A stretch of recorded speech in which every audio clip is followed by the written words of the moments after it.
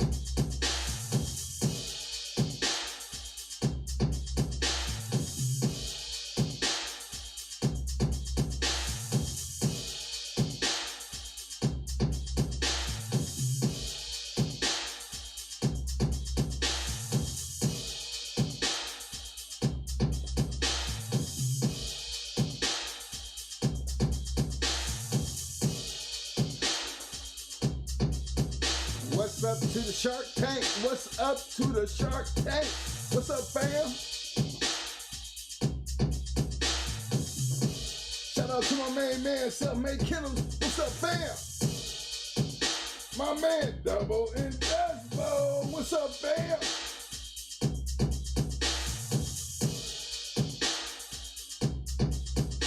Shout out to my boy Dreadlock. What's up, fam? Hunt Curse Kennels, I see you, fam. My man Joe Brown in the house. What's up, fam? Salute to my main man, Arrowhead Kennels representing. What's up, fam? Shout out to my main man, Mr. Courtney Edwards. What's up, fam? Yo, AJ. Yo, AJ. What's up, fam? My man, Coach Blues in the house. What's up, fam? Yo, Vinny. Yo, Vinny. What's up, fam? My man, Nevin R. Austin in the house. Yo, what's up, fam? Shout out to my homie, 614 Tree representing. What's up, fam? Shout out to my man, Mr. Jeremy Hunter in the house. What's up, fam? Hey, Jeremy, appreciate that disclaimer, fam. Keep them on their P's and Q's, baby. With Mew. Yo, with Mew. What's up, fam? My man, C. Rich in the house. What's up, fam?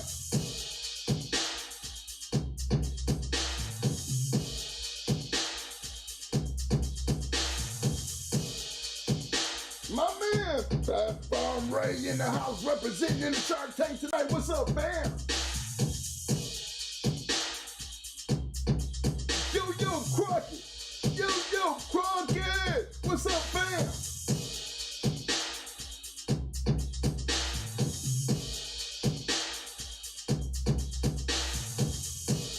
Shout out to my boy. Yeah, man. What's up, fam?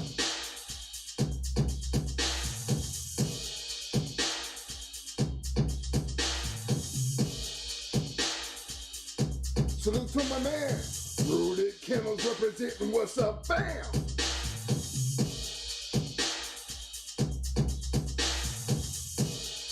Yo, Middletown Kennels, what's up, fam? Middletown, I see you, fam.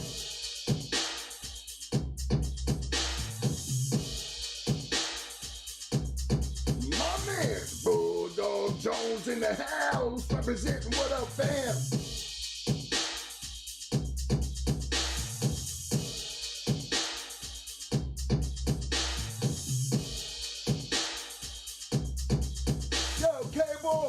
Cabo, what's up, fam?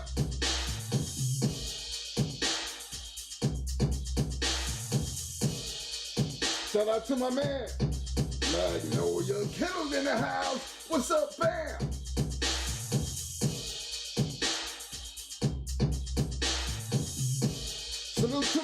man. COVID 500 Kennels in the house. What's up, fam?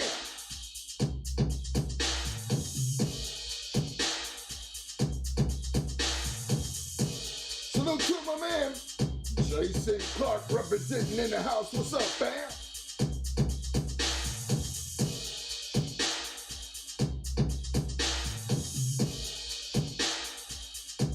My man, Ray F.N. Davis in the Heat House. What's up, fam?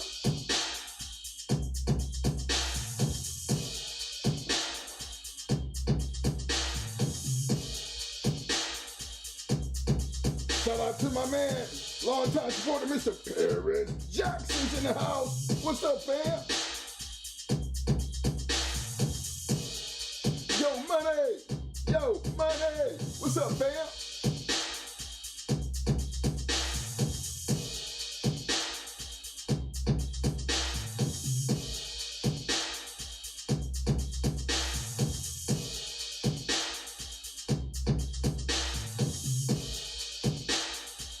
Shout out to my man, Tay Georgia boy in the house. What's up, fam? My man, Ethan Brown representing in the Shark Tank tonight. What's up, fam?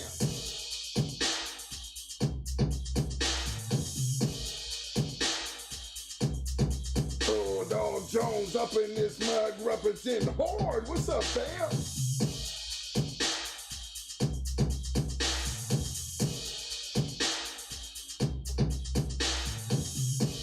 My man, Mr. William McNeil in the house. What's up, fam? Boo in them. Boo in them. What's up, fam?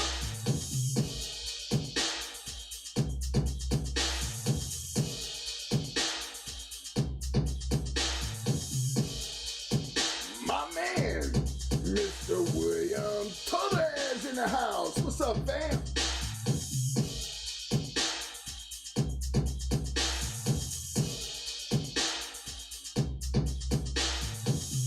Salute to my boys, Nebraska boys, Kennels in the house in the Shark Tank representing. What's up, fam?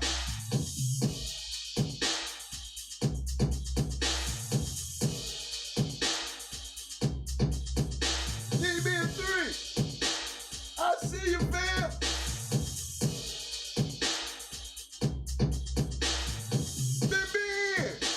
Ben, what's up, fam?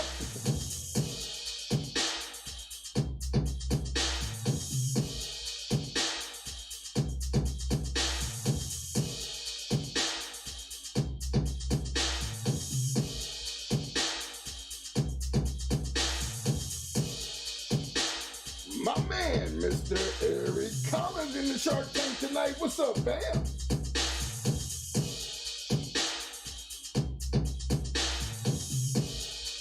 Shout out to my boys, SBC Kennels in the house representing. What's up, fam?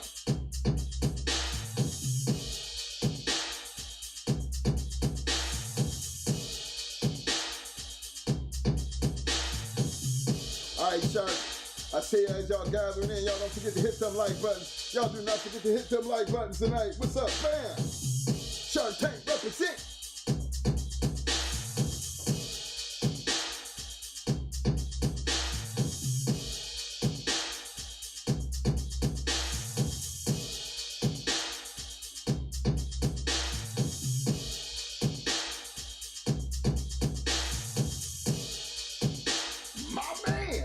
Mr. Landon Hills in the house, longtime supporter. What's up, fam?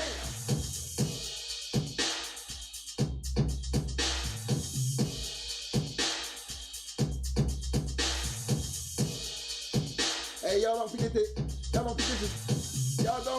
take that poll. We're doing a temperature check. We need a temperature check. Don't forget to hit that poll.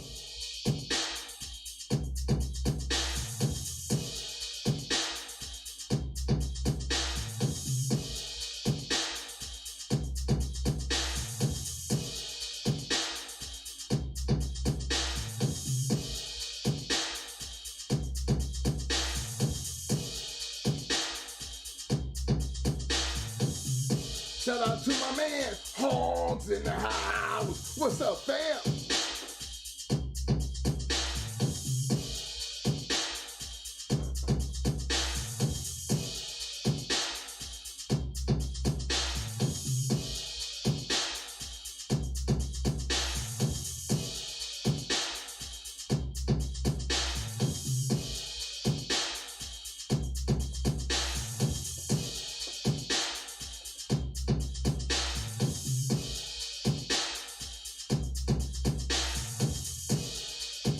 Salute to my man, Richie Lawrence in the house. What's up, fam?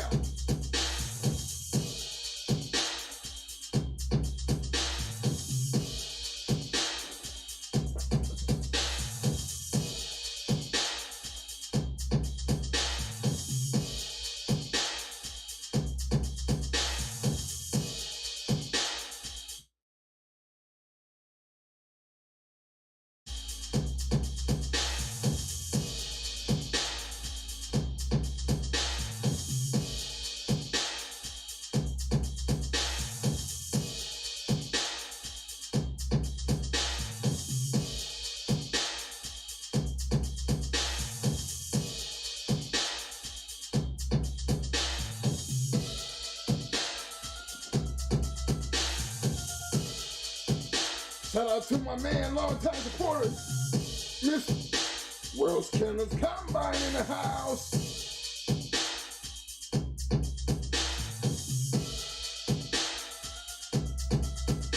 Shout out to my man, Came in Sears in the house. What's up, fam?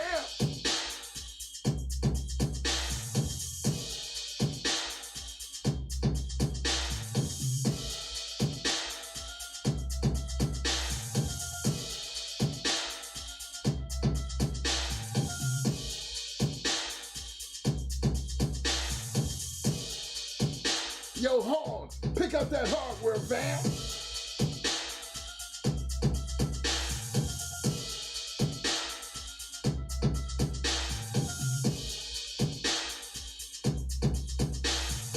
My man Rasheed Lawrence representing Rome, Georgia, represent Hard Fam in the Shark Tank.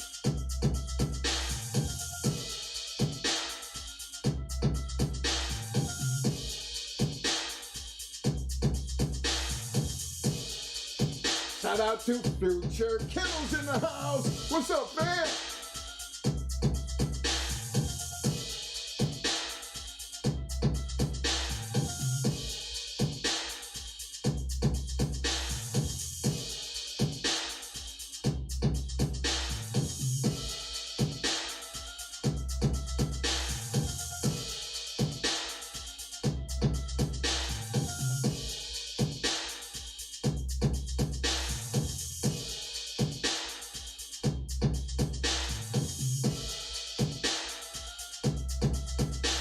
To all the new viewers to the show, y'all don't forget to step over there and hit that like button. If you haven't subscribed, don't forget to hit that subscribe button.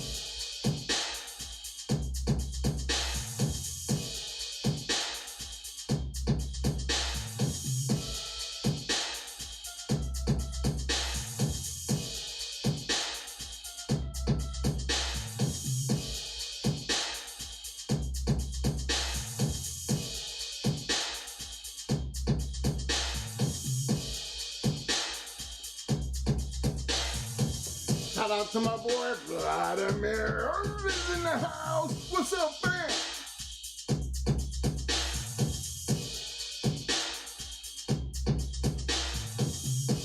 Yo, old man. Yo, old man. What's up, fam?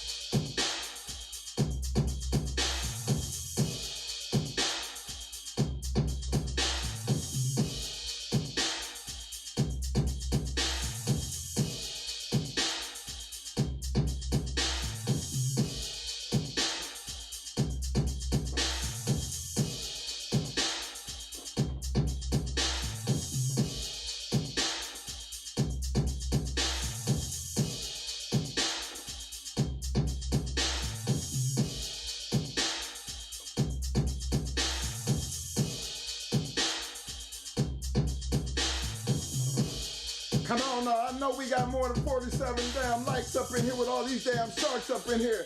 From what I can tell, ain't nothing but blue up in this joint. Come on, sharks. What are y'all doing? Represent your Shark Tank. Come on, man.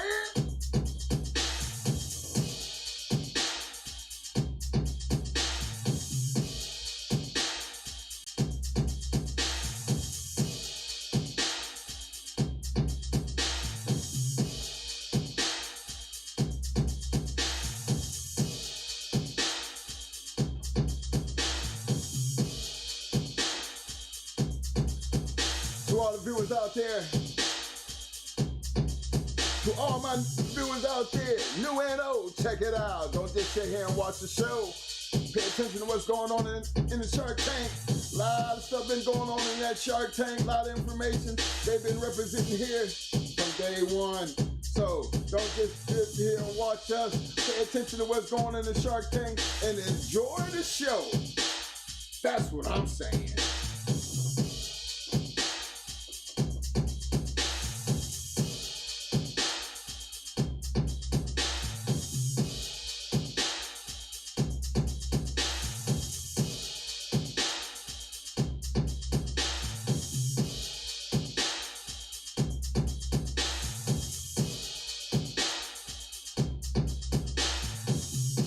Hey, y'all don't forget to participate in that poll. Don't forget to participate in that poll.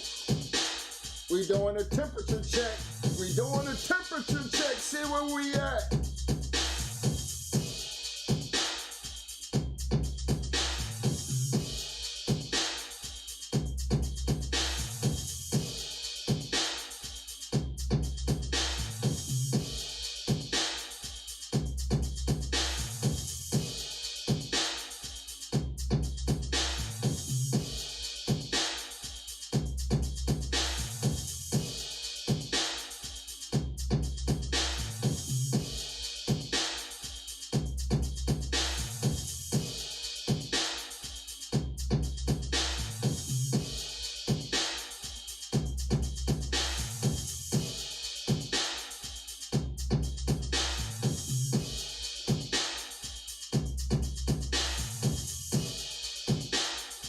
Shout out to my man, Super Dimitri's in the house. What's up, fam? 2011, what's up, fam? Welcome to the show, fam. As you notice, you done fell in the room with a whole lot of blue. We call this the Shark Tank. Look, it don't cost you nothing to get that blue. All you got to do is, first of all, show up. You done did that part already. The next thing you got to do, now you done showed up, all you got to do is get ready to show out. What I mean by showing out, all you got to do is just participate. Let me see how you swim amongst them sharks, and you will be getting that hardware, fam.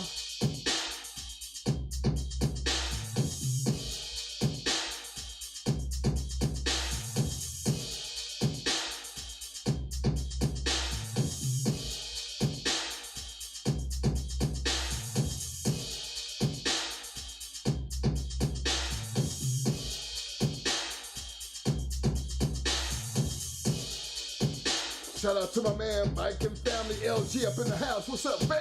I see you.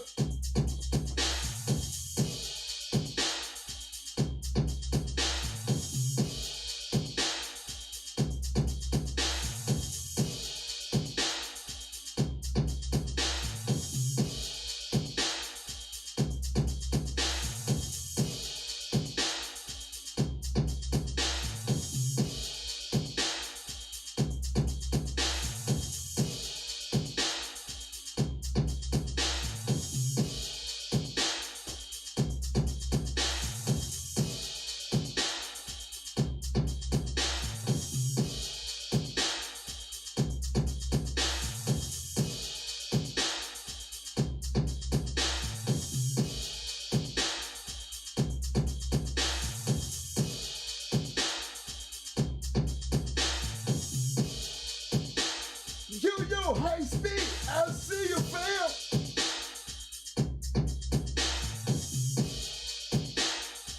My man, Magic Line in the house representing. What's up, fam?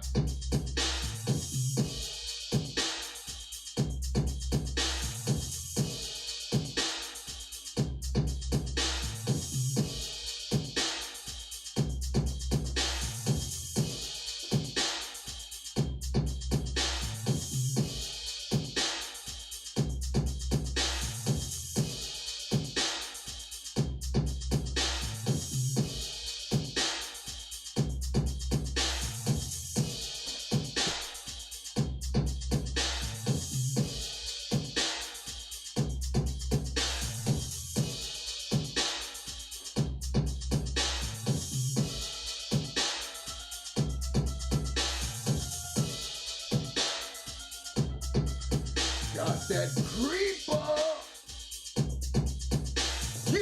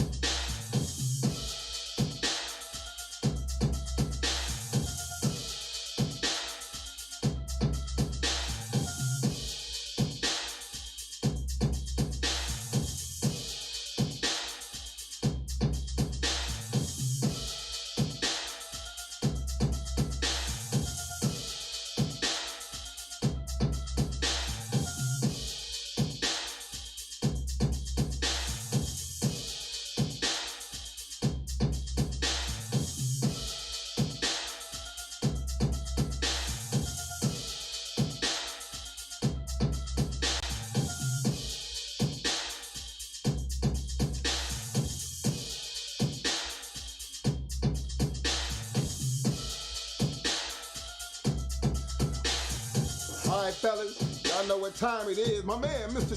Damian Johnson, up in the house representing the Shark Tank. What up, bam? Y'all know what's up.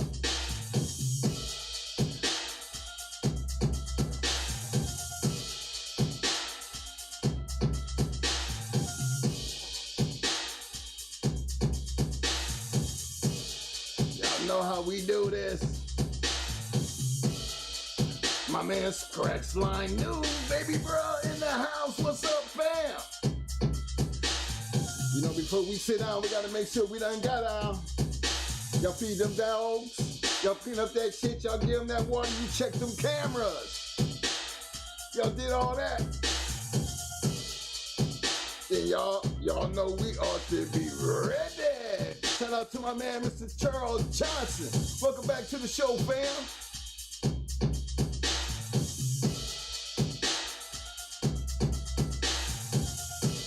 Mr. Johnson, go ahead and pick up that hardware, fam. Welcome back.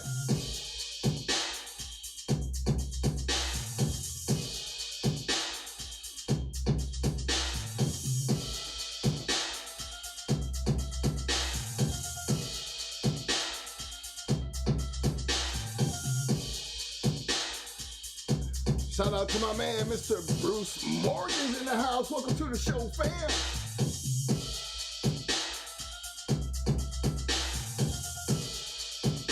Mr. Morgan, as you notice, you done come up in here and you see a whole lot of this blue. This blue represents the Shark Tank. In order to get that blue, it don't cost you nothing. All you got to do is show up. You done showed up. Anything you got enough to do now is show out. What I mean by showing out, participate in the chat. Give me a chance to see how you swim with these sharks right quick. You know what I'm saying? If you do that,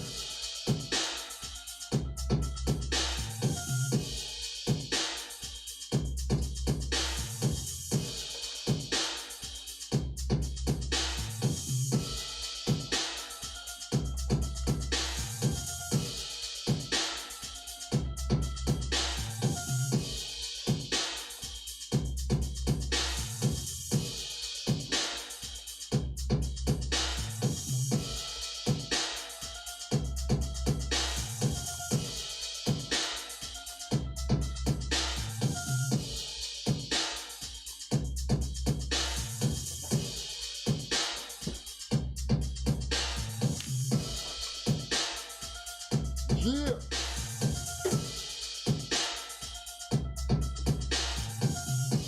Shout out to my man, Mayhem Kennels in the house. What's up, fam? Woofy, I see you, fam.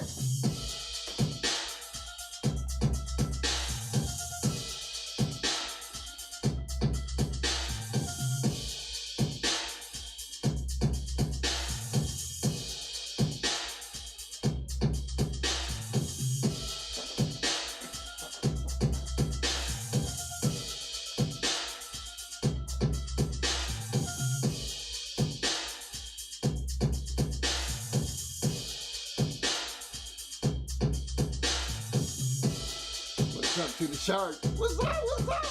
What's up, shark? Yeah. Hey, look here, don't y'all forget to be dealing with that pole.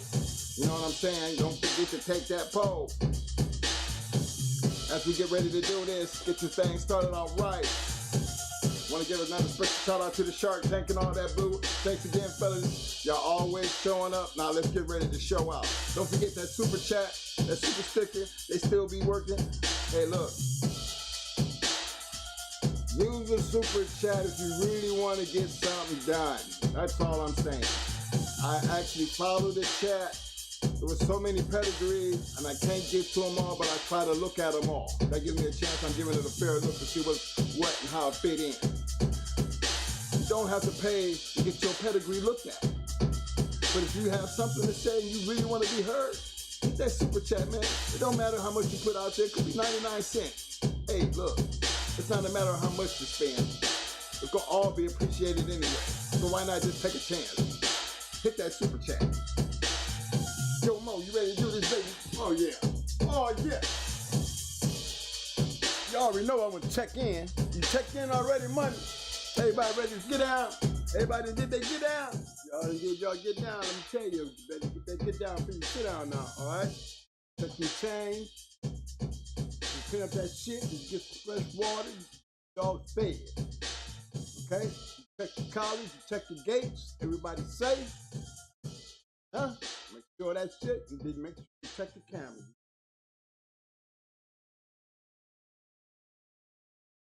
Truck sitting. Everybody snooping over your fence.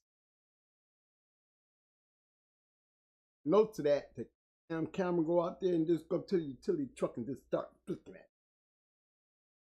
Make them nervous. Check yourselves. Frontal assault. I told y'all when I first opened this show, I talked about my concern how the law systematically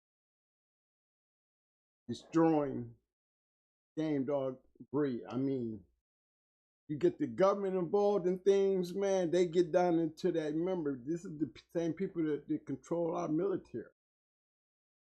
Same people that go out there and go in these other countries and regulate shit. You have to look at what I'm saying when I say, you know, they are systematically, strategically trying to destroy the game dog.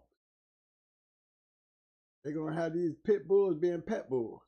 They have their way. This is exactly what they're trying to do. They're trying to change the way these dogs are bred. Okay, there's a super chat out here, y'all. I got a super chat. Hey, man, look, y'all silly, man. Y'all silly. Shout out to my man, Ben Brockton, with the super chat. He said, Hemi sent me. Laugh my fucking ass off. The next super chat from my man, Rocket. He said, keeping it real. Another shout out to my main man, Mr. Hemi James. With the super chat, he said, back at you, BB. Another special shout out to my man, Picasso74. Welcome to the show, fam. All right, I'm done.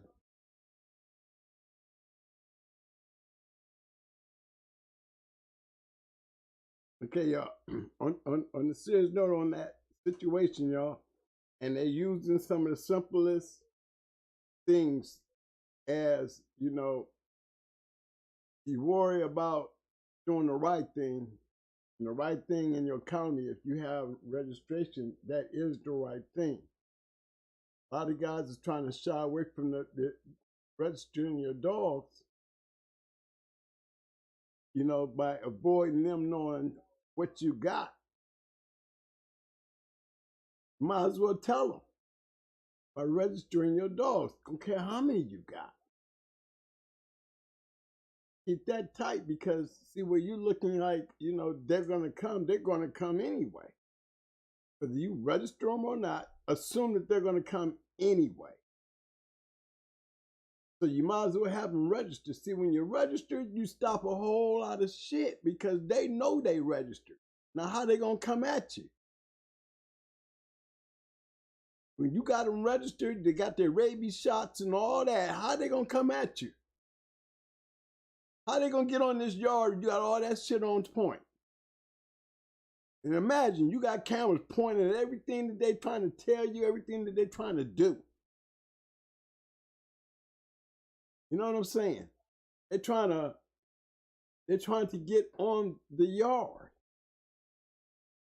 And you have to, guys, if you ain't got your shit fenced off from the public eye, then you're going to have a problem. Regardless of how deep you are, you have to cut your dogs away from entry. Got cameras in the right location, can't nobody climb up on no fence and look over into your yard. Nobody. Give a damn who it is. Can't nobody go around and go flying over your yard, and you can catch them on camera flying a drone down through your yard.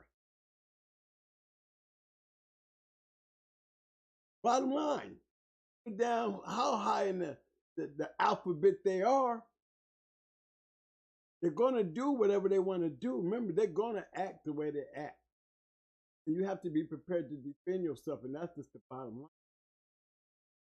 You got to understand that. Guys got to start understanding the importance. Understanding the law, so if you want to save your yard, you will do what it takes and assume. And assume if you're going to keep raising these dogs, understanding there is an attack.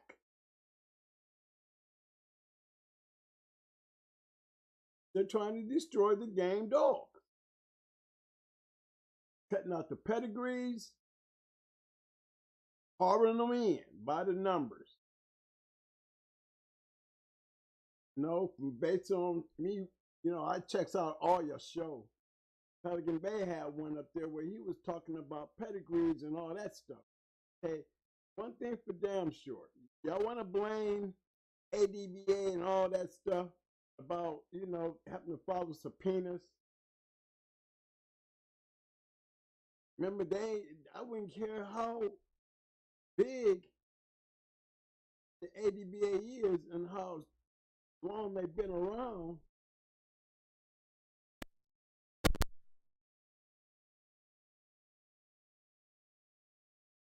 Check. Yeah, ADBA has been around a long time. Yeah, how big they are. Bigger than the subpoena.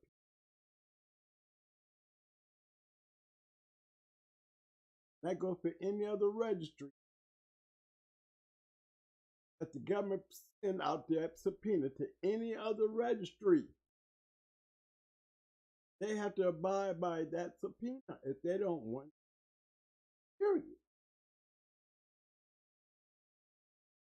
So you guys, regardless whether you want to register your dog with a registry, it doesn't make a difference if you have all your shit online. The dog being registered, and because somebody else is doing something with that dog, may not keep them people from acting on it, because you remember now, they ain't playing fair. So the best thing to do is have all this on camera. See, they don't want to see themselves on camera doing what they do. You guys better look into this. Y'all better do your research. What they doing is against the law. But they're using it in a position, and they're using it in a position that they can use it, act on it, and then find a case. They go in and make a case. They ain't got a case. They go in and make a case. So I'm just giving all you bulldoggers out there and all you viewers to understand, if you got these dogs, whether you're doing weight pull, whether you're doing any kind of other thing other than anything illegal with your dogs, you are still a target.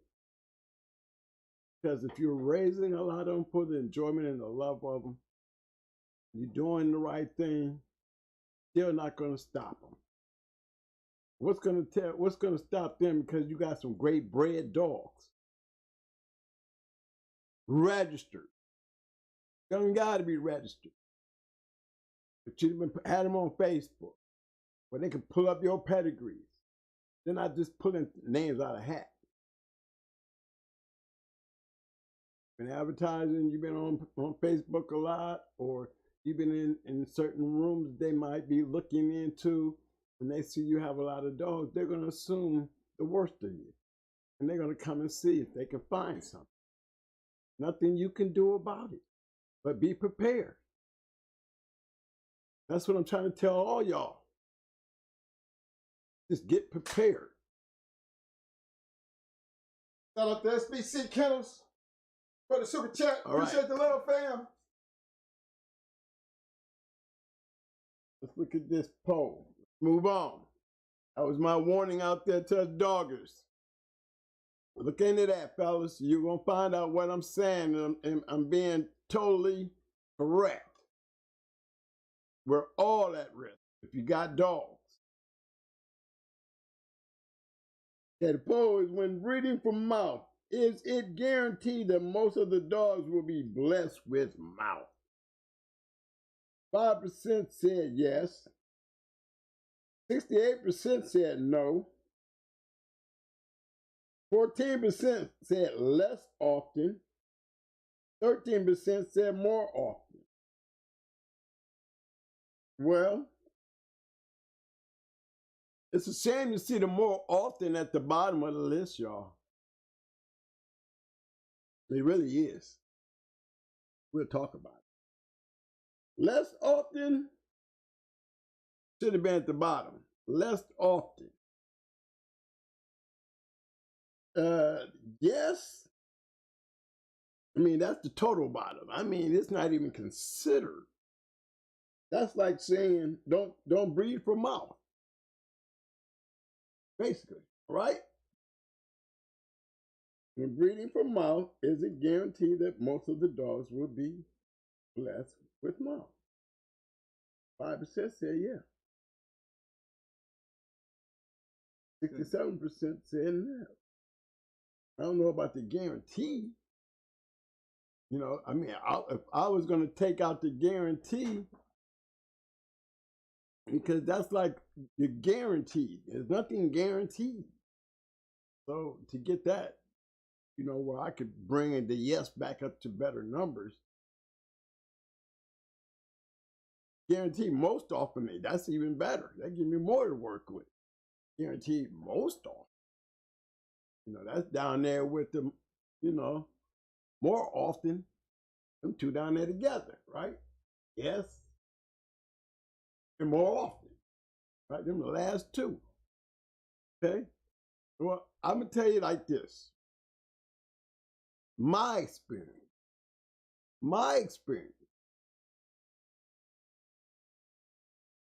When I bred Grand Champion Ace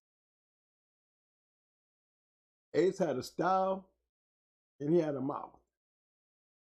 Now you can put them in two different genetic categories. Mouth, his style, his ability to do with his mouth and his ability. Two different genetics. Red Ace had his mouth and his ability. Brat had his mouth and ability.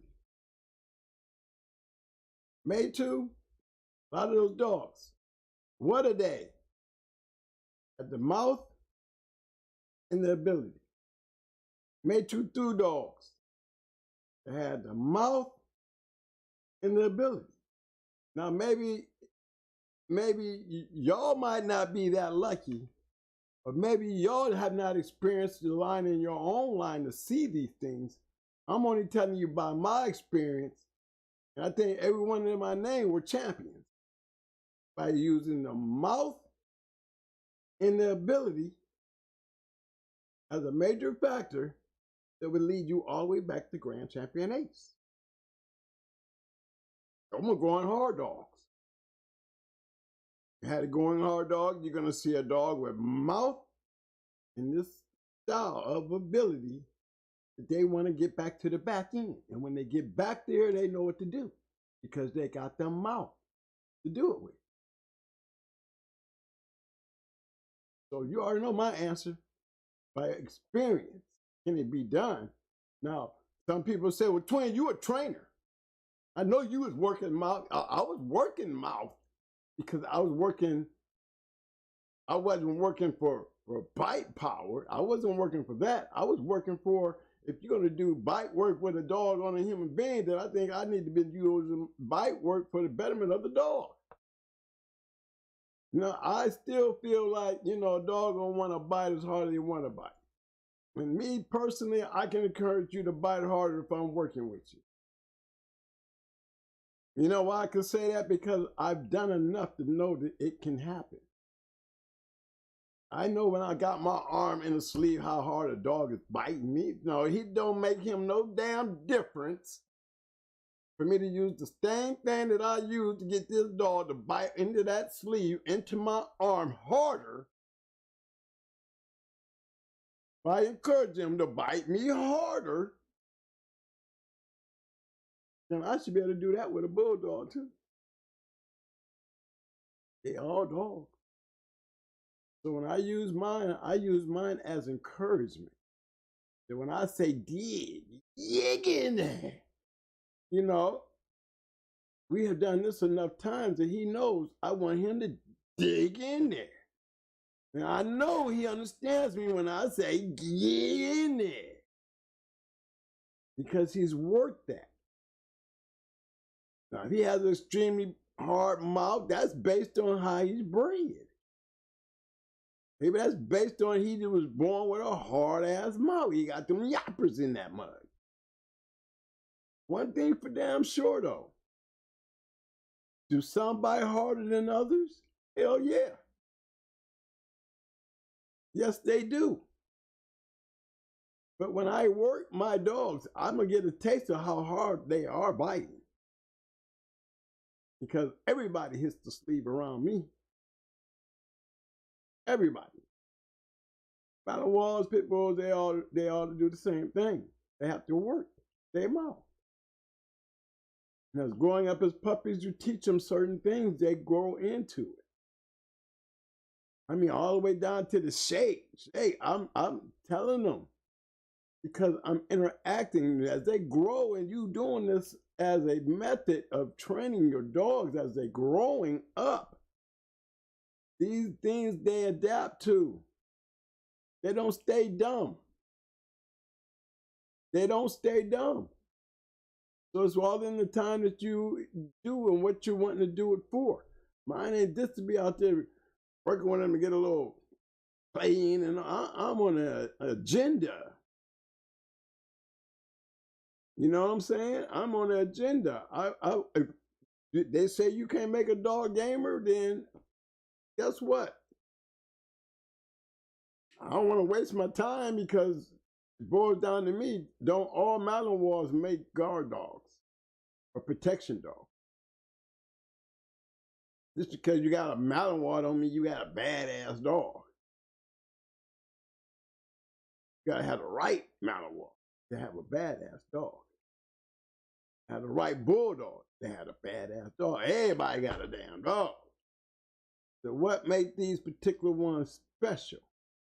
See, I'm that kind of guy to believe in making shit better than what it is by adding the factor, me.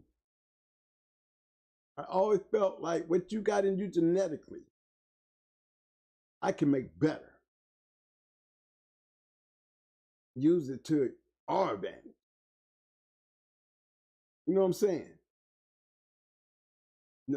I'm a Marine.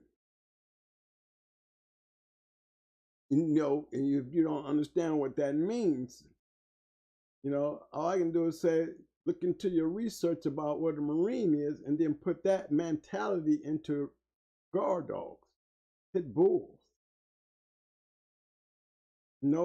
We don't just go grab guns and they throw us out there. We train and we train hard.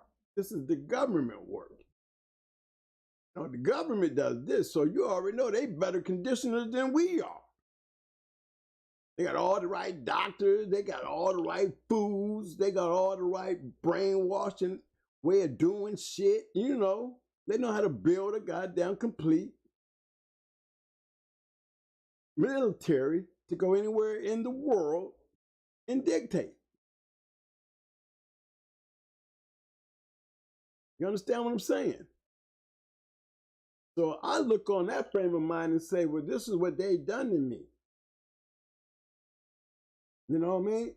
You know, when they sent me to my psychiatrist because I wouldn't denounce dog fighting, you know, they sent me to a psychiatrist. Yeah. I had to go down there and go to a military psychiatrist. And I literally told him how I felt.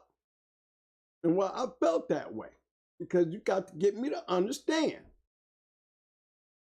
I'm a military trained killer in the United States Marine Corps.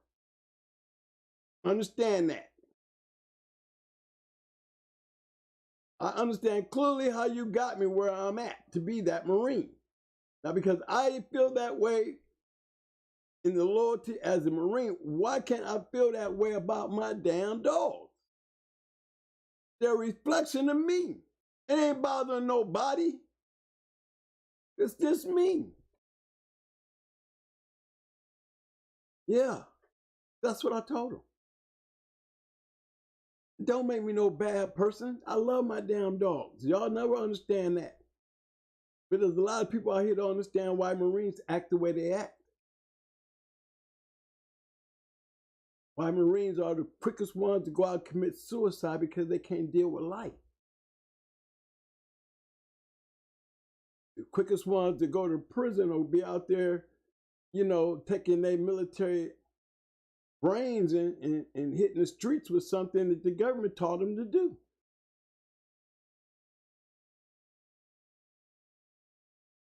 Same mentality you bring to the dogs is what I was doing. I trained my Dobermans to eat up shit and move on command and precise and precision. And I raised and treated their ass like they were supposed to do what they were supposed to do. And I expected that. I felt the same way about my damn bulldog. Everybody can't be a Marine. Everybody can't be on my team. Shout out to my man Ben Brockton with the super chat. He said a donation from Viking,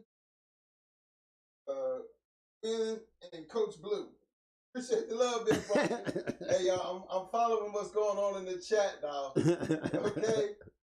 Y'all being babies out there, you know I can't read the chats. You know, that just sounds like y'all being brats out there today. Y'all's out there swarming around. Y'all, what's up? Huh? Y'all ain't had no chance, see? Now y'all biting on each other. Uh-oh, y'all better have. There's some strong names I'm hearing out there, y'all. What y'all doing? But, yeah, so when it comes to fighting, I honestly believe it has a lot to do with the actual genetics, personally. I just feel like I can make it better with my input. Braun was bred and born to be, he had a perfect body, perfect genetics to be a basketball star. They took his genetics and we made him a basketball star. His sons got the genetics of their father. Would they be as great as their dad? Maybe not. But guess what? They got the genetics of being great basketball players. Their father. Genetics. I always believe the y'all yeses. Pretty sure those yeses that I saw probably came from some old dog men who actually know. Because ain't nobody really wanting to go in the box with a game ass, no mouth, good bulldog. I think a lot of guys ain't gonna be breeding to no mouth dogs either. Especially when they know them genetics does follow down to the mouth. Consider that when you made your boats. Already know there's always that curveball up in there. Who you gonna tell me it don't matter when you ain't got no mouth? You know what I'm saying? Keep on breeding that no mouth shit. You're gonna see some no mouth dogs. All the ability in the world ain't gonna save you. You know what I'm saying? It ain't gonna help. Because you ain't hurting nothing with all that. In this game, you gotta have ability to hurt. In my time. Talking about y'all. Talking to my time. My mindset, my framework, way of thinking. What I did and why I did it. Promoting and not encouraging and not condoning. My experiences, and you already know we go by the disclaimer. I will say it is. Time. Sharing with y'all, right? Now listen, man. Don't be using that mouth. You better be breathing for it. I wouldn't give a damn how good that shit can dance. A very important thing to be a good dog, even a great one. You're going to have that as an asset. That's just bottom line. Ain't too many great dogs out there that I say that didn't have no mouth. Even 9 Millie, when she was damn near toothless, still had mouth. No, I guarantee you she had all her choppers. She wouldn't have took that hard of a fight in a grand championship match. No, it was a hard one on her. She prevailed.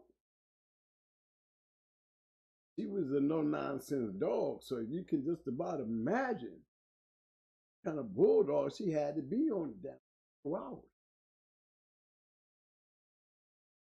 Hands up when you talk about mouth, you ain't got no teeth. You got the dog muscle. Go up in there, you still can throw out pain. You know what I'm saying? Go out there and you got all your damn dental pictures in and all you doing is slobbering on shit. I've seen those good dogs, but I've seen the lesser dog win because when he got his chance, he was doing damage. Every once in a while, he was getting his chance because old big boy up there, damn all over him, was doing his thing, but he got to take a break up in there somewhere. He doing all that work and ain't hurting shit. Doing all that on top, handling the match, but he ain't doing shit. Just slobbering on him. Not putting him under enough pressure. Putting him on pressure, but ain't got the pressure. Damage. You know what I mean? You didn't have him out to go along with the pressure he put on one. In the long run, they get bit down. Mouth. All that pressure with that mouth. You know what I'm saying? When it comes to the other one's turn, you're going to be in a little different situation. Sometime his turn. Might not be in the same situation he was when he was that much animal. Might be in a bad situation. All he want to do is just take a break from that pounding and just lay there for a second. And, well, let me just chill with him. I give myself together. Y'all don't know what barnstormers look like. I can tell you, I've seen a lot of them, and a lot of them are going hard dogs. I think a lot of that had to do with them being able to bite their way through, get to get where they wanted. Uh-oh, we got sound? Oh, one line.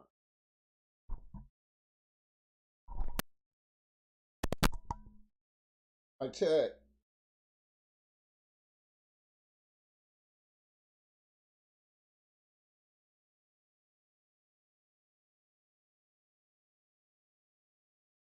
Oh, yeah. Pole. No, I always cover the pole. You always do that too, and I always tell you. Well, I think because the pole need to be addressed. You see me go back in them things, I'll be addressing them because yeah, exactly.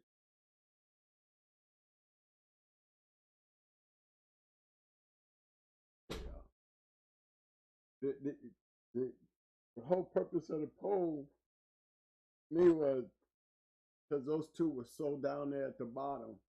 I mean, they down there at the bottom. That's why I kind of rolled that out, because genetics do play a factor,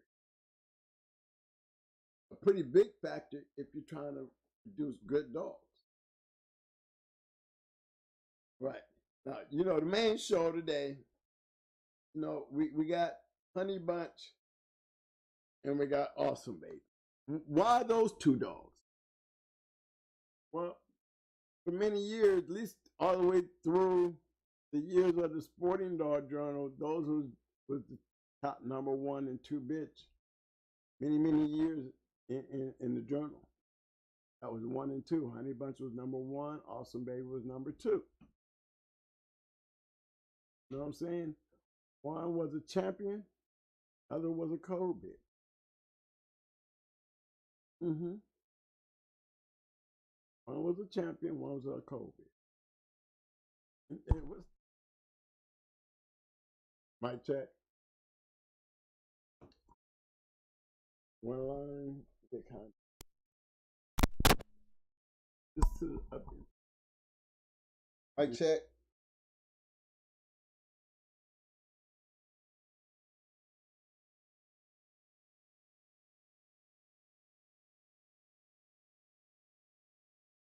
when I hit like key or something.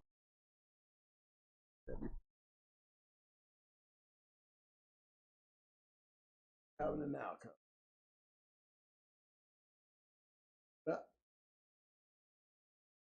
All right, guys, let's see where we at now. We got sound. See. I check. I check.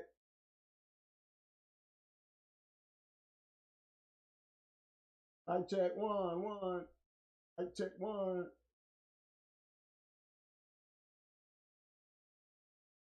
Mic check one. A little better. Yep, that's about it. You can go up a little more. Yep. Yes, sir. Yeah, that's good.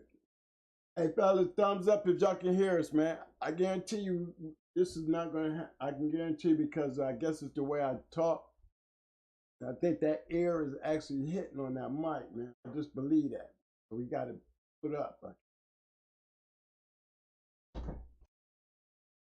All right. Champion and Cold Dog. That's where we at on that. Okay, number 1 and number 2 on the registered merit list. Now we got many females out there registered merits. But certifiable, verifiable Honey Bunch and Awesome Baby, as long as I can remember the journal, number 1 and number 2 females out there. And when we go into that, remember you got a champion dog and you got a cold dog. Now, let's go into the making of this, because here's a little note, and it's gonna be a surprising. If you look at the number 1 and the number 2 female, and then look over there at the males.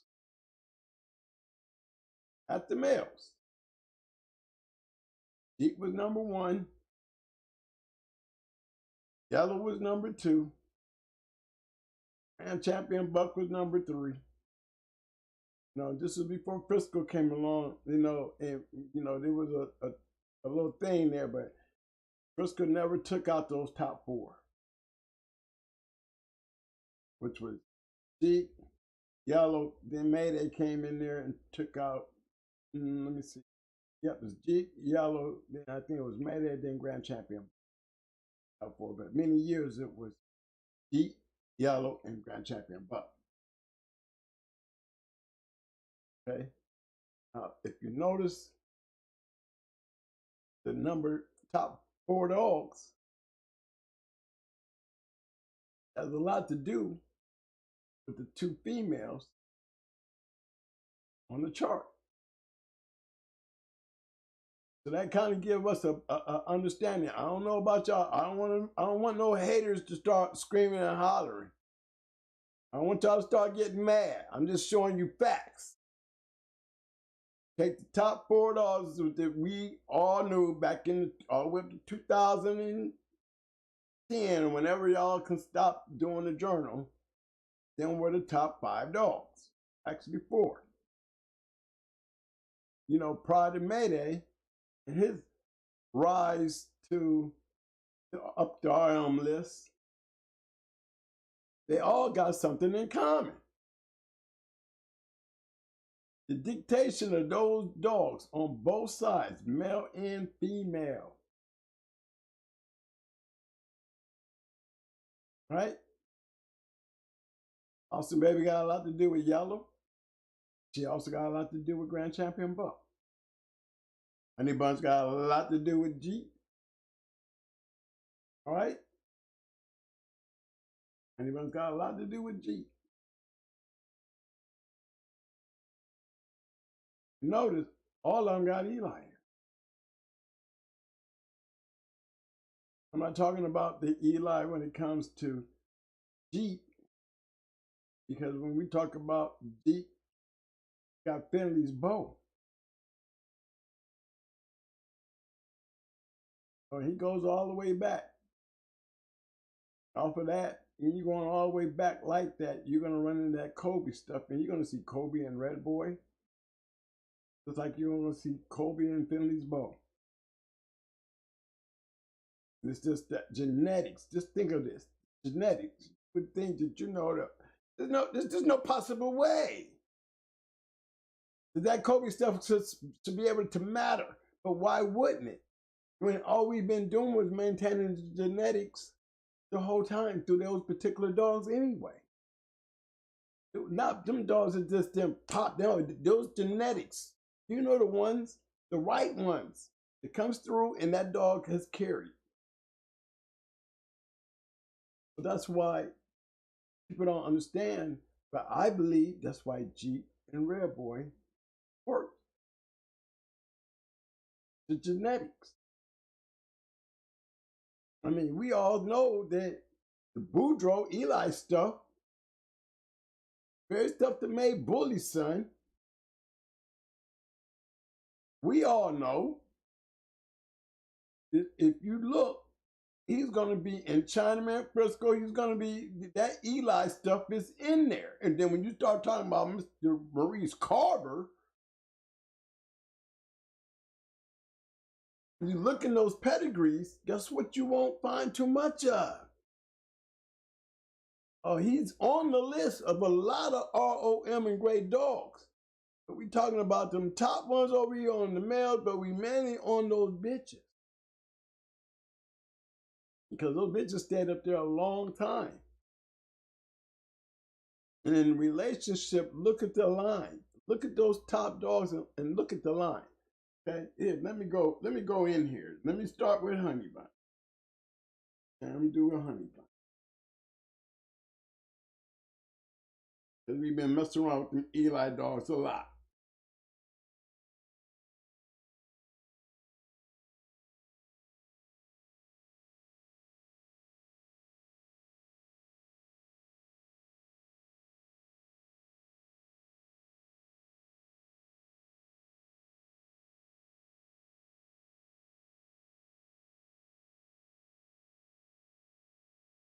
All right, y'all, let's go. We got Champion Honeybunch. #1 producing bitch, as far as I remember. Champion.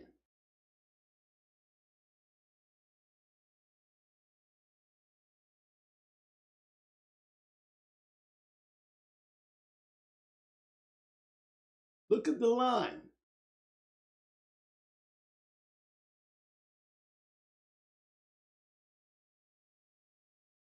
They bet Bully son to Amber. You couldn't make a perfect breeding better than that. It had all the great stuff that you would need And you're going to find this particular cross and a lot of great dogs far after this. Not only just coming off a honey bunch, but just look at the way it's bred.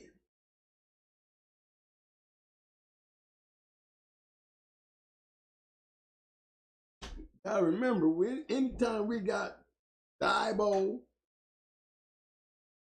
Black Widow, Rascal, come on, look how she's bred.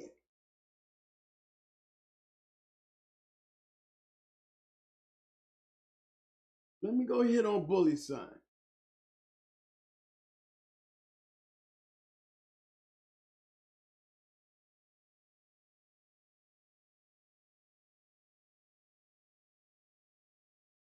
It took a whole lot of what was in the back and put it all up there in the front. Let me just keep going. No, I like the Eli, so I'm gonna just keep him riding. Floyd Boudreaux. See it? Y'all seeing it now?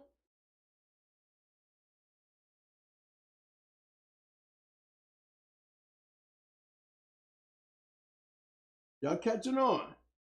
Way back there. Way back there. I mean, I can go a little further more. Want you to see what happened back here. You're gonna say, no way. Genetics.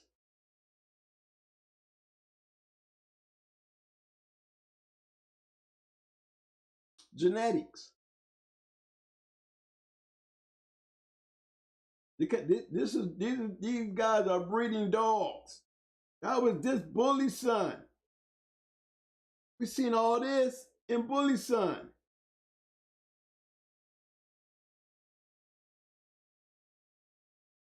Look, they took a lot, we went generations back. And what we see here is what they had back there, they brought to the front. The very little test of this that they added way back here in Bully Son, they got right up here being back in the Bully Son. Very shit that created him.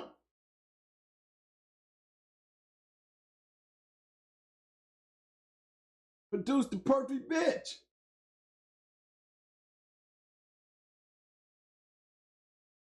Why she was #1 on the all limb, because couldn't nobody show you a better bitch. She produced some great dogs. And come on, her son was Jeep.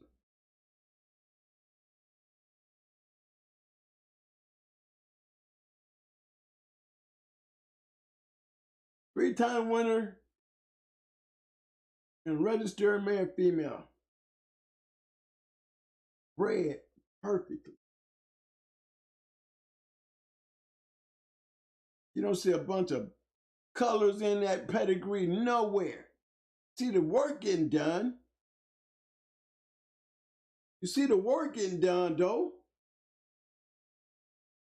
Look at the work. And then you start going back. Remember, I did this going back with just him. I ain't got to go nowhere with her. It's all up here in the front any damn way. We just came back from the back. We seen all this back there. This is why I went back there, to show you why she is up there at #1.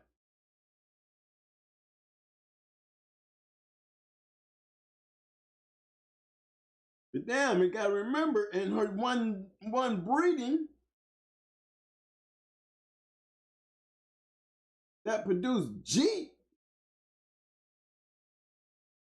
You had Jeep, Charlie, Missy, Holly, and I don't know about Polly. I think there was a Polly in that litter.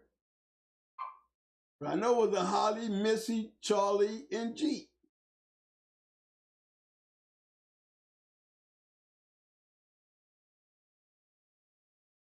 Not talking about a game buster litter. I'm talking about the litter proved this. This is why she's #1 on the ROM list.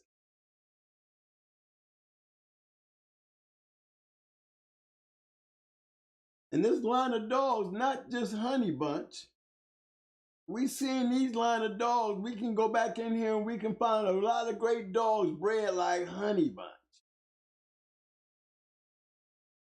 using this very same makeup of a formula.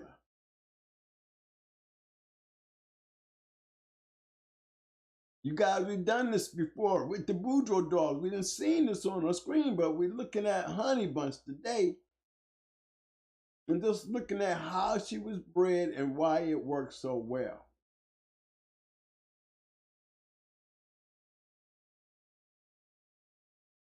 Honeybunch. And she was a champion. Nice body, good looking bulldog. Definitely gonna go down in history. Already that.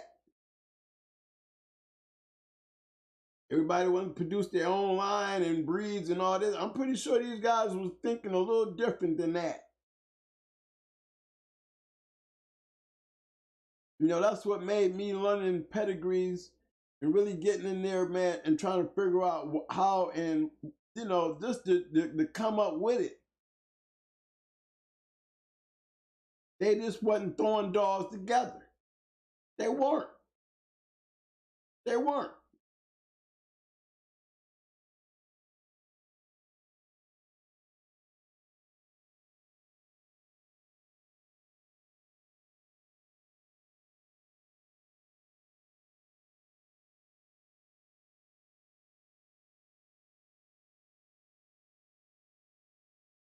Here's G. Here's Charlie.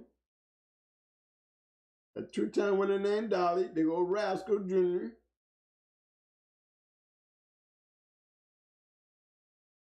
Rascal Jr.'s Rascal Jr.'s littermate's sister. See what I'm saying? As we go down through here, there's Bo. There's Wee Hunt being bred to Moody. There go Holly. Grand Champion Snake. Coming off of Champion Otis. Sugar. With Bobby Joe. That's what's the name, littermate? Where's she at? Wee Hunt. Wee Hunt, yep.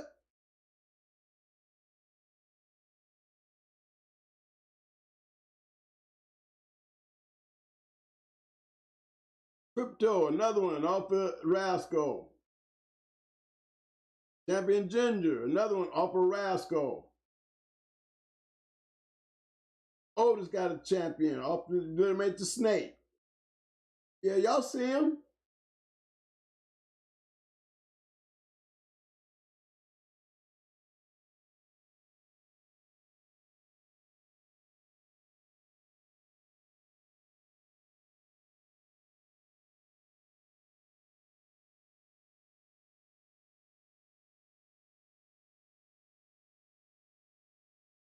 That's why she was the #1 bitch up there on that list for so many years.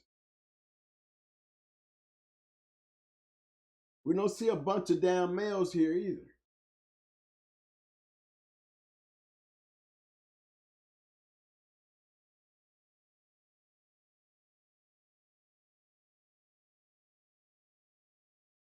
Honeybunch.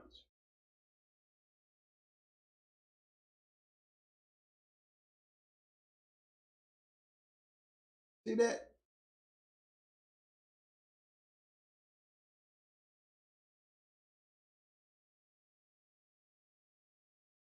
In particulars. Why did it work with G?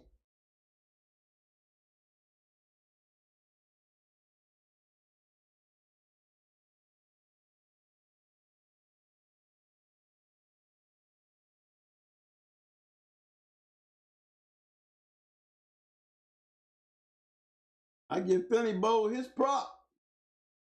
You know what I'm saying? Because we know he was able to produce dogs.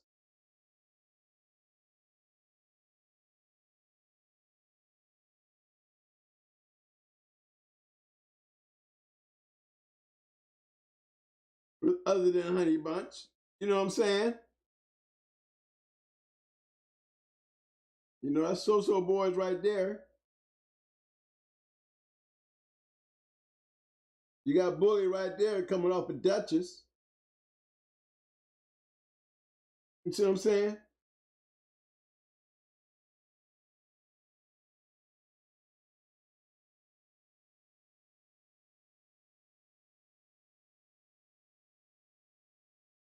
Then we got to add all the other ones, you know, coming off of Honey Bunch. You know, we're going to have those.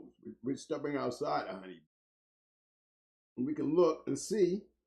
He produced some dogs, but look. Let's get to the point. Let's face the reality fact of this.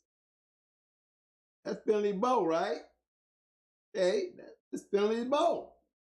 But he ain't this. She was the key because she did it to Finley's Bow. She did it with Otis.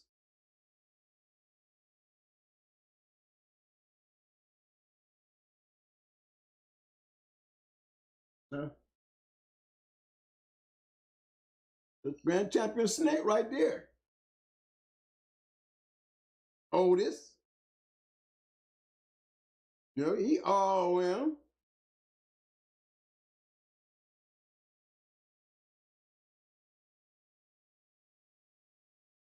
Common factor though. Pay attention. I want to give a special shout out to my man Bulldog Jones for the super sticker, fam. Appreciate the love. Hey fellas, y'all know I'm watching the chat room. Y'all stay respectful now. I ain't getting in the middle of nothing going on, but y'all just keep it respectful. Keep it about them dogs. Okay, we got, look, he got a few, but most of them coming off a Honey Bunch.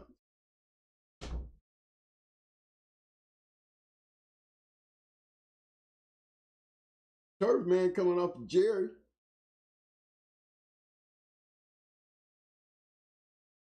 There's Bubba coming off of Lady. That's Ricky Jones, Bubba there.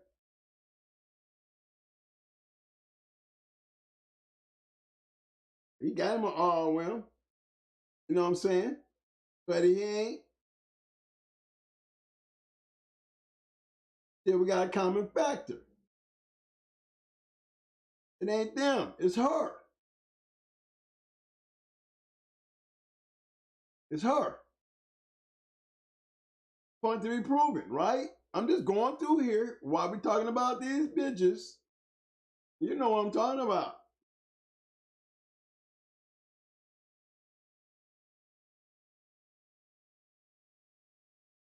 We go to Rascal.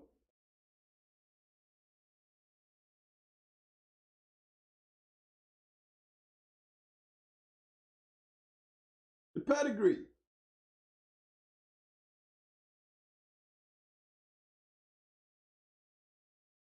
You see what I'm saying?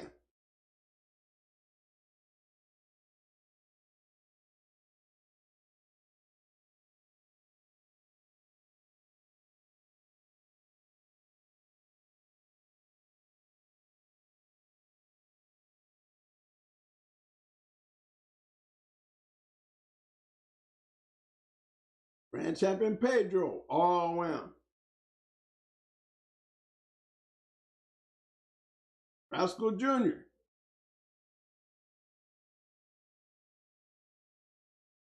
Sure, come out that litter. Remember, she throws champions out of these litters now.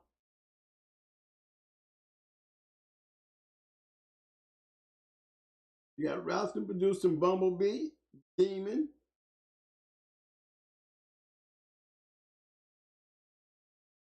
But can't speak of Ginger. Ginger, we already know Ginger off of Honey Bunch too.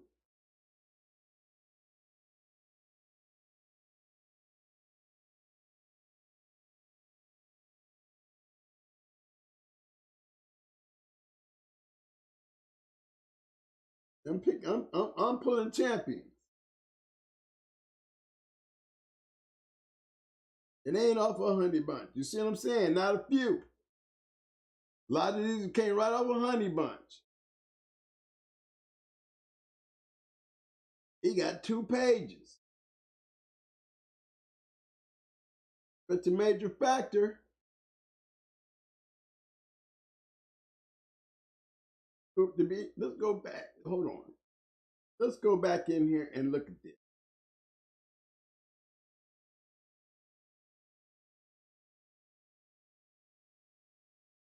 We know why that worked.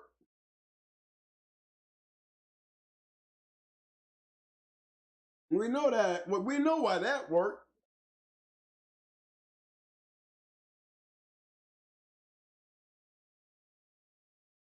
Grand Champion Pedro. We know why that worked. Understanding me?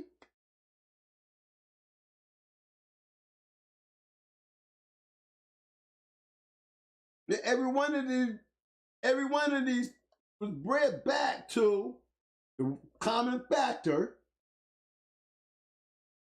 her.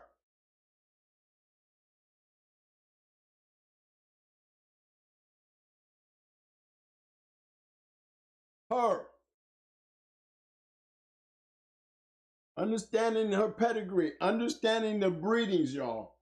Understanding why we give the males they props, but when you got a bitch like that right there, and you look at the way she was bred, the chemistry, what the formula was to put that type of dog together, and what worked with her to add to what made her the baddest producing bitch of all times.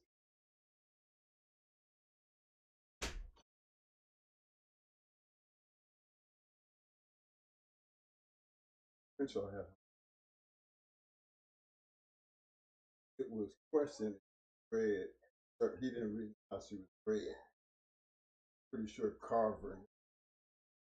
But Maurice Carver knew.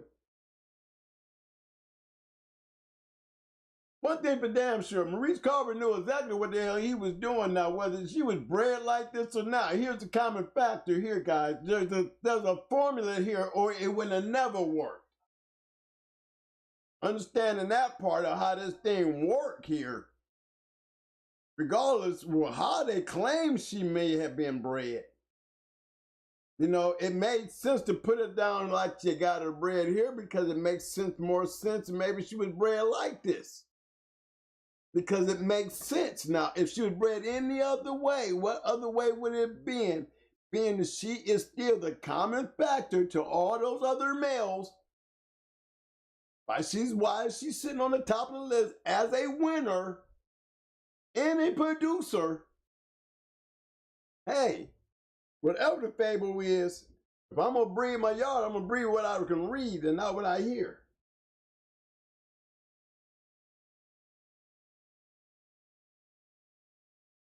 Yeah, Garrett's lady, Mariah produced off of honey. But we'll take a look and see. Let me see if I can find her on the offspring. That's for hogs. That's for hogs. Hey, look, y'all listening to what I'm saying now, right? You know, we always got these little extra stories to tell. But when we go to breeding, you best believe we picking up that damn pedigree, looking at how she bred. And I'm pretty sure that they did too. But they were still breeding to her. They looking at the dogs. Yeah, they was. I mean, shit. You got to still raise these dogs before you do these dogs. You know how many years it takes to do that? And for them dogs to really show up to be out there to doing what they was doing, it was taking time. I mean, she wasn't running no manufacturing company here, y'all, where she was just spitting out damn puppies. You know what it takes to breed dogs? So however she was bred, one thing for damn sure, it wasn't nothing twisted or crooked or anything else to make that shit work, because it was proven the way they got it bred right here. When you took Rascal and you took Otis and bred back into her, You got exactly what the shit they got that produced her. Maybe not as bad as her, maybe not as good as her, but they were definitely producers too. Pedro, all of them. Wasn't no great producers because they ain't her. He was the common factor. However they want to say she was bred, one thing for sure, it wasn't no outcross, scatterbred mutt.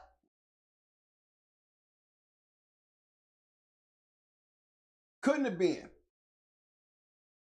Because genetic-wise, if you took that and put the scatterbred on there and put every dog that she produced winners off of, several, and it sure wasn't the males, that's a fact, because the common factor of most of these damn dogs was coming through her.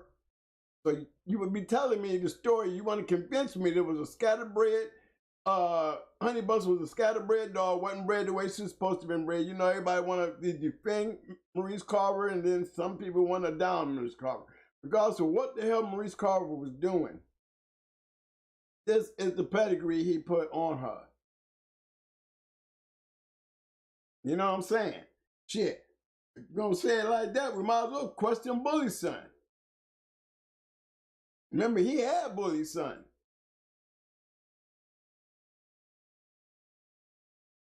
How we know he bred Bully's son to her? To Amber. How we know it wasn't some other dog? It just looked good for that time and back in that time. Because he sure as hell went way back to the back with Amber. It would be real hard to believe that Amber and Bully's son, after all those generations of dogs, could have even made such a breed. Coming off of Cracker, you putting Cracker up there with Bully's son. Look at how many generations we had to go back just to get back to Dibo.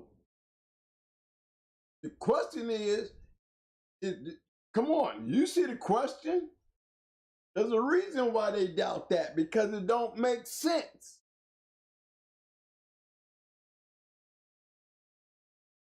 Remember the first thing I pointed out?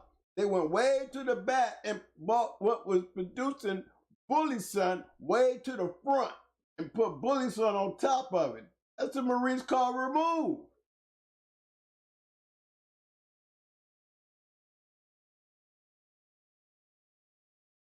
We don't question Bully's son. You have Bully's son on the yard. We questioning Amber.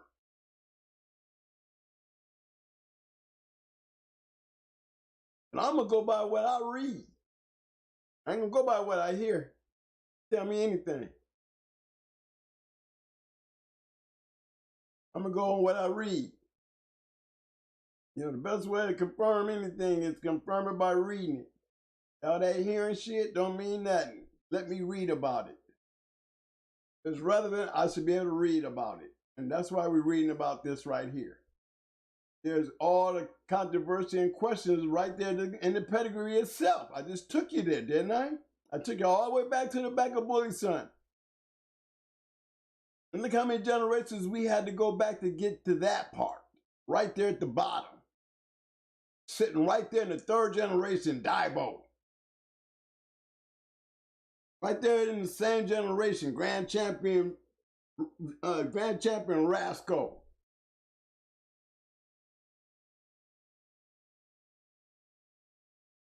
Come on. Dog that produced Dibo. Come on now. All back there in the fourth generation.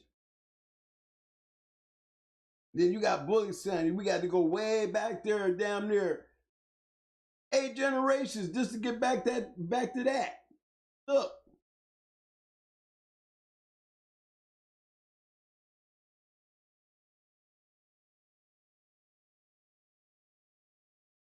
First son of Dibo back here.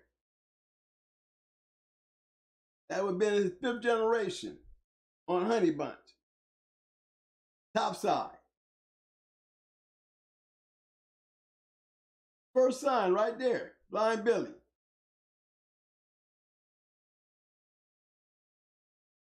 After that, we can go back there. We already know Eli. He's already there. See it? We back here in the back with these dogs. Dogs that we got in the 4th generation. We got, you know, you see them. These are years of doing this, y'all. These just don't, this is not no factory. These are months in between. So imagine how old Amber should have had to be, man, to make that type of a breeding.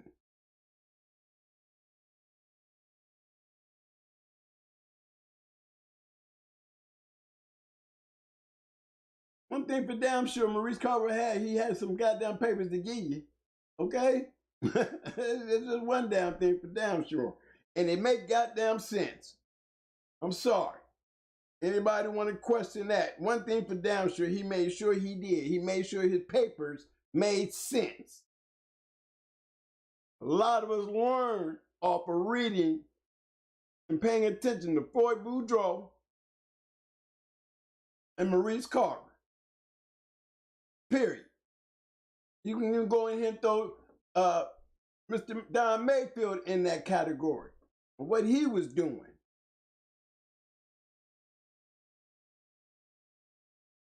J.P. Kobe, go back in there, man. Look at the way they was doing these breedings, man, to produce these dogs. Whether they fake papers or not, it's the dogs that fit the papers. And if they ain't real, one damn thing for damn sure, they was putting together some shit on them papers to put on them relevant dogs. Good ass breedings. Good ass breedings. Look at those, look at the formulas.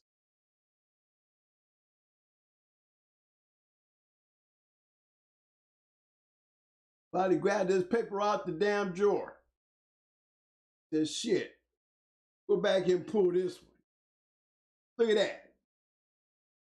Let me go back here and pull this one and use this one on Bully's son. This will have him shook up. The boy, what did he put together? You already know we're talking about HONEYBUNCH, y'all.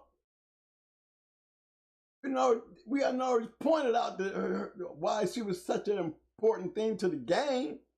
Now we playing in her papers, giving y'all room for the controversy, even helping you with it. It's kind of hard to believe, right? Come on now. That's the bitch they bred the HONEYBUNCH. I mean, they bred the Bully's son to produce HONEYBUNCH. Her mama. Look how old school she is. Bitch damn near, what, probably one of the first litters off the ship. Yeah. That's going way back, y'all. Way back. How old was she when you bred the Bully's son? We still talking about Maurice Carver. We're going to defend him. We're going to look at this like a side eye and be like, well, damn. You know what I mean? Was she bred like that for real? But one thing we got to all take note on. If he snatched this paper out of the drawer and stuck it with Bully's son, he sure grabbed the right goddamn paper to have this bitch to throw it on. That's where I'm at. That's where I'm at. So this is how I'm going to go with the maybe. She's not bred that way. The maybe. Okay? But one damn thing for damn sure, however she was bred, he did a good damn thing, whether it's true or not, to put it on such a bad-ass dog. That's all I'm saying. And it seems to be working with everything that they put with her that was bred like she was bred. Except for Finley's Bow, all the rest of them was bred like her.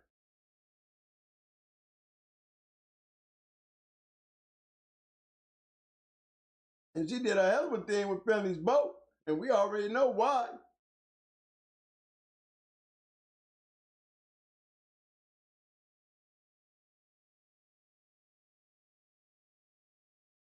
Go back there.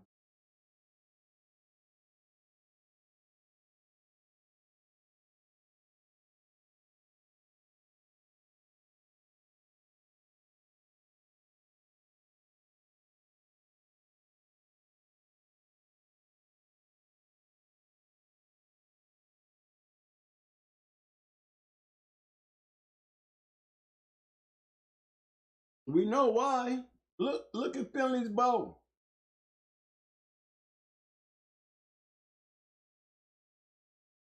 What's the best thing to produce a match dog, y'all?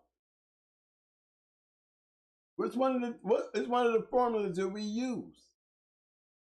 The 50-50.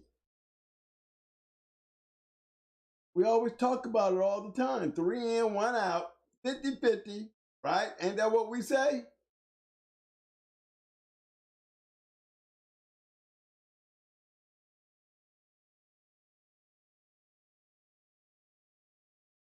Took 2 match dogs and you bred them together.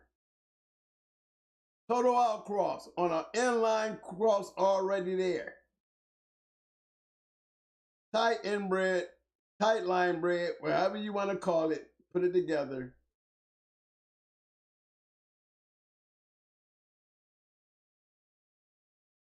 Took that and you outcrossed it with some Finley bow and produced one of the greatest litters. Actually, one of the greatest lines of all time. Because that dog right there sit at number 1 for many years. I don't see one dog that ever pulled him down. You know, they say Mayday took him out of there. You know, Mayday did produce more champions than him, but I can just say this. Verifying when I left the game, Jeep was still number 1. I just put it there like that. When I walked through the doors, he was number 1. Frisco, you know, he had problems back then that, you know, that caused a lot of changes in the game because a lot of overseas dogs, and that's why they started putting an asterisk. The asterisk started being used strictly because of what Frisco. You know, a lot of those champions was coming from overseas. That's what people was complaining about Frisco and his championships. They was giving him points for, and these dogs was overseas. These weren't American dogs, so why we keep giving him all these props when we don't really know? Can't be sharing it like that. We know what these dogs over here doing coming off these ROMs, so they start abstracting everything that was coming from overseas. That's the politics. Get back into the point of the dogs. You know, based on that and that only,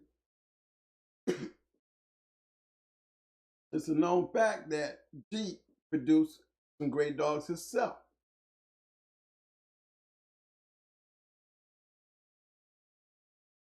TP's. Right here.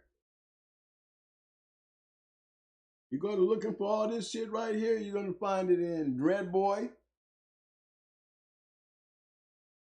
Zebo. You'll find a lot of these dogs in this damn dog's pedigree right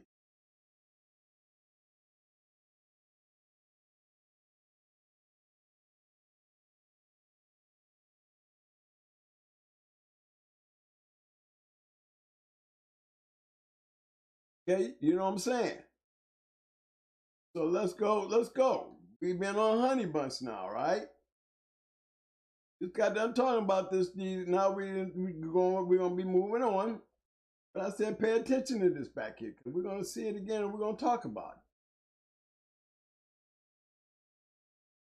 it. But Jeep was a 50-50.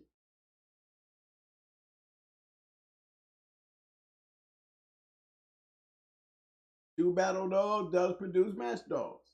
And producing dogs. I mean, he got a lot of help from Honey Bunch because to me she is the factor. It would be different if this was the only thing out here. He threw his few, but she threw a lot compared to his few. Right? Now that was a good run through there, wasn't it, y'all? A lot of interesting things that we just went over, right? Pay attention. Remember, it's all about the formula anyway. So we can put any kind of pedigree on Honey Bunch, and she wouldn't be a conversation if she wasn't such a badass dog. Period. One of the greatest dogs of all times. She's definitely a Hall of Famer. See what I'm saying? So come on. Take the dog, and regardless of how she bred, I rather have the papers that I see than the conversation that we had about what we hear. because whatever he did, he used the right papers for the right dog because it made history. Whether it's real or not, I'm going on the facts that I see. You know, and if he went to his grave with it, then that's where it will stay, because that's what we breed from. And she's a major factor into dogs of today, based on what we breed from. Wouldn't even be nothing to talk about if she wasn't shit.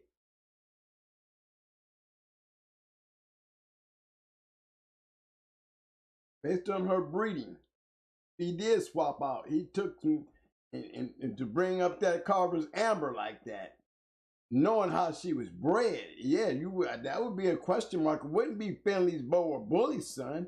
It would be Amber.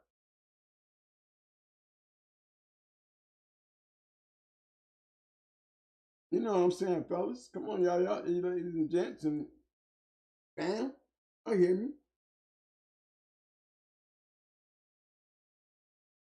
Number one, badass dog. Match dog and a hell of a producer. Some of our greatest dogs got Honey Bunch in them.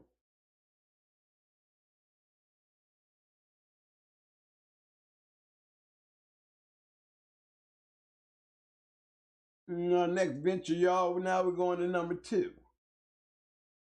Number two on the AWSOME list.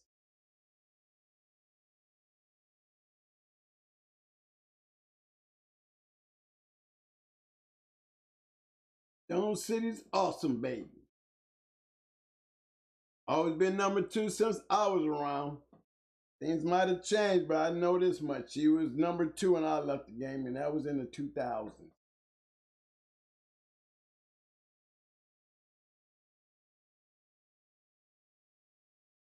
Question is, was she a factor? Let's look at how she's bred. We already know her daddy's Grand Champion Yellow. He was number two on the list under G. Number two under G. Now we got Honey Bunch, Awesome Baby. Then we got Jeep at number one with Honey Bunch. Yellow at number two with Awesome Baby. See the relation. See the relation. Look at the formula.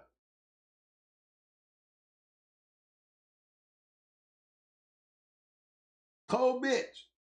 Ain't winning shit. Cold though. We already know Yellow. We already know how he bred. We all know how he bred. So let's go look at the bottom.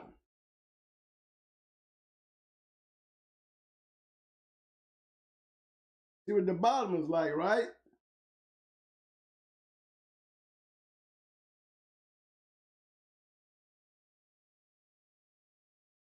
Very thin that produced him.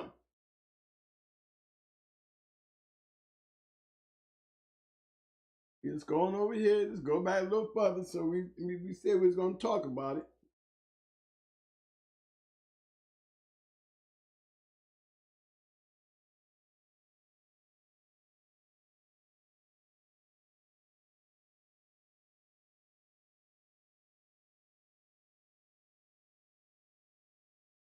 Ain't that a 50-50 cross right there, y'all?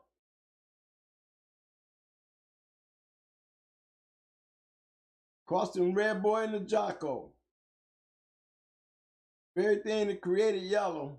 They playing with it.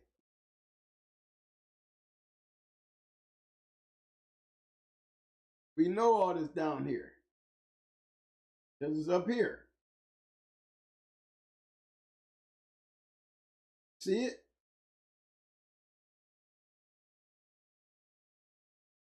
Susie and Henry were litter mates.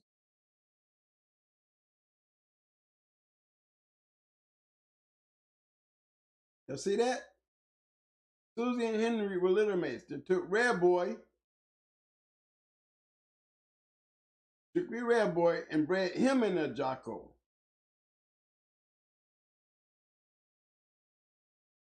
And they took that right there, Sir Jocko bred him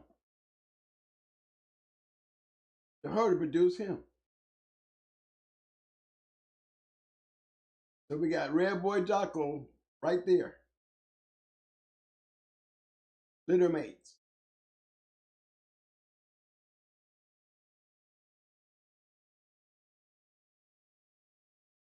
Formula. See what they were doing.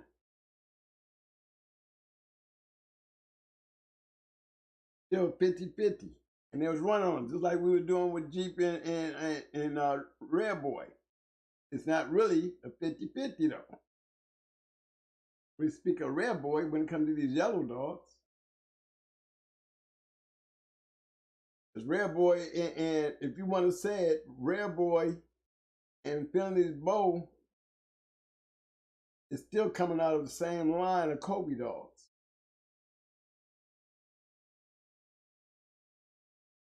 Still Jeff right here.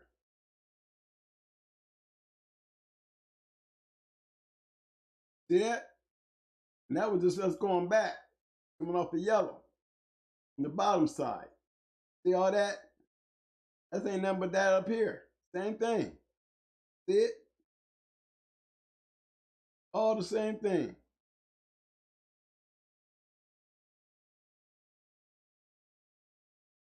I don't know why this thing took me to Sassy Me. It must want to click on it. Yeah, I clicked on it. Another thing to pay attention to. Remember I told you, I said, yeah, keep your eye on this stuff here. So y'all can see the same stuff to produce Zebo in this stuff here.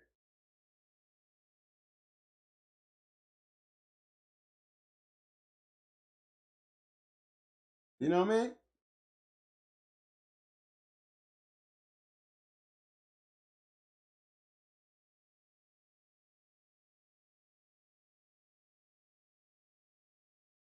So let me make sure I get the right one.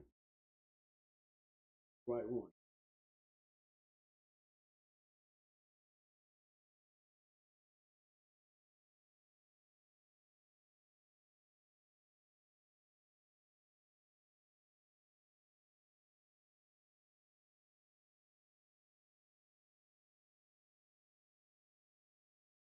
Zebo, Little May's sister.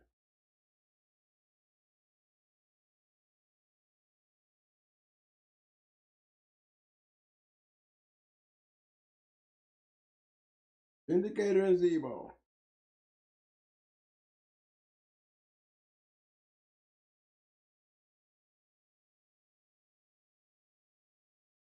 You look back here again, are we starting to see the same old stuff? And them top dogs, we over here in yellow area now. We over here in Red Boy yellow area, and where we at? We seeing them same dogs. It was over there in Honey Bunches. Pedigree.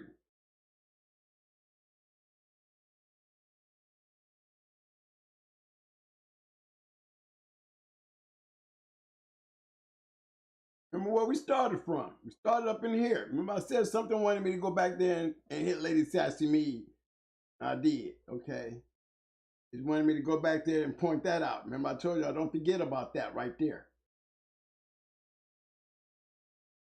Cannot go wash it away because it's part of the genetics. The genetics. Can't wash it away. It's still part of the genetics. Did it follow throughout the line? Well, we'll find the fuck out for sure. Playing like this because we're getting a chance to look into it. Right? So we're still dealing with a 50-50 right here.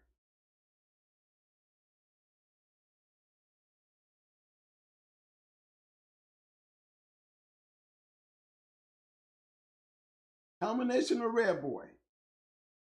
And can't even talk about yellow yet. Because we already know he is the factor to Awesome Baby.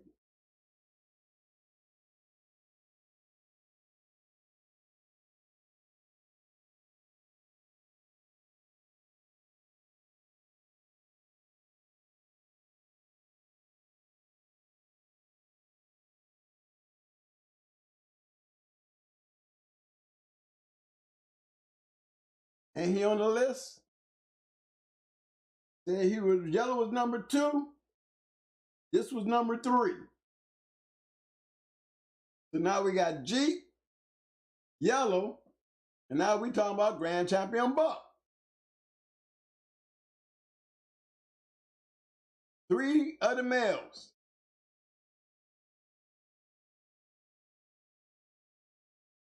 Top 3. And we're still talking about this 2 bitches.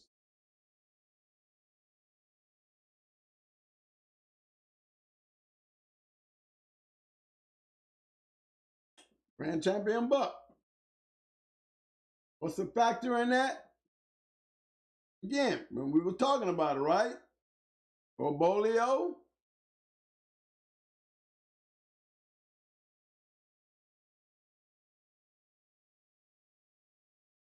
Then we back into this Carver stuff again. It goes Zebo. It go Andy, Angie. You have Fitzwater stuff. We already know this. We just have to go there. So we make sure y'all understand where we back at. That same old shit again, ain't we?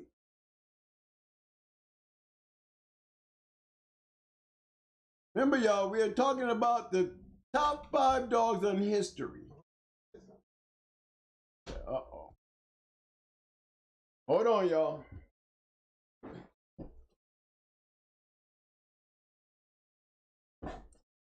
Alan, y'all know I'll be watching the chat.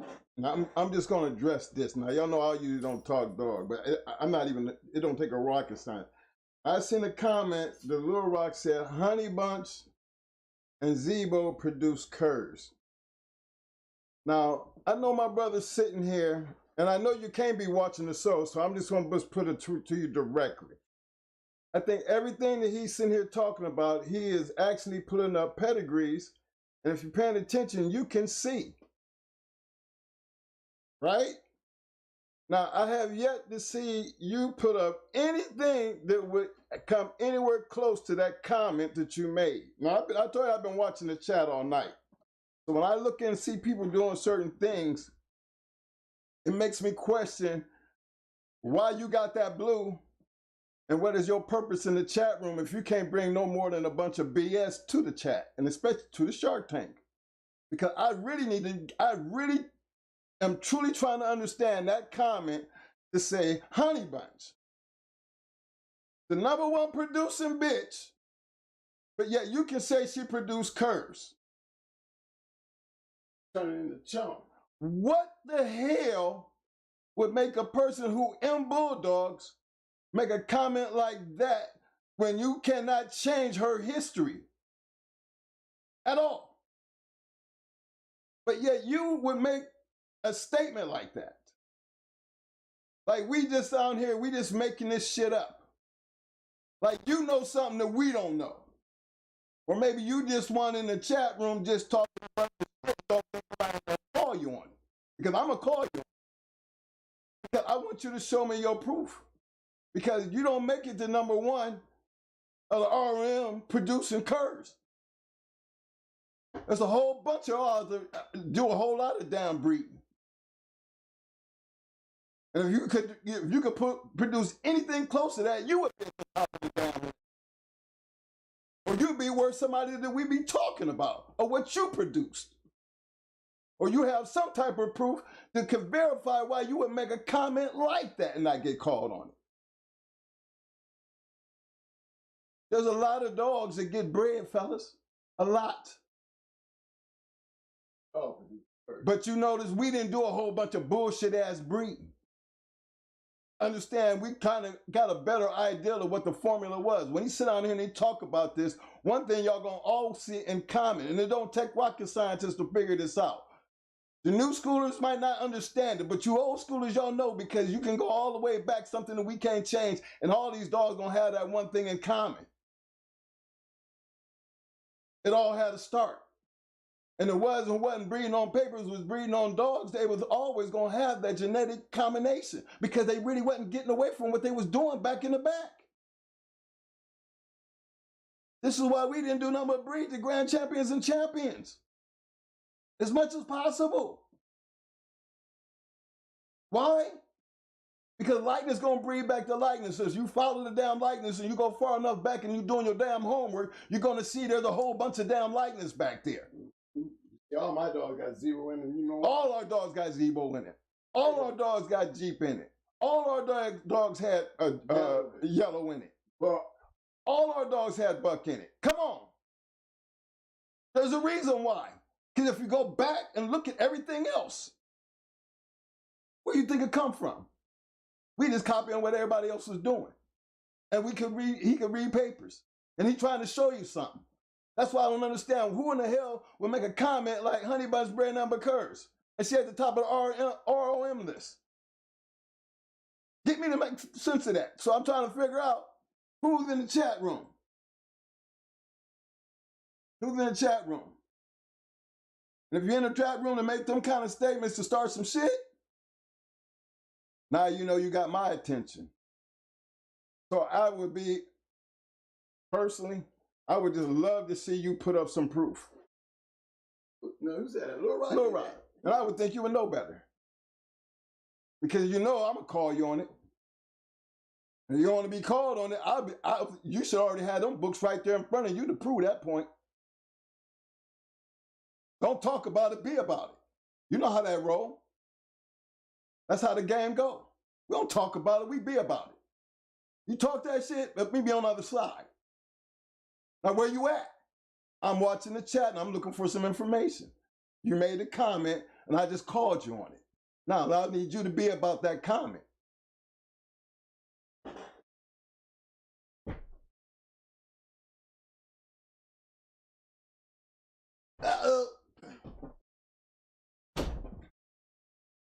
Don't take our friendship for granted, fellas.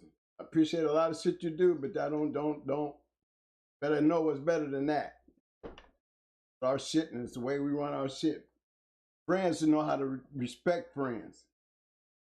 My friend, then you're gonna respect my shit. And you lose sight of that, you're gonna get called on it. Give a damn what you done for me.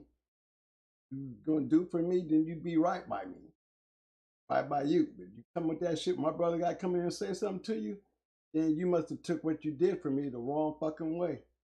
My brother shouldn't have to come in here and check somebody who had done a lot for me. I was sick. Give you the right to come up in here and not think we won't call you. Got the wrong kind of brothers on that, bro. You shouldn't have to come in there and say that to you. I mean that.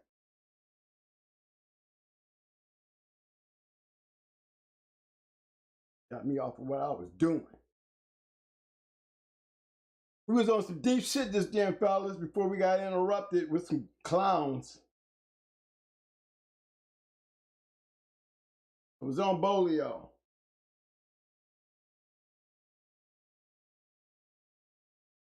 Remember the whole time we was talking, guys, remember certain dogs, I keep on telling y'all to just be aware, pay attention.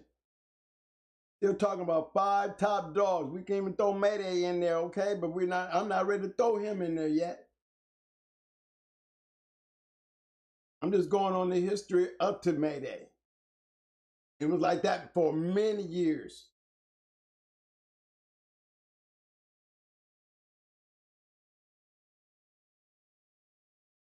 Oh, this was, remember where we was. This is where we started at. Remember Buck? Grand champion Buck. Remember we dive down into his pedigree. Remember I told y'all, pay attention. There's that Zebo stuff again, right? We're going to find out all that and all of them. That's what I was trying to tell you. There's a combination. That's all I'm trying to get y'all to see. There's a combination to a formula, man. This is what I'm trying to get y'all to see.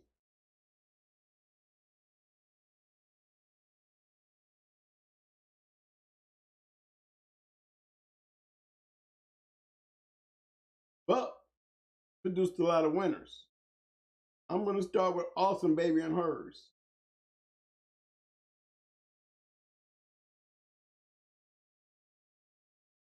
Cold bitch. She's a cold bitch. Nico, 4-time winner, 1-time loser, register married. Yellow Buck. 6-time winner, POR. Blondie, POR. Champion Piggy.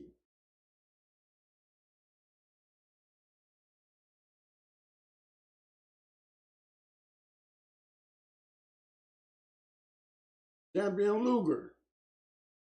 Remember those dogs. See, not too many of them. These are what made her great.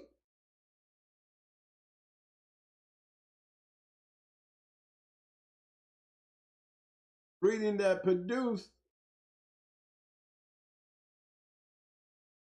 common factor was the breeding to buck. The breeding to buck, and then the breeding the Jedi. Jedi was the same type of combination.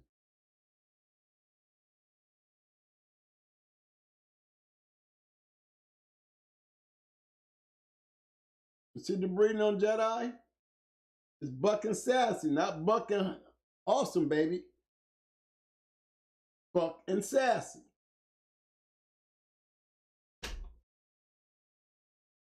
I got a super chat from my man Ben Brockton. He said Zebo and Honeybunch litter didn't produce anything. And you know what? You're right. But that's not the reason why we keep a little bit of that Zebo shit in there. Not all of them did produce. You know what I'm saying? Appreciate that, Ben Brockton. You're right. Zebo and Honeybunch didn't. But again, we on the Buck shit now. And would we be talking about Buck without Zebo? No. No. Because Zebo's in that pedigree. What that got to do with? What that got to do with anything? Zebo's in these dogs' pedigree. We talking about the greatest dogs on the registered merit list. And guess what? Zebo and every one of these dogs that I done pulled up. The line is, that's what we own. They might have bred both of those dogs together and didn't get shit. But one thing for a fact is Zebo was a registered merit. All right? It was one thing for damn sure. He was a registered merit. If I was going to talk about a registered merit, I would better have one on my yard. Especially if you're standing behind it that strong. Because he's definitely, the line itself will show up in these pedigrees. You're going to see it in mine a couple times.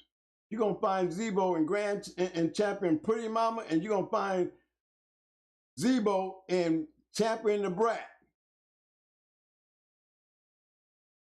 And too bad you ain't around. They actually got a chance to see the dogs. The going hard dogs that got all that Zebo on both sides. 2 different lines of dogs. Still fall back into the red boy, but Zebo and every one of those dogs. Every going hard dog you see, you're going to find a bunch of Zebo. And we didn't produce a lot of curs either.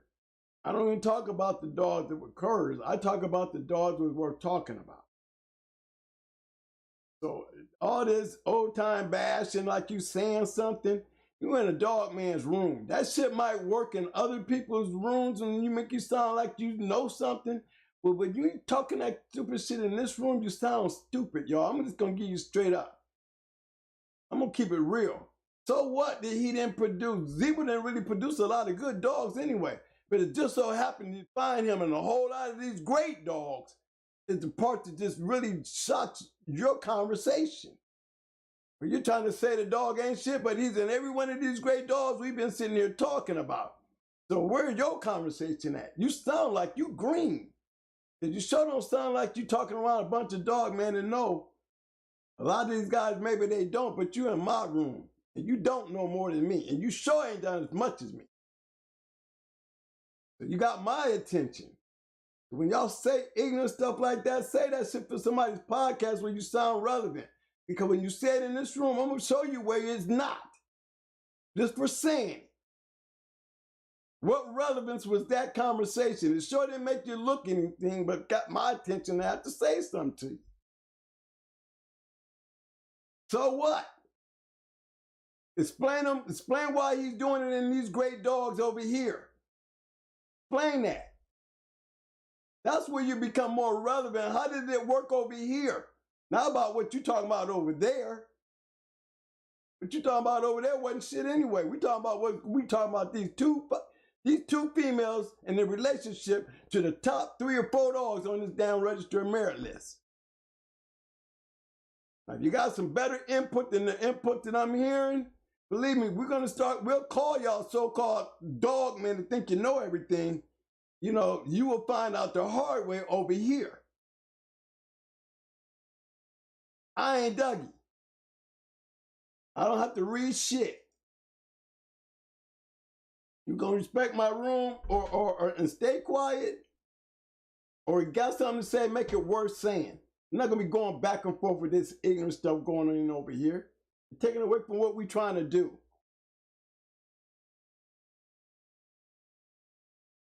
Hey, Dougie, you in the room? Dougie, you better check your boys, man. Come on, man. Shout out to you, bro. How you doing, man? I'm glad to see you coming out, man. Good to see you on the show, bro. Thank you. They don't have a damn thing to do with Zebo being over here. And you see where he at over here. And like I said, I can go back there and find Zebo and Brat, and I can go back there and find Zebo and Champ Pretty Mama. And they just showed we done did our job, and then we got a line of dogs to prove it. Now, if anybody else got some type of relevance, you can guarantee anybody that's talking like me will not be saying the things that I've heard already from Ben and Lil Rock. It don't make no sense, y'all. Y'all veterans. Shout out to my man back in Family LG for the super chat. Thanks again, fam. Y'all veterans in a veterans room. You sound like the guy that should be sitting there listening and not saying nothing based on what y'all saying. And you think I ain't gonna call you on it? You ain't getting no attention in the Shark Tank like that. You turning into chum. Especially when you got one of the biggest sharks coming through here. And that's my brother. When he got to come in and say something, and then you got to put it where I can hear it, you got a problem, bro, because he wants me to address it. You do not want me to address it out here on this podcast. That's where you bought it, and this is where I will deal with it. You're going to be a veteran and act like you know something, then make better sense than the sense you're trying to make in this show today. Both of y'all. You can get mad at me. It's your fault. But I don't care. Told you that Marine in me. I don't play that foolishness. We ain't here doing some real conversating. We got to slow the show down to deal with some people that's supposed to be veteran dog men. One minute you're saying a lot that makes sense, and the next minute you just want to be ignorant. Because that is ignorant, especially doing it in this room. Got me tripping.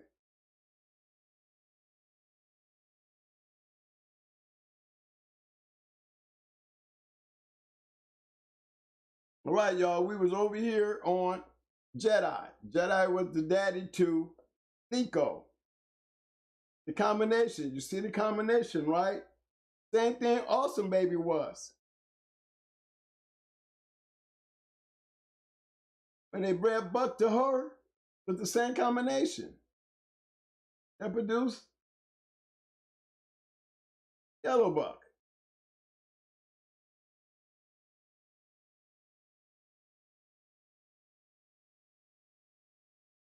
Same combination. And guess what? Both dogs produced.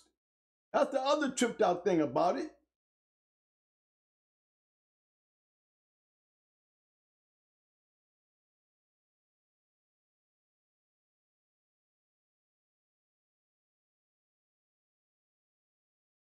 Offspring.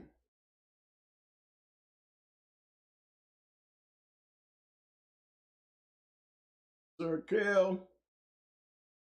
Nice one. Champion Loco. Grand Champion Destroyer.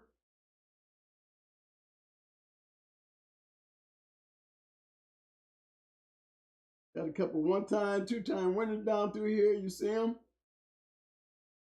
There go Deep South Goofy Girl. I remember her. That was a good one. She produced some nice ones. Remember him.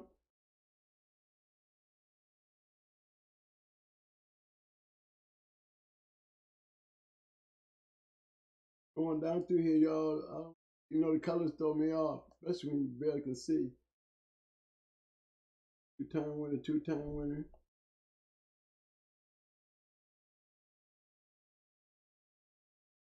Okay, they got Destroyer down as an all rim. You know, I know this one was a all rim. She was a nice one. And she was off a yellow button, Miss Nico.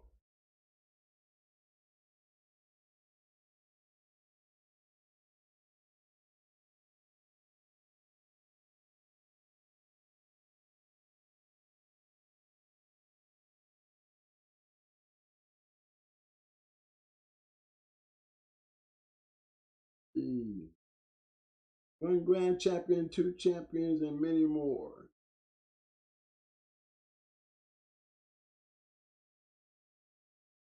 Okay. See her sibling? You notice in that sibling list, you see the sibling?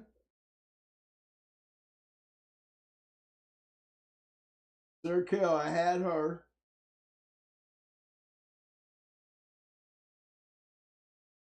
There's a little mate brother right there. You see who had him.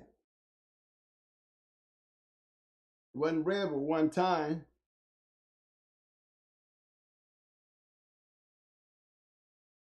Like I said, we do our homework.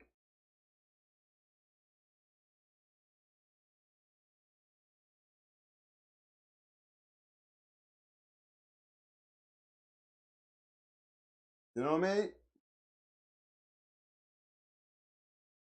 So I was always impressed on the yellow butt stuff because when I came from Puerto Rico after the Tommy Boy match, I came home with that dog. And I had time to look at the dogs, and I seen these dogs for myself. So yeah, I was impressed. They don't look like your normal dogs. They really do be looking like hound dogs, y'all. To me, they look like you know, golden retrievers or something. They were all nice dogs, but they just didn't look like pit bulls all the time. I mean, even Yellow Buck looks good in this picture here, but he looked goofy just like them too. He looked like Nico.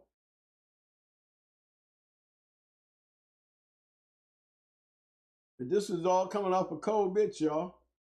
All that's still coming off a cold bitch.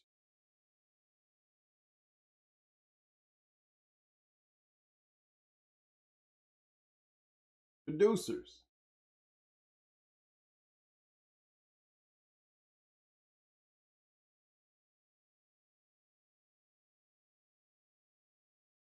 See how he look?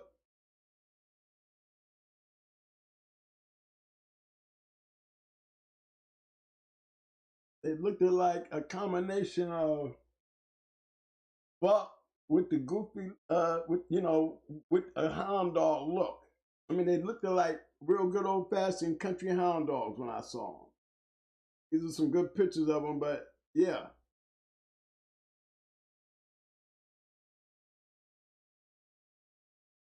Nice ass dogs though. Nico, they took the same breeders when we were talking about Jedi, right? And they just put them together.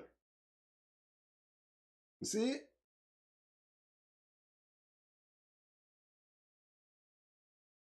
They took Jedi and bred to Awesome Baby and produced Nico.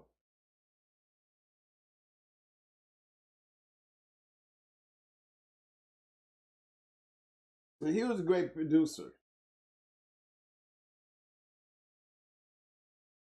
Common factor, I would have to say Buck. Buck, common factor to me.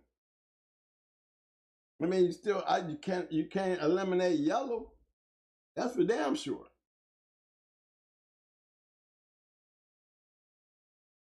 Point is the crosses that worked.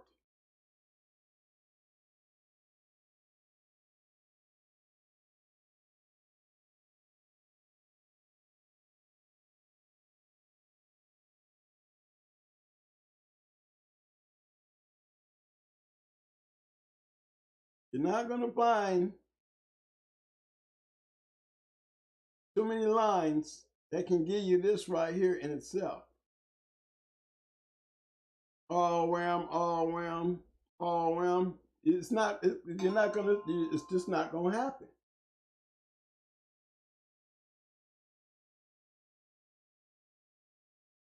You know what I'm saying? And this breeding here, they didn't do nothing but did the same thing that they did right here to produce Nico. They did that. Just turned around and did the same thing right back again because it's what they did. That's the yellow buck. They made sisters. It's like they just took yellow buck and put that line right inside this line. But that's yellow buck's sister.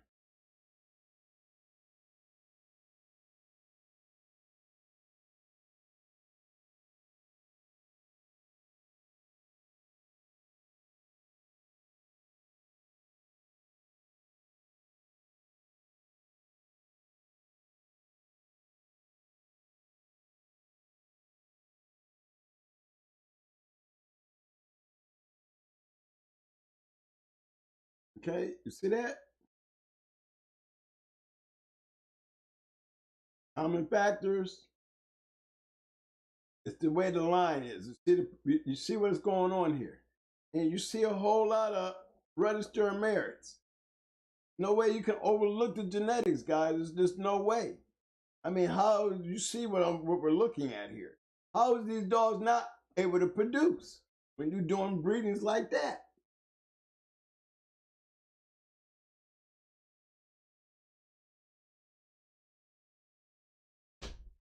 Got the grand champion, Awesome Buck. Got Miss Nico.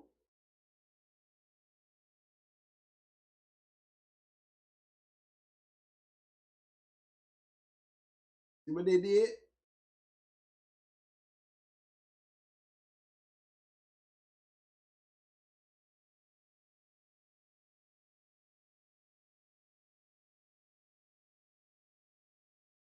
That not basically a three-way cross?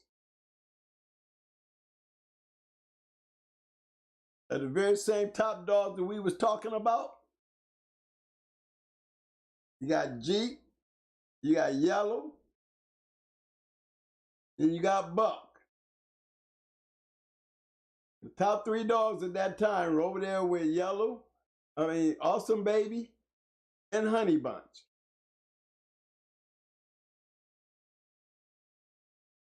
All in one dog.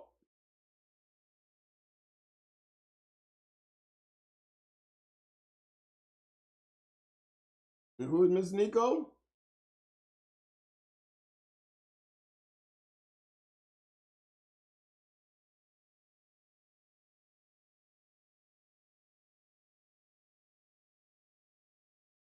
You know this ain't our pedigree right here, but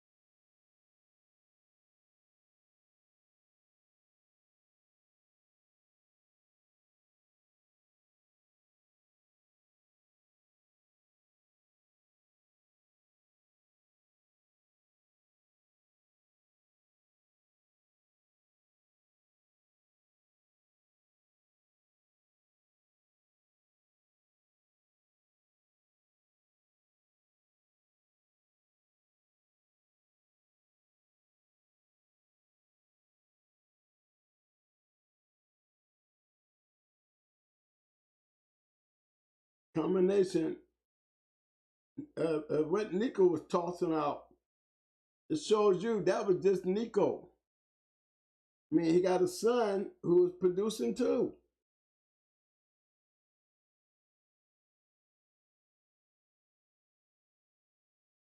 Now we got all M, all M, all M, all M.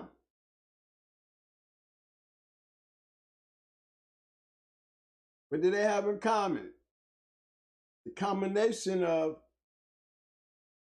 the top producing dogs on the Register of Merit list.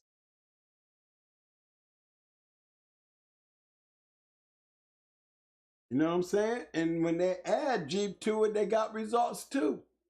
The thing I'm pointing out is look at the genetics. So what I was talking about, what I would call one of the one of the great lines out here, it would be the combination of what the Register of Merit list represents. I mean, it's not like we got to go look hard when we talk about my history and our history and what we was doing back then. You know, we had that, publications that, that we could keep up with those things. It wasn't like this being tossed around. And we gave credit and validity based on what we were seeing. You know, it was all out there for everybody to see. If there was any disagreements or any problems, it was out there to the public eye that, it could have been addressed back then. You don't need to be trying to address it now. It is what it is because it's part of history. Can't change it. That's why we're talking about it. We're talking about it because it's history. And what I'm bringing to y'all's attention is, did you notice that the dogs that we're talking about, them two females, one a bad one and one is a cold one, but both able to produce.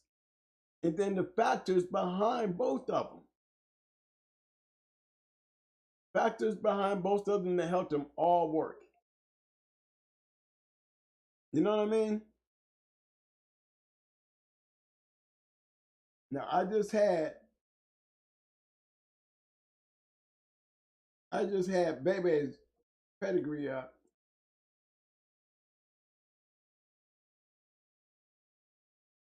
I want to bring it back up so y'all can see what I was talking about. When all I did is sit there and use the combination. Nothing but the combination.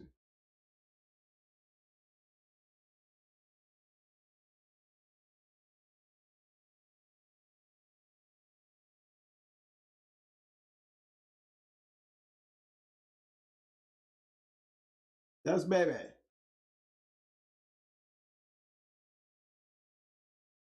Look at the combination. I didn't do no more than what they was doing.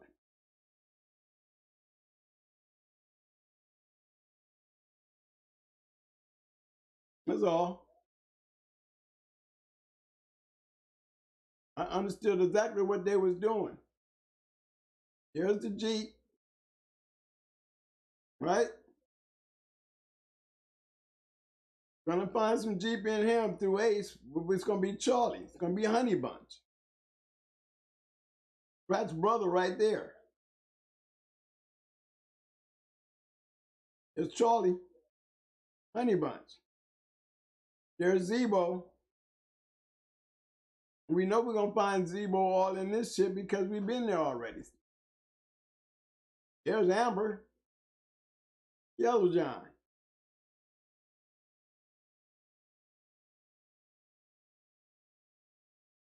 Go around in there, we're gonna find yellow. There's yellow in there. Yeah, there goes Sassy Me. There's Zebo. And we were talking about that.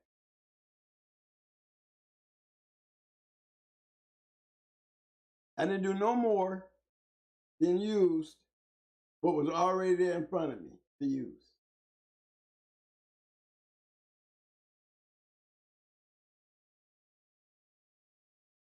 Made a key factor. Why was it a key factor? I had already went to Puerto Rico. I had already bred the Mayday because he was off of yellow. That was my major thing. Remember, I was up there breeding Amber to yellow Apaches. So to see this dog, this big ass dog, and do what I saw him do, and he was off of yellow, yes, he attracted me. Yeah, he sure did. He was just making champion. The 2 times that I saw him, he was making champion. So just imagine, I got a son of yellow that I can see. Yeah, I wanted to breed to him. You know what I mean? This was before I had this dog already. I'd already been to Puerto Rico. Came back with him. So you see why I'm already looking onto the yellow shit. I got awesome baby type shit on the yard. I got Miss Nico. This is the dog I brought home. He was a good one.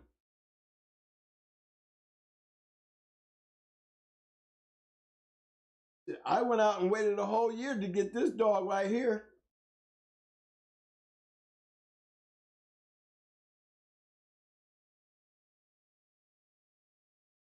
You see the way I'm breeding?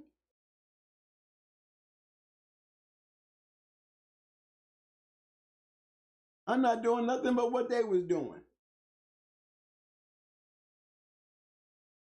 And look at the results I was getting. Whole nother line of damn dogs. Doing nothing but what they was doing. All the way down to May 2. This is not even, you don't see Brad in this pedigree nowhere. You see Brad's brother. That's her brother. Brad ain't nowhere in this pedigree. It's the genetics, y'all. And the funny thing about this genetics right here, every one of these dogs, the one thing that stands out is they were still dogs that had mouth and the certain style that I saw off of Ace, and that was they like to bite their way to the back end. That's what they all had in common. She produced what today? I don't know.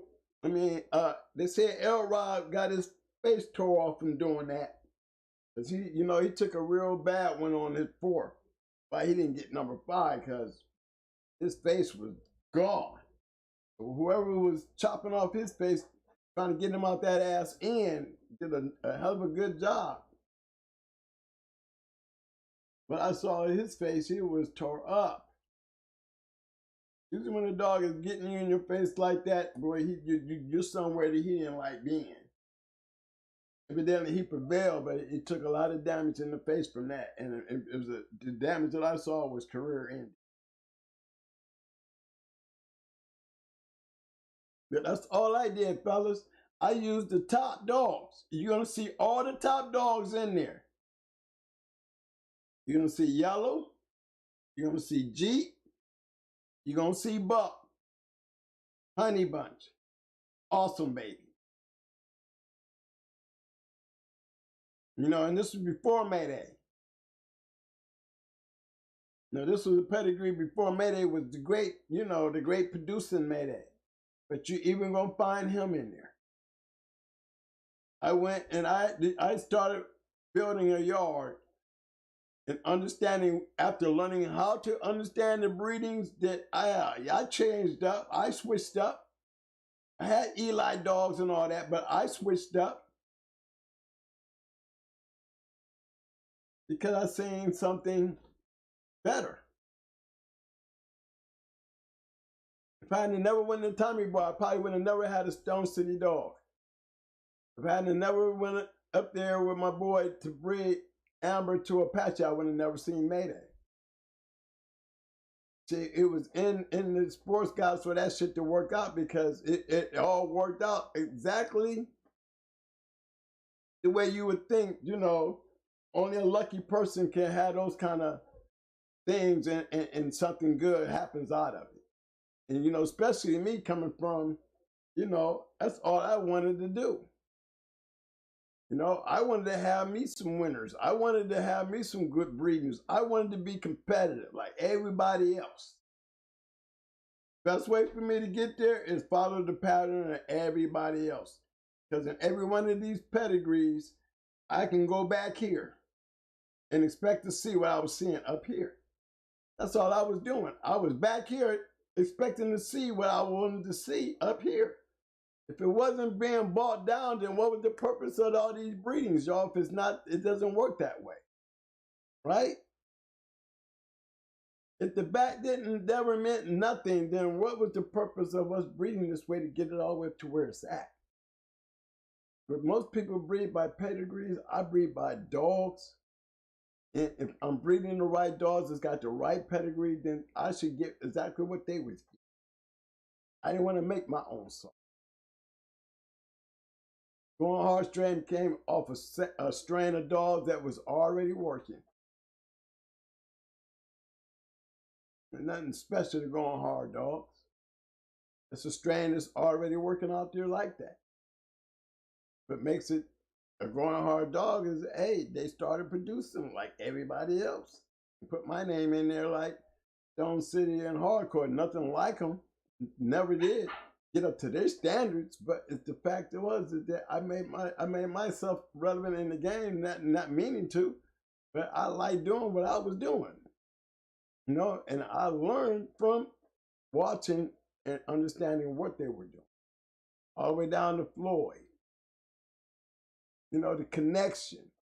Can't tell me all that stuff in the back. Yeah, it gets watered down because you're not expecting to see what you start out wanting to see. Like me, I was stuck on seeing a dog game as Amber was. I was expecting to see, you know, when I bred the ace that I know I don't know how many I get, but I sure hope I get one that has his ability with her games. You know, and if it don't be for a bad day, I think Red Ace was a lot gamer than she's supposed to be. I think, you know, you just can't change certain things. But one thing, up to that point, I wasn't going into a 4-time winner with a first out dog, not knowing she was. Seriously. What happened that day was just something that happened. But believe me, I went over there with the first time out dog going into a 4-time winner, had been past 22 minutes. And with that very dog created the Going Hard strain. And they all carried that same old genetic. Fight hard and go get to that back end. Bite your way back there. Use your mouth to get where you want to be. And they will flatten your tires. That was a Going Hard thing. It was a genetic that was pulled and incorporated into those line of dogs. You know, it didn't mean, you know, like, don't see they had their genetics, and I think I got a piece of everybody in there. Because Brad sure took after Mayday. That's for damn sure. Anything when it comes to crazy stuff and attitudes, being I'm a dog trainer, and I can tell you, man, you know, the genetics of a Mayday dog is a real hard dog to keep, you know, and she was a very hard dog to keep. And I can just see a lot of that in the Mayday dog. The body, remember, we're still talking about yellow, buck. Hold on, let me just go into Mayday right quick before I get away from this. I want to make a point out. I just wanted to make one quick point. I want y'all to look at Mayday's pedigree.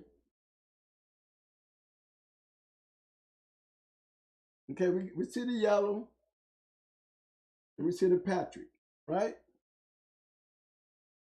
I mean, did people ever pay this attention? I don't know if everybody know this. Dolly, Mama,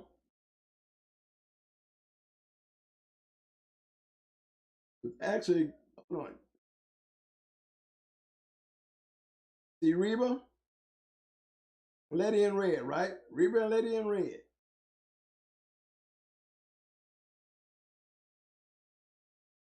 It's Letty in red.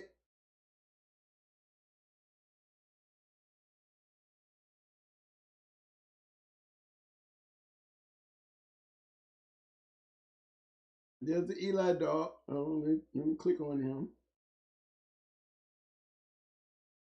There's your Eli Carver dog right there. You see it?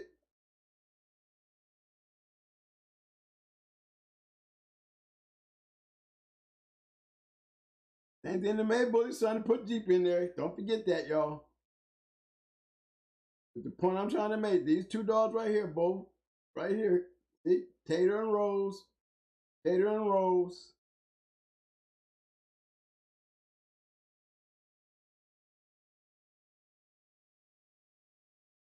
My fault. Hold on, guys. Let me go back in. I just missed all that. Here, let me show you. I went over here to Mayday, y'all. Before I got away from it, I went over here to Mayday. All right, let me start this over. Here you go. Here's Mayday right there, guys. I wanted to point this out to you. We already know y'all for yellow. When I was making this, there's Reba, there's Lady in Red. If you notice, Lady in Red is off of Tater and Rose, and so is Reba. Right?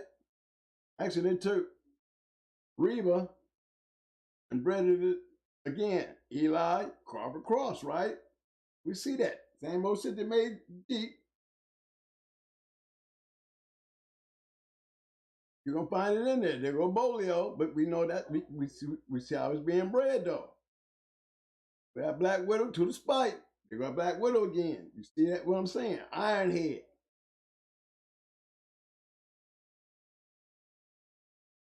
Points. Right? But did y'all ever catch on to this part here?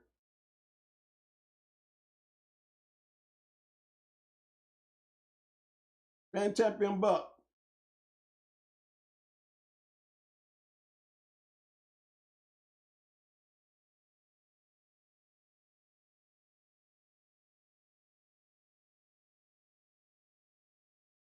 Key piece of that.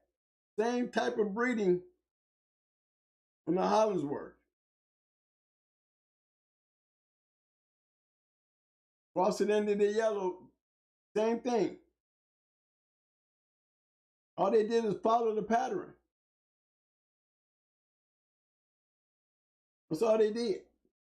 Yellow Buck, Nico, and Mayday down there are bred just alike. The whole Evolution Kennel line crossed with the Mayday dogs was just a complete line breeding. They still, again, took the best of the dogs, still on that top list, Yellow and Buck, NG.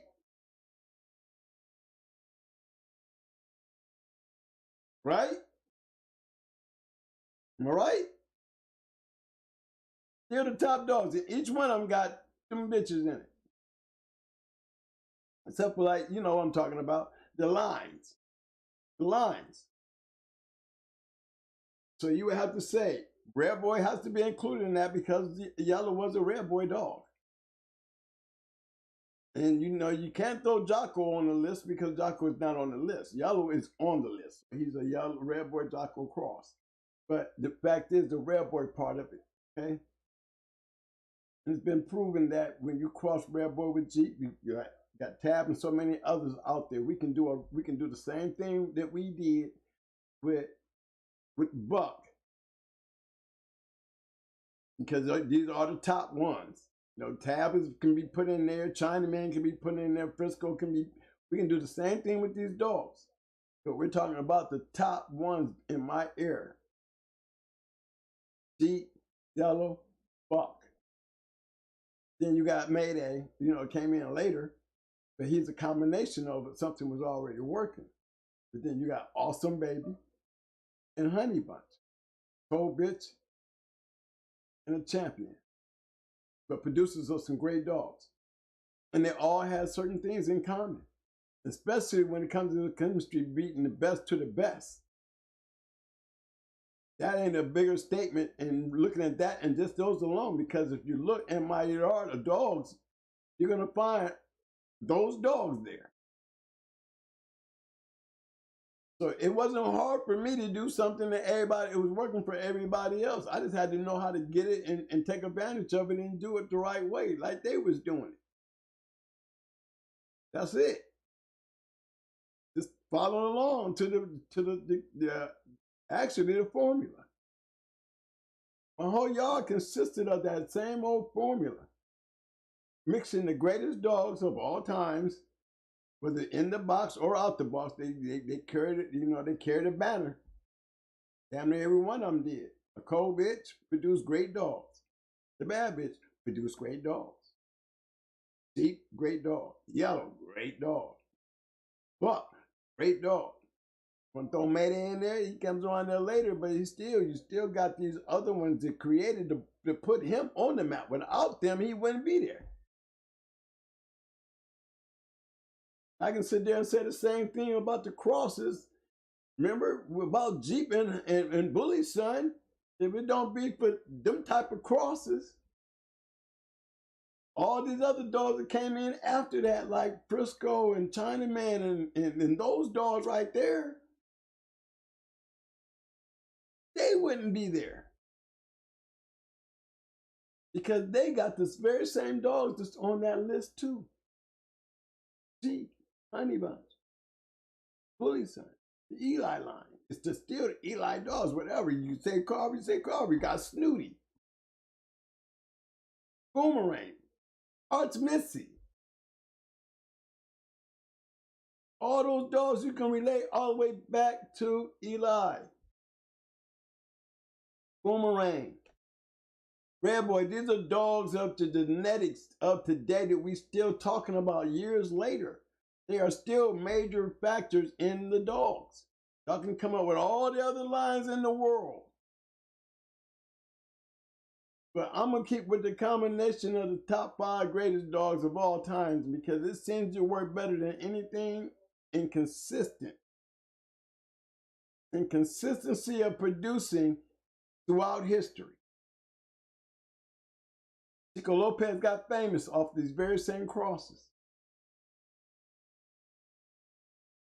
Mild Cat got famous. Brick City.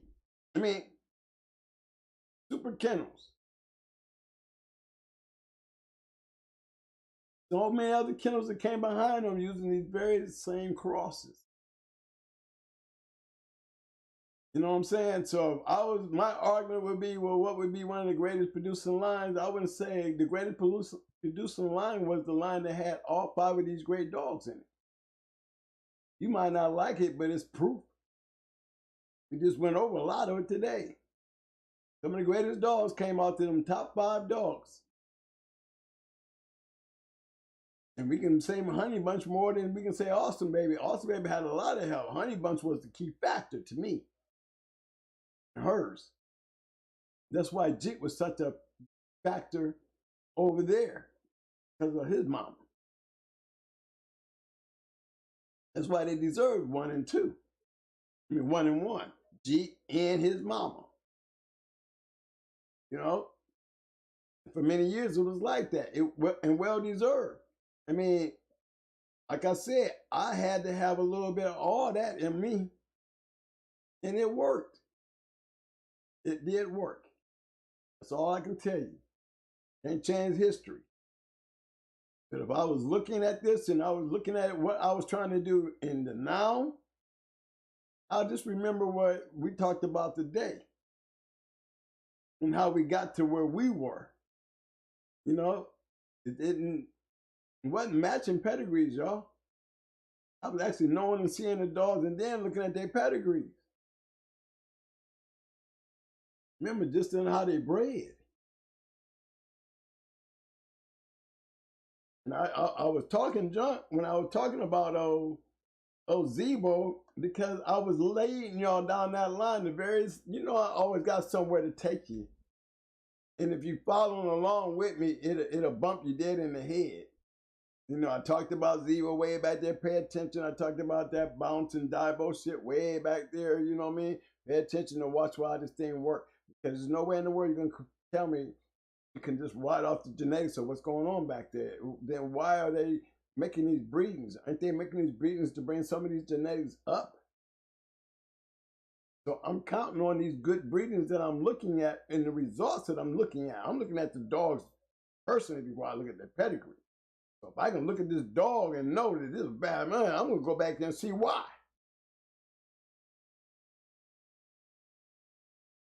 You go back there and see why. Now I see why this dog is like this. And this is what I've been able to do. It's just been that way. Hardcore success. He went the yellow rascal way. Jeep rascal crosses. You know what I'm saying? He did it in a good way. and it works for him. You know what I'm saying? Mystic, Bozak, all those felonies, these were, you know, these were great dogs. I mean, still, what is he using? He's still using that makeup of those great dogs in the top of the ROM list. Might not have Awesome Baby in none of his stuff, but he guarantee you there's dogs out there with Awesome Baby and hardcore in one pedigree, and I can tell you some going hard dogs has got it. Yep. Got them all in there because it was those top 5 dogs. You give me them top 5 dogs and put it in a line of dogs, and I'll show you some good dogs. And that's what I think carried the going hard dogs. Those are the dogs that got me in. Sure as hell got me in. You know, in that RM list. Now, a lot of you guys, you new guys, being y'all don't have a list to really work from no more. You know, I can see where it don't really mean much to y'all in relevancy, but it need to, because that's where your history of your line lie. You know, if you can't face the fact that those 5 dogs, what was the history of those dogs back then, and the way y'all talked about Chico and those evolution dogs and those macho bucks and all the dogs that come down the line off of those dogs, then you need to go back there and make damn sure that you understand why those dogs were still on the top of that registered merit list. And why they're so relevant even now. You know what I mean? So I always try to teach y'all to understand that when you were breeding, and a lot of these guys are out here breeding, and a lot of them got a lot of probably good stuff to say about trying to, you know, talk about their dogs. But again, I wasn't doing all that. I wasn't even hearing all that. I was seeing for myself. I did it on my own pleasure. You know what I'm saying? I wanted the makeup based on what I was seeing was working. That's it. I was not doing nothing spectacular, but copying and paying attention to what they did to get where they were. And you can't ask for more than that. And I loved all that because the results that I was getting shows me why it was working. That's all I can tell you. That's exactly what I can tell you.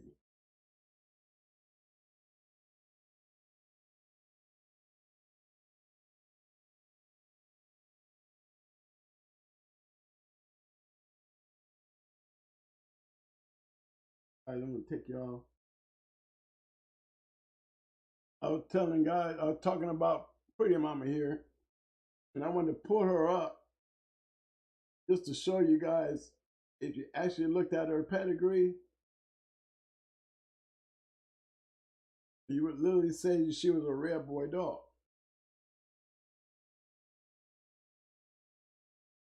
I mean, she's in here 3 times with us, so it's not all I can really have to do is just go right here, right where it all started at. Let's just start right here when it was the first cross.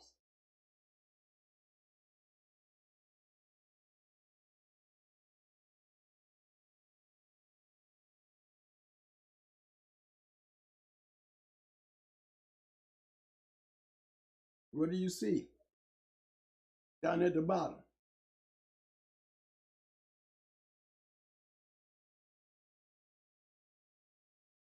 See what I'm saying?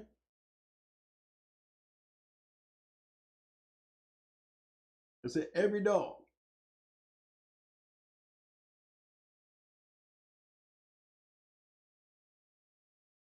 See the cross I made with her?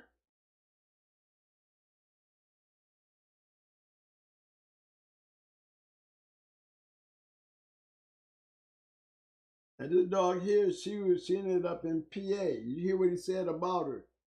You know, I had the Little May sister Powder. She's the one that had the 3 2-time winners out of the same breed.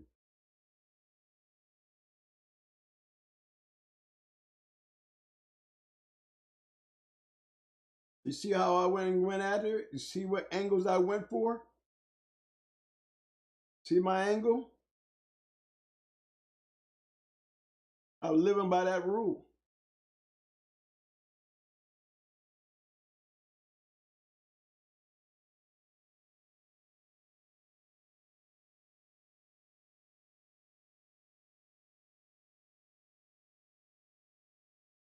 See where I was on, right?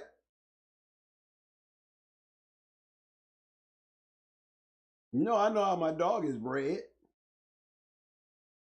See, I was trying to get to the closest thing that I could get to line up my yard.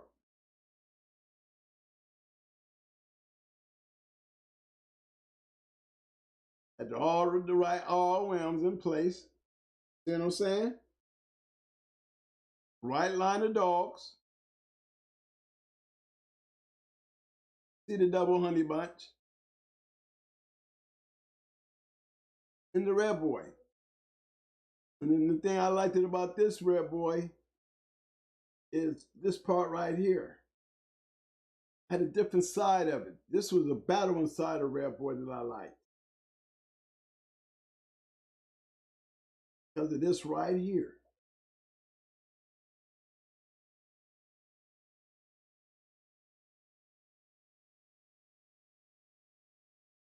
Anybody pick up on that one? Huh? Did anybody catch that one?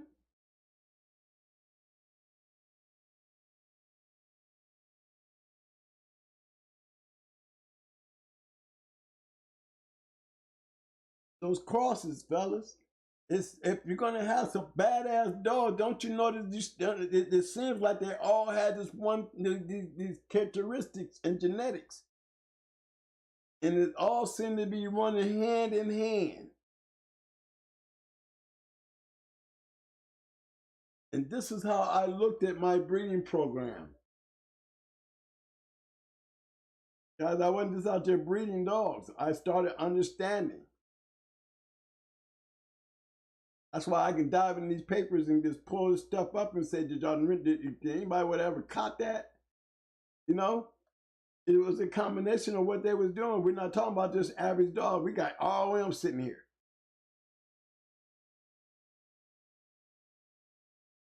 Got some pretty great dogs in the conversation.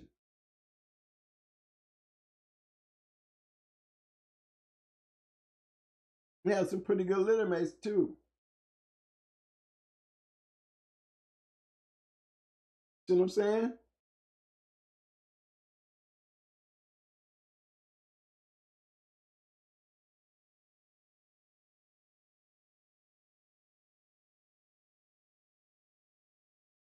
Siblings.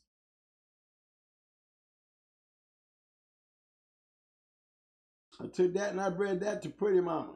Now, look at it. I got the Zebo, I got the Eli, I got the very same thing just sitting over there in my going hard dogs when it comes to Brat now.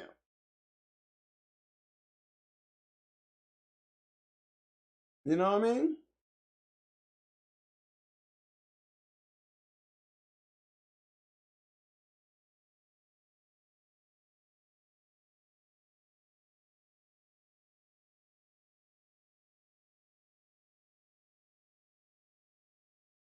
For the rest.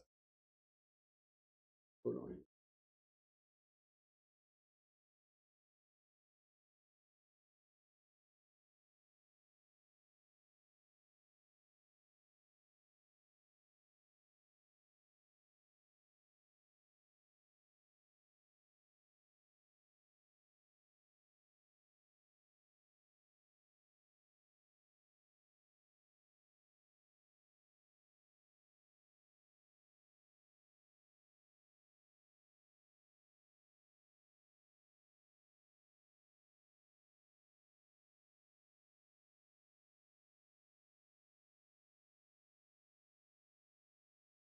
That's it. 10-4. This is Sparrow.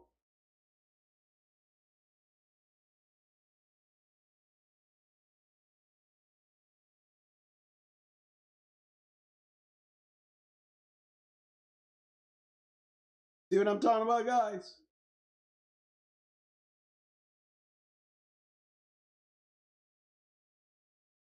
It really is not hard to do if you're sticking to the pattern of what you see everybody else was doing. I just have my own way of, you know, I'm taking my winners, putting them together.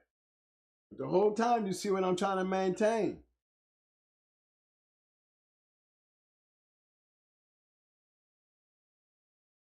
That's exactly what made Hardcore Kennels famous. That's what made Stone City famous. That's what made Butcher Davis famous. That's what made David Tent famous. Mayday famous, Victor Akart famous, and a lot of other kennels I can keep on ratting off and naming off. They knew how to take their yards and breed them, man, with greatness. And every one of these dogs, you can go back, further back, way back in here, and you're going to see that everybody was on this track of breeding. You could just tell they just wasn't just breeding dogs. They was literally putting shit together, because for me to do it, I was literally having to put shit together. But I was looking at the dog before I put that pedigree. You understand what I'm saying? I had cold bitch. I was expecting a cold bitch out of the Stone City crosses. When I bred the Nico, I had some. I didn't have, but I had one. And she was cold. She was cold. You know, and she looked just like Blondie and them. She looked just like them. You know, but I never did. I never bred her. I never bred her. So I had a brother, hello Nico. You know, he wasn't cold. He was game tussling on the yard, and when I sent him off, he ended up losing a foot when he got somewhere else, and still they couldn't stop him. He ended up losing a foot.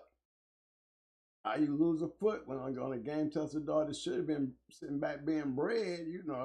Everybody do what they feel is they shit then. But he did produce a good dog too, a few good dogs.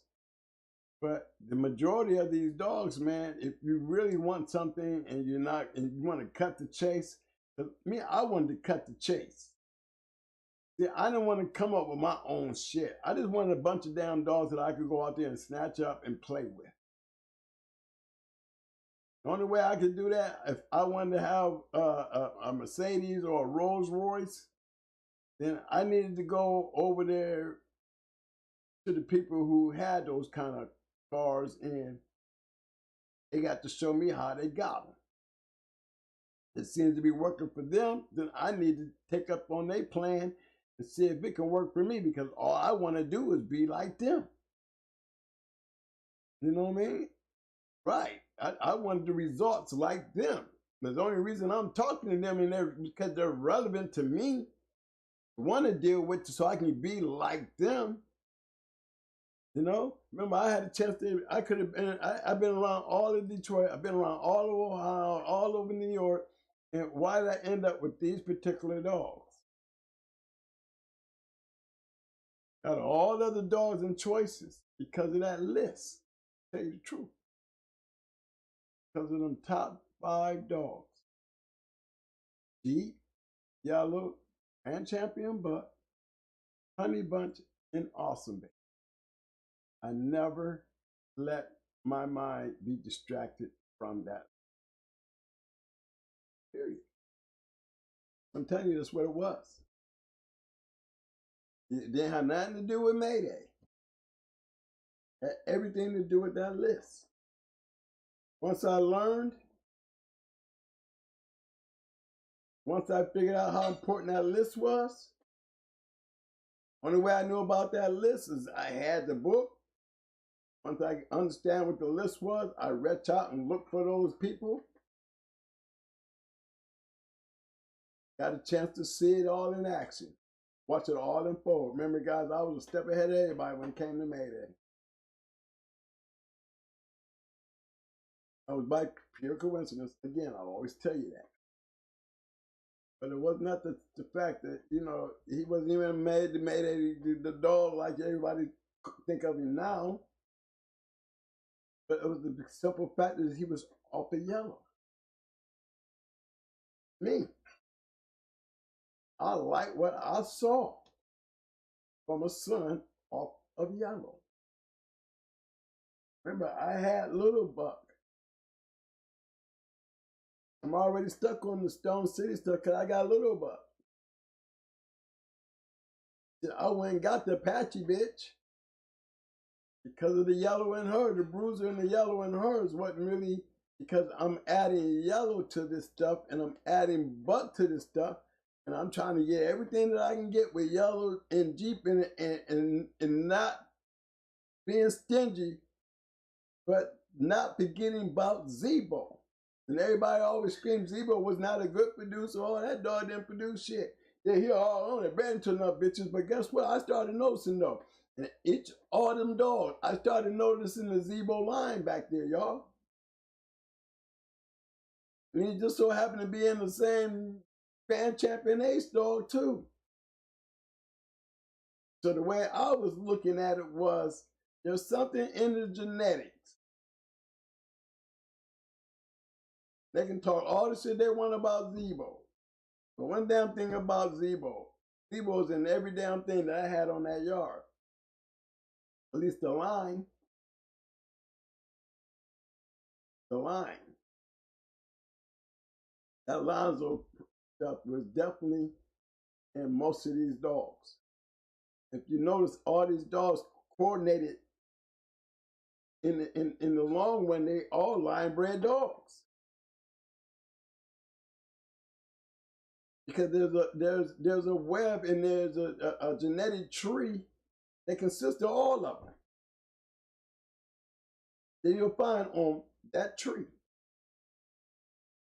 And that's where you find that tree is where all the greatness started at. You know, you gotta, I mean, when you're breeding, you know, you gotta think about it. We do a lot of shows just talking about breedings and show a lot of pedigrees and, hey, what do you think about this? And I'm pointing out things that literally is part of history. We ain't trying to revamp nothing that's already been done. You know, I'm just pointing out things that maybe y'all didn't know.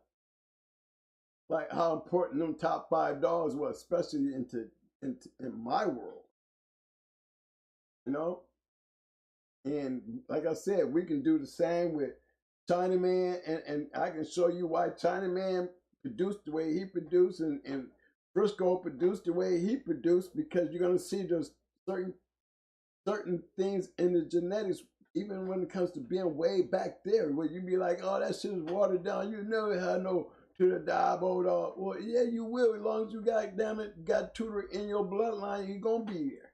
But just how well could you keep the genetics throughout the breeding program? Because your breeding program should be based on genetics that you're trying to pull from the last generation that you like. Not because he's bred like this or bred like that. But certain qualities you're trying to move into your yard to the next generation. And if you get it in this generation, can I be able to move it to the next generation? Can I, you know, because I'm picking out certain dogs to do that, to be able to do that. And I literally had a chance to do it and see it work for me by using just them top 5 dogs. And I ain't gonna never change that, man. That's what I actually was doing when I caught on. I looked at those top 5 dogs and recognized that there was something they all had in common. That all their asses was working. When the combination that branched off of that, Mayday. Now you got Macho Buck. A new dog coming by way off of Mayday. Got growing hard dogs coming by way off of Mayday. I'm just a few of them. But a few. We can take those things. It's just my combination. You'll see will consist of. I got all 5 of them. Well, I would have took a little bit off of every one of them. You'll notice. You know, that even with guys like, you know, the dogs that they took off the yard. That was a whole new generation of dogs. They took off the yard. 18 dogs. And they was just the next generation of those dogs. They would have been older than the puppies that Baby had. Well, they wouldn't have been older as Baby. I mean, matter of fact, Baby's dogs was grown and out there doing dogs, and these dogs are still puppies, but they gave me a lot to look forward to because the genetics was still there. You know, when you're doing it and you're starting to notice, you know, the same thing that made up Stone City, the same thing that made up Hardcore, the same thing that made up Deep South with their Mayday dogs, with Luke Kane and Twister. And come on, there was dogs coming out of these dogs. And they're picking the right dogs to breed. And this is why they were able to, you know, like I said, make particular dog. Now, if they got away from that, you know, or in many cases, they didn't really get away because when they lost, they sold Luke Kane and Twister got taken. It kind of put a stop to thing because I think Twister would have been greater than Luke Kane. Because Twister produced better dogs than Luke Kane did to me. That's just me knowing that you know, y'all say Luke Kane, but that's because y'all don't know what Twister put. Twister got taken by the people when they got rid of, you know, the pit bulls out of Dade County. Got caught up in that. But for me, on what he did do, you know, he did some pretty bad things. He had some badass dogs. Didn't get bred nowhere close to what Luke Kane did. You know, and he had Jeep in him. Yeah.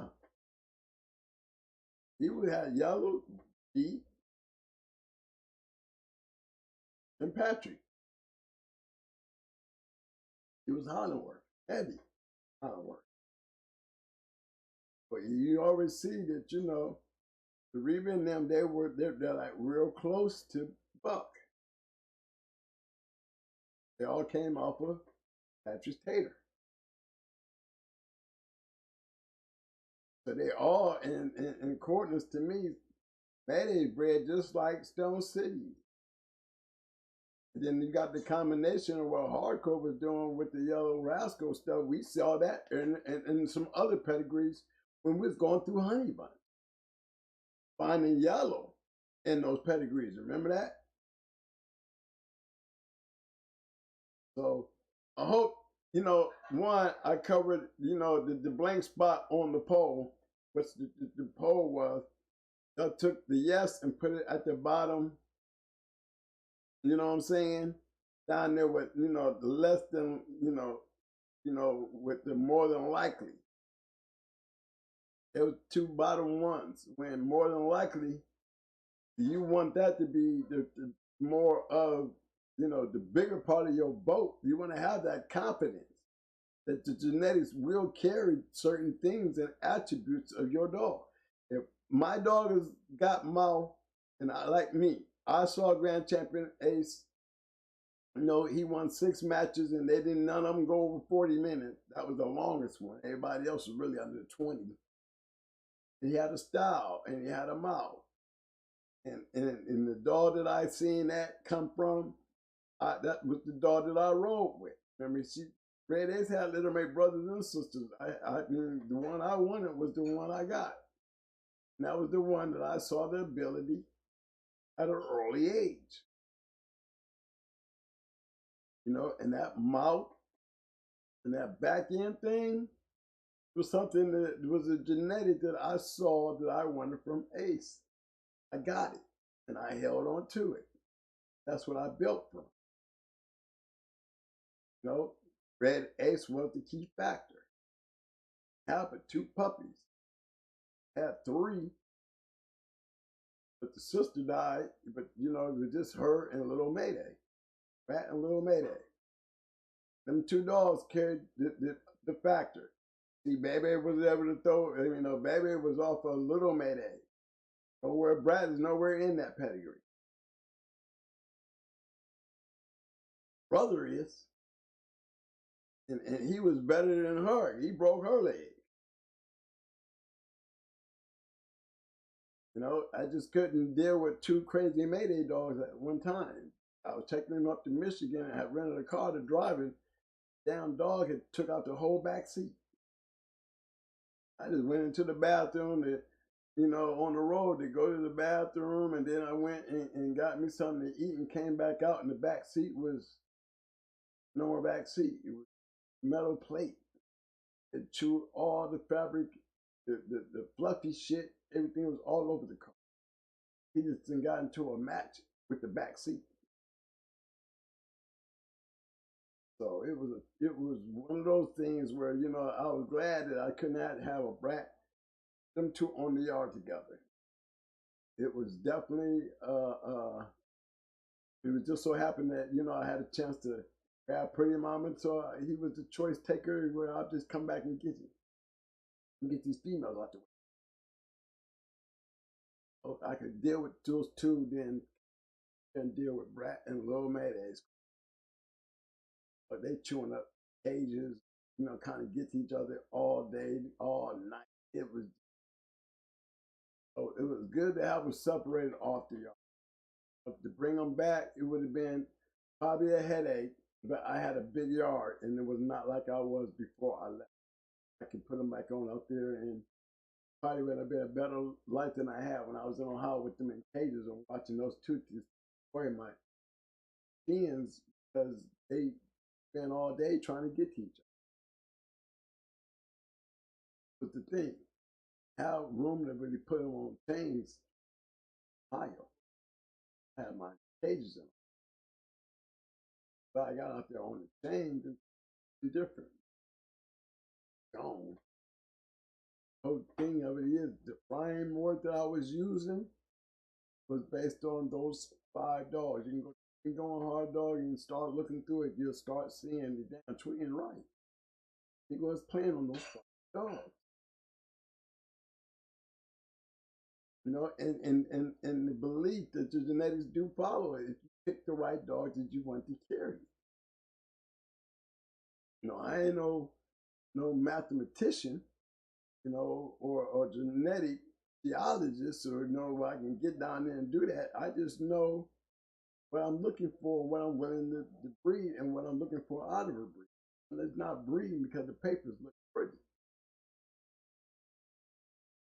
So I was just ready to just do what I saw them doing and see if I can get the dogs. I was real happy when I was getting. Basically, that was what the show was about tonight, guys. It was about those top 5 dogs. Now we can add more dogs to that list. You notice I didn't jump all over Mayday, even though Mayday probably took out his daddy, which he did. You know, he was number 2. Towards the end, you know, the last reporting, it was Jeep, Mayday, Yellow, and Buck. Yeah, I think Frisco was up under Buck. He hadn't moved down Buck yet. So, you know, then it was still Honey Bunch and Awesome Baby. Got other bitches coming up, but, you know, towards the end of that, nobody knocked those 2 bitches. Nobody removed Jeep. Some said that they might have produced more than Jeep. Well, you know, again, I ain't read about it, I heard about it. That's all them lists I saw. It was still Jeep, Yellow, and Buck. And then it was Mayday. But Mayday had already crept past Buck. He had already moved Buck down. You know, it was already up there with Yellow. But again, what are we talking about? We're still talking about Mayday, who was a combination of 2 and 3. Yellow and Grand Champion Buck. Anyway, the line, not talking about a particular dog, we're talking about the line, genetics. You know what I'm saying? So, guys, hope y'all caught on to that stuff tonight. You know what I'm saying? And I hope I made some good points to y'all, because y'all see where I was going, getting deep, knee deep. And I hope it plays some major factors there. And any questions, man? Oh, man, thank you. I got a super chat from my man Rudy Kennels. He said, "What's your thoughts on Walkmall Sable?" Well, I like the Walkmall dog. Sable was a good producer too. Matter of fact, I'll look her up right quick before we close it out, just because you asked. All right. Okay. I bred the Walkmall Lil John. I'm gonna tell you the problem I had with South Carolina again. You know, never trying to put them down. I'm just saying, you know, we had I always felt like, you know, they got going to some real dudes. You know, they wasn't really going into no real dudes. You know, they was winning, they probably, for you got Carl Cruz, David Tant, and Walkmall in one place, and yet they never ran into each other. It seems to be a problem to me. That's all.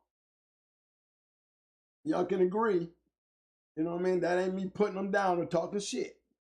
But it's a point.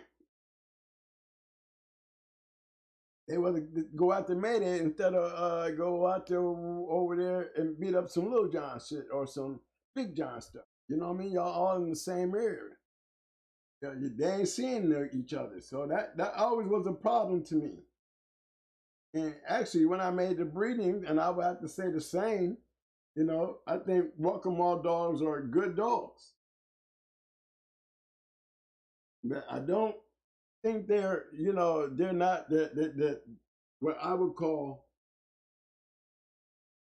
you know, they produced because they were yellow. Yeah, I'm gonna pull up Sable. You'll see that these dogs are damn near bred like Amber.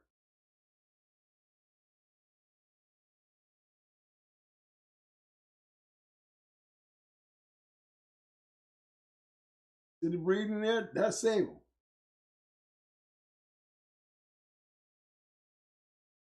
See her bottom? You see how she's bred, right?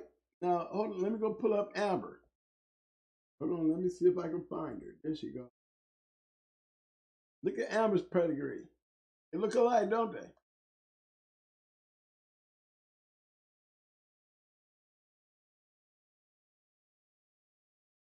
Amber, all the way down there to the pit. See it? I'm trying to do too fast, but keep an eye on them.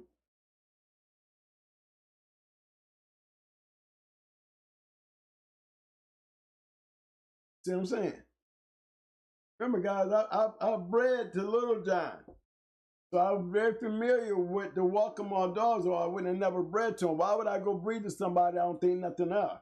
So when I say and have my opinion about some shit, that means at least I can sit there and say it and be like, well, look, if I thought anything less of the man, I would have never bred to him.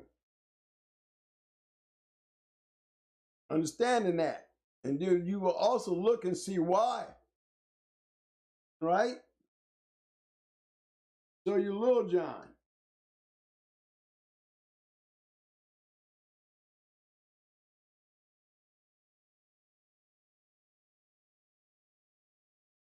I bred to this dog.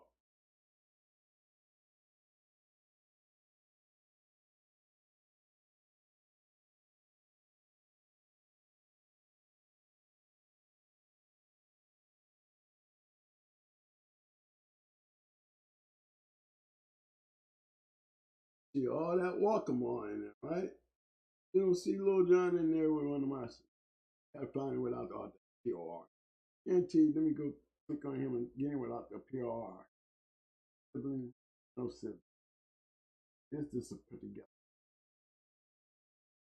Let me get over here to my stuff. Let me go get this little.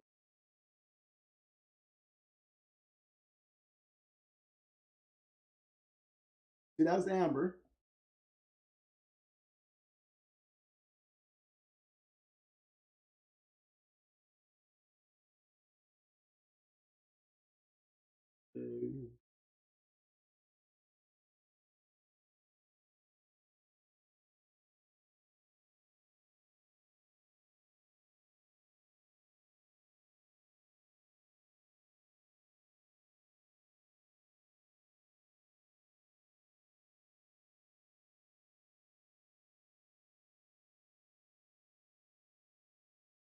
Bigger one. There was another one. This is a lot better than that. That's the one I might quit. Play him up. When I see with Lil Jon on there, that's the only one you see.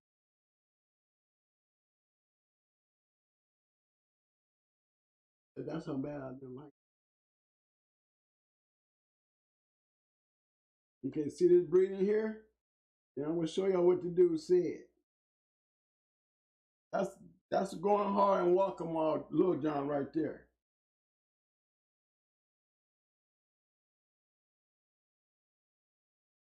Right? Now look what they'll do. Now I don't know the guy who bought the dog. Look what he said. He said, I bought this dog from Hotter Than Hell Kennels as a game tested dog. But he was far from that. In 15, he packed it in. And they got 3 litters off of him. Don't know why they bred him.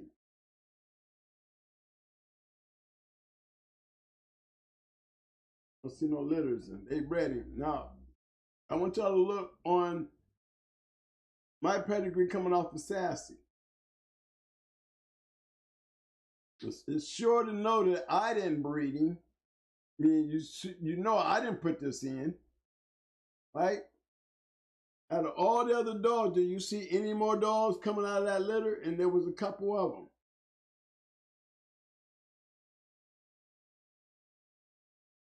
You notice that?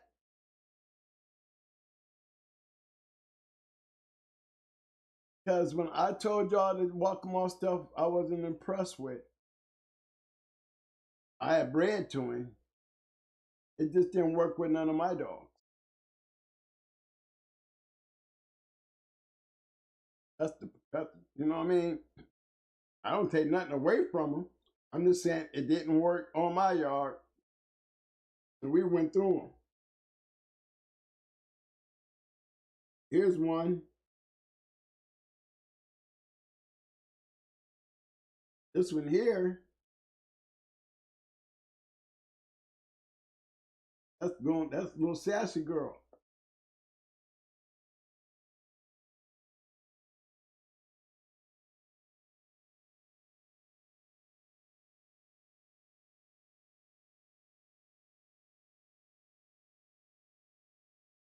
See how that one, she was bred.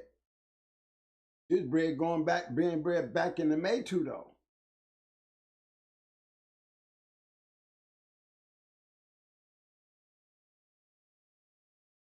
You know, so yeah, you see a Waccamaw dog there. Yeah, there's another one. But they're looking at, they're being bred to Maytoo. She was bred to Maytoo. Every one of them puppies.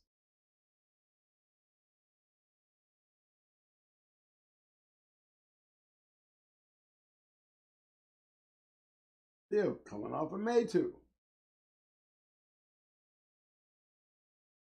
Mm-hmm.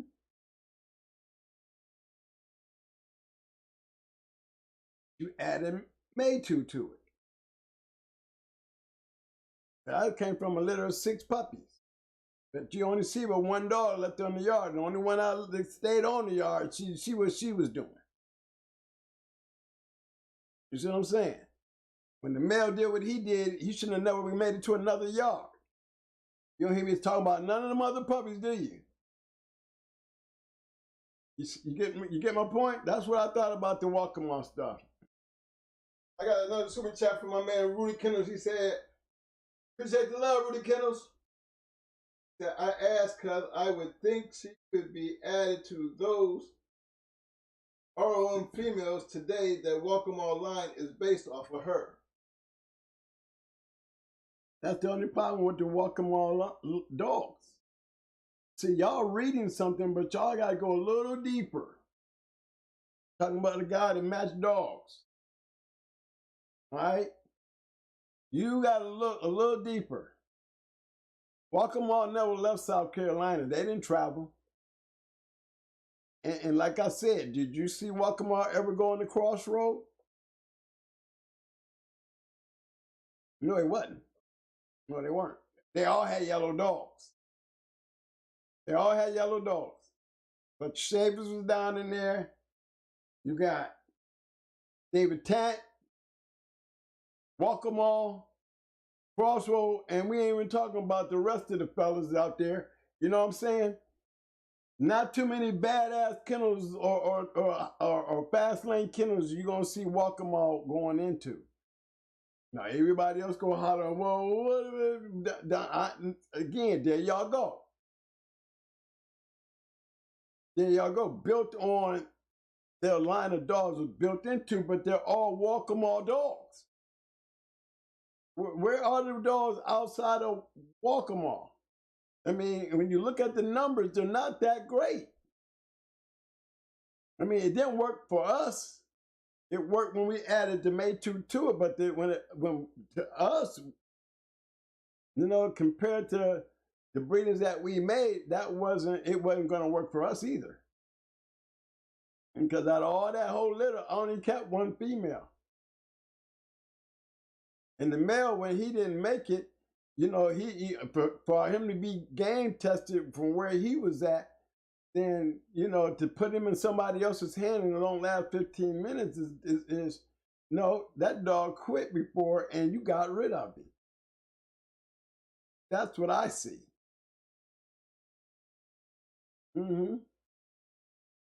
Because if I had the line and you don't see a lot of them on my yard, wonder why.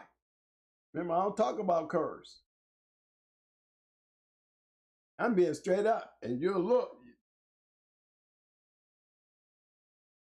That's the girl who bred all kinds of great dogs.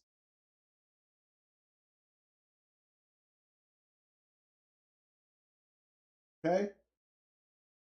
So, you know, my thing with Saber and them was, let's go look at them. Let's take a closer look.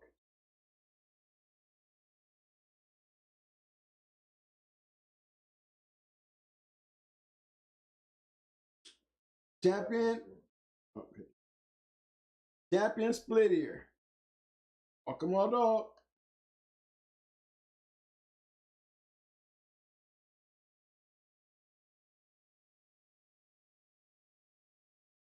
Marshall. Off of Saber. Full-time winner, one-time loser. He was game though.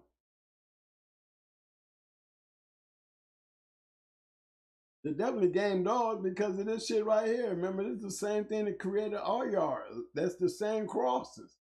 She had to be game. Amber was game. Big John.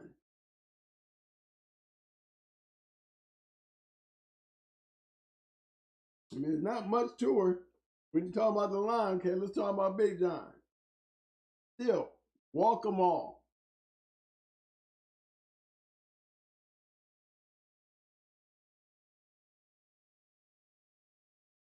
Walk them all. Walk them all. Walk them all.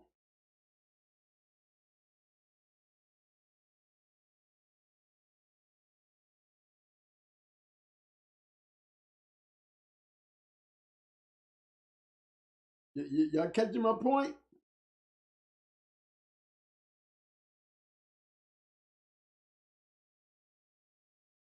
Not taking nothing away from them. I'm just saying. Fastlane know what we're talking about.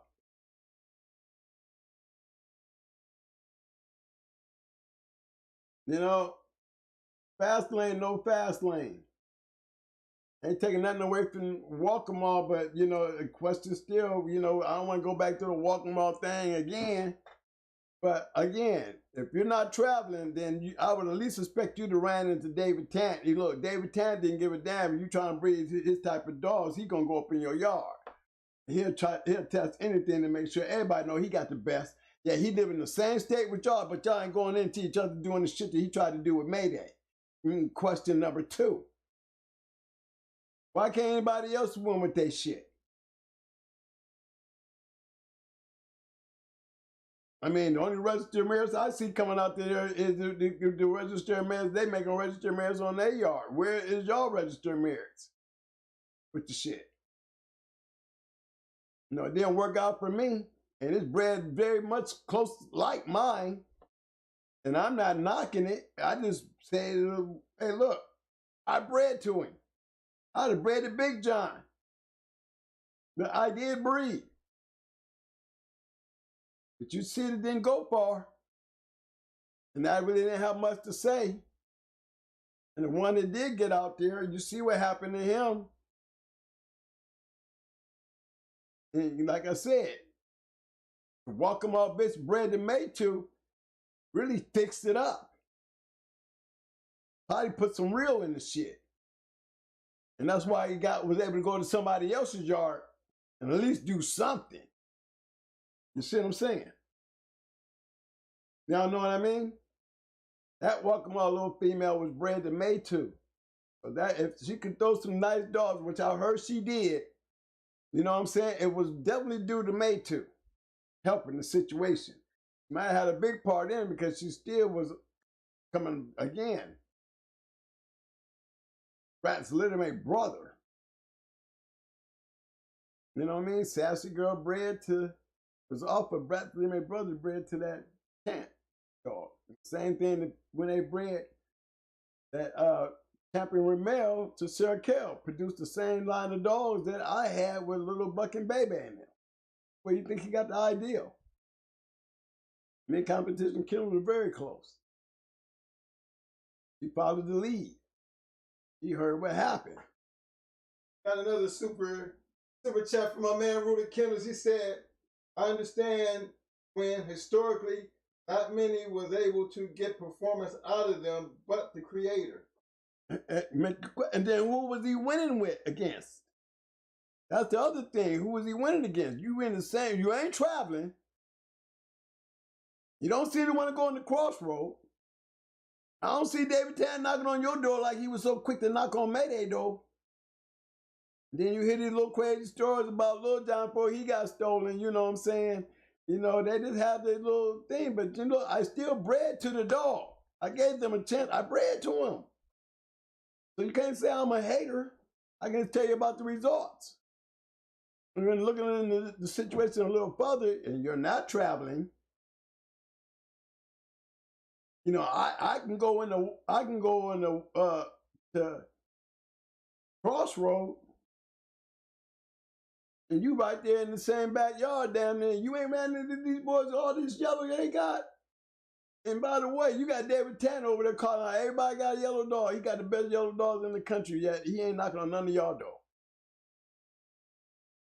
You know what I mean? And then these wins is against really guys that probably got recognized for just being in South Carolina. You know, they could have been running a whole beeline thing. You wouldn't never fucking know. I wouldn't know. You know, maybe they did have good dogs. I'm just saying, Fast Lane never bumped into him. Fast Lane never bumped into a Walk-em-All dog out there winning. I always seem to be winning for Walk-em-All. You ask, you know, who they beating? They beating you South Carolina boys because they don't travel. You know, that's all I can say. All right, fellas, we're about that time tonight. It's about that time tonight. Again, tonight, I watched the chat and everything, and I watched the conversations, but one thing we all gonna have in common tonight at this point in time and part of this show. I need everybody to give me thumbs up, thumbs up, thumbs up, thumbs up. Muscles, muscles, muscles. Roses, roses. I need them damn roses, Shark Tank. Yes, give them the roses. Don't forget the Boston hose. Hey, Mike, what I tell you about the mic though, man? The mic's been being behaved the rest of the night. Bro, because you couldn't behave. No, okay. Try to put it on. No, yeah. No, don't sit there and say that when you gonna try to tell me I'm changing the way I talk. Yeah. Yeah, okay. Hold on, don't go nowhere. Come on. Let me get out of here. No, Let me get in. I can't let you have that. Let me get in. Let me get in. And they know I got rowdy when you walked out that room about y'all sitting all this busting iron while we have been trying to run school up in here. No. People want to act up while we trying to run school. I can't have that. Man, you don't be reading the chat. I'm glad I don't. You right. Hey, look here, fellas. Good show tonight. Just wanted to get a point across right quick here. Now, y'all know the reason we do this show because we are sincerely into trying to give back to the game. You know, sometimes we just, I don't know, sometimes I think you guys just think we just come up with shit just to do shit, but it's not really done like that. There's always a reason why we do what we do. Because it's easier for us to go back in history and for him to show you why we do the things we do because we weren't the ones who created doing this. I mean, my brother's good enough to understand these pedigrees because he's been looking at them damn near his whole entire life. Dogs. And the dogs, I'm just trying to tell y'all, you know what I mean? He's only going to tell you what we've done. He can show you the format because, again, it's not his first time seeing it. So it's easy for him to go in and say, hey, look, we got a cold bitch and we got two bitches at the top of the ROM thing. Just what we're going to talk about. We got a cold bitch that's producing. We got a champion bitch that's producing. We're going to show them that both these bitches really got a whole lot in common. One cold, one still hot, but they still got a lot in common. This is why they were able to throw what they was throwing while we was using it, much of it as why we were using it the way we was using it. Because we never really got away from what they were doing with everything else. We just kind of stayed with the format. You know what I'm saying? Another thing I want to get before I get too far ahead on myself is my man Lil Rock, I talked to him and he just happened to tell me that he did not mean what he had put out there. And he did fix it. He was right when he said Debo and HONEYBUNCH didn't produce shit. He was right.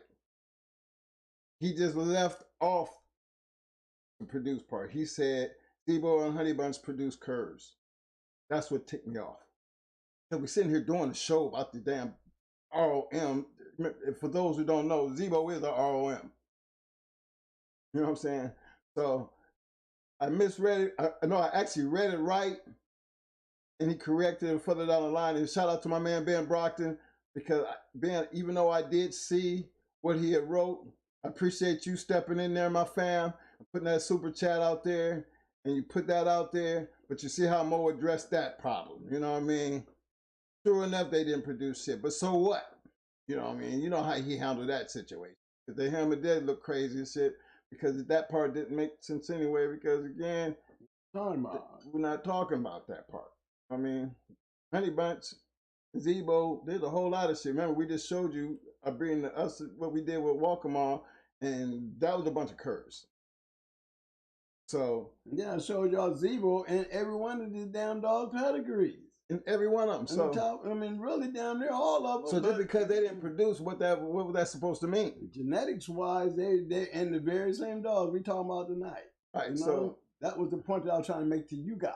Right. You know, just to show you, I went down through there, you know, based on what the poll said. You know, I always got something to do with that poll. There's a reason why we do the poll the way we do it, to give you another chance to look at it.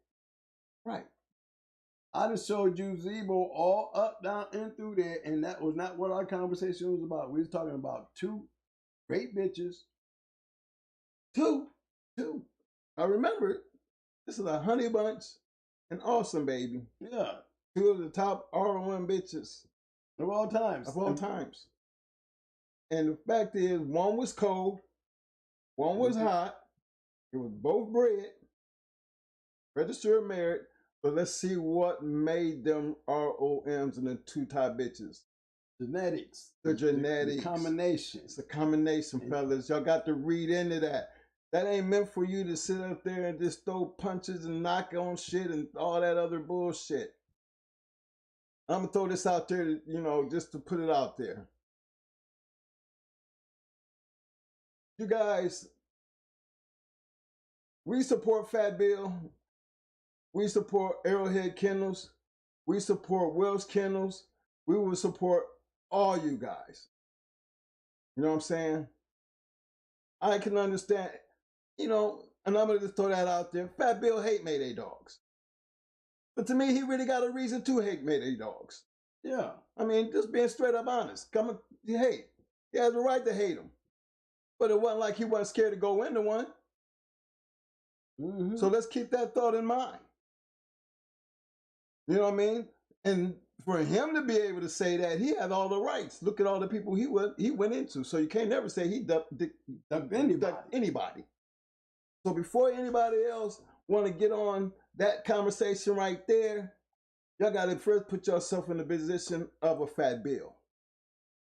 And too many of y'all on Fat Bill level when it comes to me in my room. No, that's not in this room. It's that's almost some kind of, you know, you can't compare nothing else in this room to the accomplishments that man is. And I always gonna say this, and I'm gonna put this out here. I respect the man for what he done in the game. Period. Bottom line. I don't know him about nothing else. We don't know him about nothing else, and that's where we gonna fall. And he can flip up Mayday all he want. Ain't gonna make me feel no different about him. He got his own reasons why he want to feel that way. I got my own reason why I feel like you feel that way. Yeah, me too. I've got my reason why you feel that way too. But it's okay. All right. He's still my man. Still my man. So y'all got to understand that and quit riding on that like it's some big ass deal, because it's not. That's I mean, can't take him down on the list of where he at. He is who he is. History, y'all can't change history. That man is who he is. You can like him, you can hate him, but you can't take away from his accomplishments. So you might as well just deal with it. You can't change a damn thing. So outside of that right there, the super chats for all the ones that did the super chat. Ben Brockton, you were one of those people, a couple times I think, that came up with the super chat. And I like what you did for my man, Lil Rock, because again, I know why you did what you did. You was trying to get me to see, and you know I was going to stop for that super chat to get that out there in the air. And I did see it. But I did, because of that, I'd already seen when Lil Rock had already put that there. So after I got yours in, I actually went and talked to Lil Rock, and he just told me where he made a mistake at, and I told him why I addressed it the way I addressed it. Because I hold that man in high regards. Right. That man know a whole lot. And because of the statement, I thought, based on everything else I was seeing in the chat, that he was trying to become a part of that, and I was wrong. He just... That's my man. That man done a lot for me. I was surprised. Didn't even hear his name. He made a mistake. He you know, typing. You know, we make mistakes in typing, and you know, I read the chat and I take shit like that, kind of like, come on, of all people, I wouldn't expect that to come from that type of person. You know, not somebody I hold in high regards. And I think, you know, I felt like he was just trying to start some shit in the chat, and we totally took care of that. And I don't want everybody to sit out here and think that we got a problem, because we don't have a problem. The man, how you gonna ever have a problem with a person, man, that you appreciate? Right. You spoke on something. That's on any of y'all. You say something, we're gonna address it. Right. This ain't personal, but we're gonna hold your foot to the fire. He made a typing error. He forgot, you know, Eli and HONEYBUNCH produced curves. That's his comment was Zebo. No, right. Zebo and HONEYBUNCH produced curves. But his comment that I was addressing was Zebo and HONEYBUNCH produced curves. You know, that's all they did. You know, they are OMs. And come on, this man been around, and I took it like, are you trying to start some shit in the chat? But we got that taken care of. My brother, if you're out there looking, you know, appreciate that. Talked about it, got that part taken care of. Shout out to Ben Brockton, because he was up on it, and he spent a super chat trying to help fix that problem. But just let y'all know, there's not a problem between us and Lil Rock. He my brother, but then I hold this, all y'all foot feet to the fire. Because you say crazy shit and I hold you to high regards, I'm going to check you. Especially if you know I'm looking. I've seen a whole lot today. Walking that borderline when I'm talking to grown men about respecting each other. You know what I mean? Shark Tank, we ain't built like that. Y'all know that. I'm addressing some grown-ass men who don't have respect for other grown-ass men. I mean, you can talk shit. I don't have no problem with people talking shit. I don't have no problem with people having opinions. But I have a whole lot of problem with total disrespect. I think calling somebody a clown or saying somebody suck dick, all that unnecessary or that craziness that I was saying today. I sit back and I look at it because I look for y'all to fix it. Because I seen enough comments in there that was trying to get it correct. And for those who didn't think that I was looking and seeing how they was trying to correct it, and I'm glad to see some of y'all wasn't pushing the issue. I'm just making aware that y'all should know that I pay attention, and this is still one channel you can come to, but you don't have to. You know what I'm saying? If you can't respect it, then don't be mad at it. But if I call you out on it, I'm going to be the most disrespectful person you know, because guess what? You won't have no reason, you can't do shit but leave. But I'm definitely going to feed it to you. I'm going to feed it in a rawest way. And I don't take my videos down for no reason. I say what I say and I mean what I say. Just don't get caught up in that web. Respect each other. That's all I ask. That's what we do over here. I hope we can maintain that. That's why everybody got blue, because can't nobody kick nobody out but me. That's why you don't have to worry about what you say and how you say it in your opinion. You can freely do that, but there's guidelines. Don't disrespect the guidelines, gentlemen. Don't disrespect the channel. Don't disrespect us, because we feel disrespected when you do that. And I'm telling you, I'm not going to like it because it's our platform, and we will blast it in the worstest way. And don't give a damn how you feel about it. So when you're talking, these ain't, everybody in here over 18. So I'm talking to grown men and grown women, and I stand on everything I say and be about it.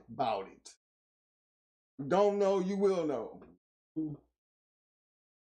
So I hate to see it ever come to that, but again, y'all walking the gray line out there in the Shark Tank. So look, we need a better job of fixing that up. We're going into the new year, our anniversary, so we're trying to get some big things planned and going on here. And I hold this Shark Tank in such high regards. I go out my way representing it, and I'm trying, you're gonna see what I mean when I bring it to the table. But I want it to be on that level up here that when people watch this show and they see what's going on in the Shark Tank, I want them to see a lot more, a little bit more better than what I'm seeing. I don't need that little bullshit tied into the shit that really matter. I don't want to say I'm gonna crack down on it, but I'm just letting you know, y'all know I watched the chat. Come on now. Don't play me like that. Don't play me like that. So I'm just putting it out there. I'm not liking what I'm starting to see. I don't deal with the disrespect. So fix it up. And again, that's all I got to say, man. It was a good show tonight, man. I couldn't tell you what the numbers turned out to be in.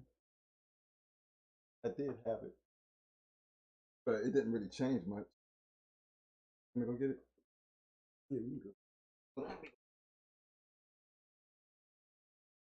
Yeah, man. They did them thumbs up.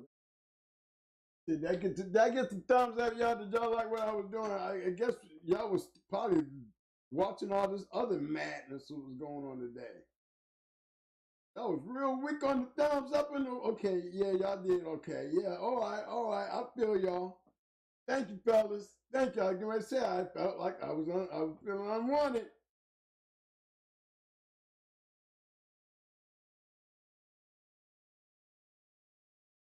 Y'all get ready to feel a certain way. I see y'all. Y'all came back. Okay. All right, fellas.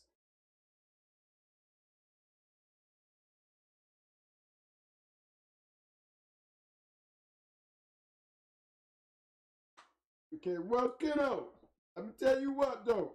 Since I'm going through here, you better hurry up. Okay, I better see some thumbs up and some roses, or you're never going to get another pedigree out of me. I see all these other chats, but I don't see no thumbs up or nothing else. You better tighten that up. You know what I mean? Before I get off of here, I better see you with some thumbs up and some roses and some muscles. Something. Okay? Or you will never, I will overlook you from this point on. And I mean it. You get along with the program like everybody else, all right? You're a long-time supporter, You're too. a supporter. You don't do no gas job, you don't do none of that, and I still hook you up. But don't let me start calling dog on you too. You can call me out, and I'll put your whole program to test. So give me my thumbs up. Get on my good side before you start being on my bad side. I'll refuse everything you put on the board. I see all that conversation, but when I say thumbs up, a couple times I done seen you do that in our last shows. All right? Yeah, we be you watching. better tighten up. We be watching. Especially when you're a long-time supporter. Yeah. You ain't got it like that, bro. You ain't got it like that. No. Tighten up, bro. That's all we ask. I meant what I said. You don't think so? You can test the waters. I'm in the Shark Tank right along with you. Okay, our numbers tonight went as follows. We have 217 votes. Yeah, we had 217 votes. When breeding for mouth, is it guaranteed that the most of the dogs will be blessed with mouth? We had 8% at yes, 65% with the big no. We had 13% with the less often, and we had 13% with the more often. So we got 13 with the less and the more. I can accept that. Yeah, that's acceptable. I can I can accept the 13% on the less often and more often because it's like, you know what I'm saying? And it's really true. The yes and the no, though, that's a big gap. Hey, Lil Rock, appreciate the super sticker fam with the big Twinkie. Appreciate the love, bro. Man, he didn't put out more love than that. I appreciate it, there, big bro. I always appreciate everything you do, big bro. You know, Lil Rock, you already know that.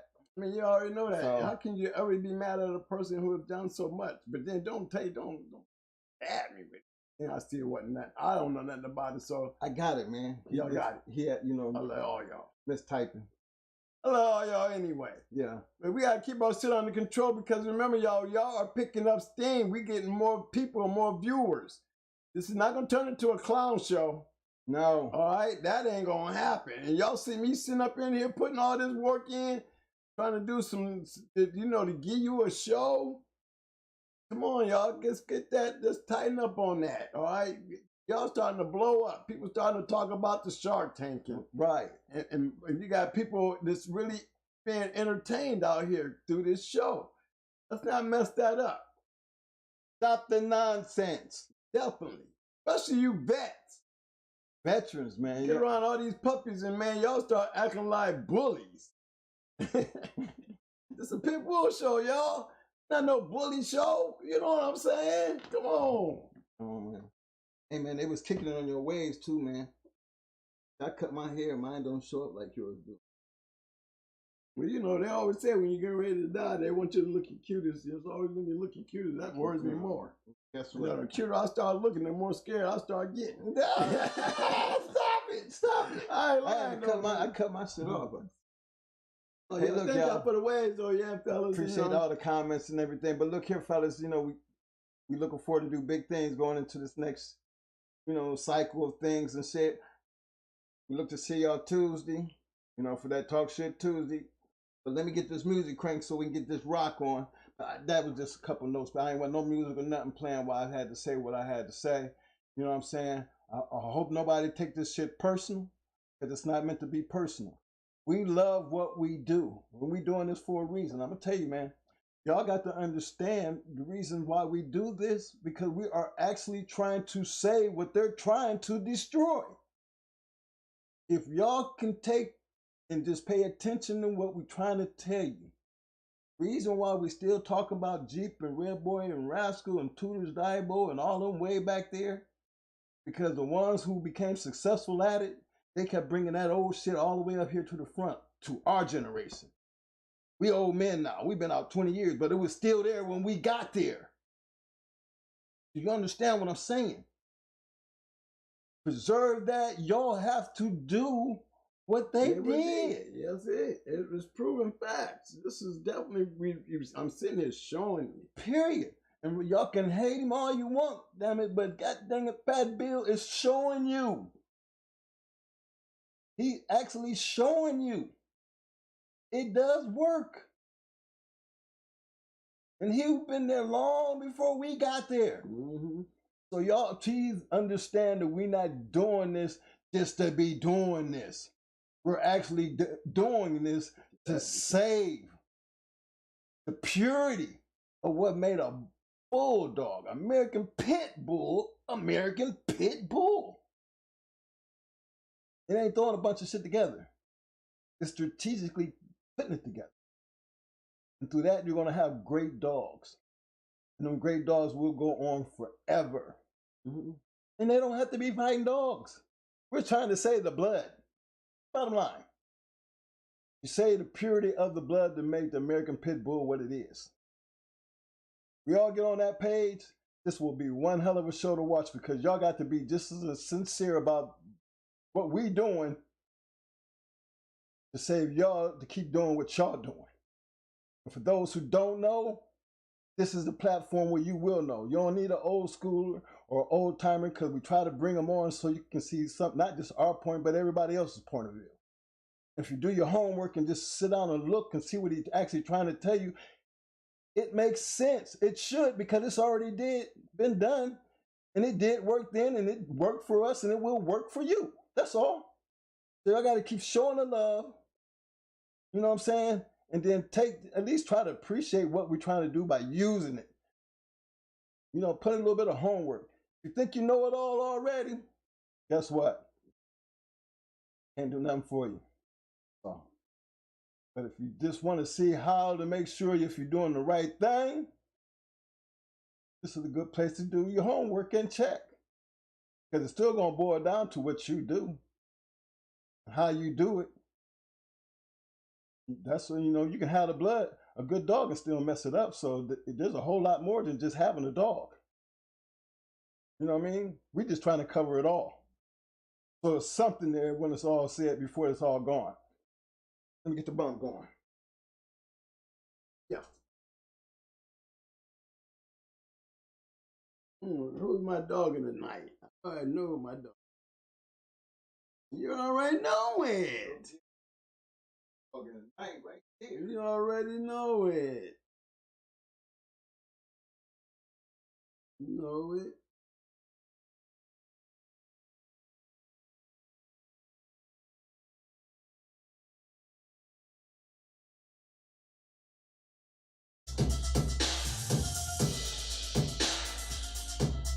Yeah. That's right, y'all. Hot Mic Friday. Got a little hot up in here.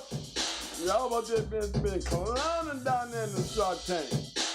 I'm gonna have to go out here and buy me some goddamn chums, since we ain't got nobody coming in the room. My sharks are starting to bite on each other. I mean, sharks is over there eating each other and stuff. Yeah, they were. Yeah, we're gonna get y'all something more to eat. Fellas. Look. Let's get this bump on, man. Let's get this bump on, man. Let's get this, you see what I'm saying? Hey. Wait a minute. What's up, man? What's up, there, lady? Yo. Alright, here we go. Alright. Get that rod going. Oh, the roller coaster, you know what I'm saying? You done been in the club drinking, yeah, be like, hey, that's right, y'all. We're gonna be in the a while tonight. Again, appreciate everybody who came out to the show on this Hot Night Friday. Again, for all my new viewers, don't forget to get out there and hit that subscribe button. If you hadn't hit that subscribe button, hey, to all my sharks and you other new viewers, and just all you viewers, don't forget to stop by and hit the like button. It don't cost nothing. That's all I'm saying. Get that cash out. I'm trying to tell you, we're gonna try to do some of these things, man. We need that cash out. You know, the cash out is the ticket to run across the bottom. You know, anybody want to go ahead and donate to the situation, you can always hit up the cash out.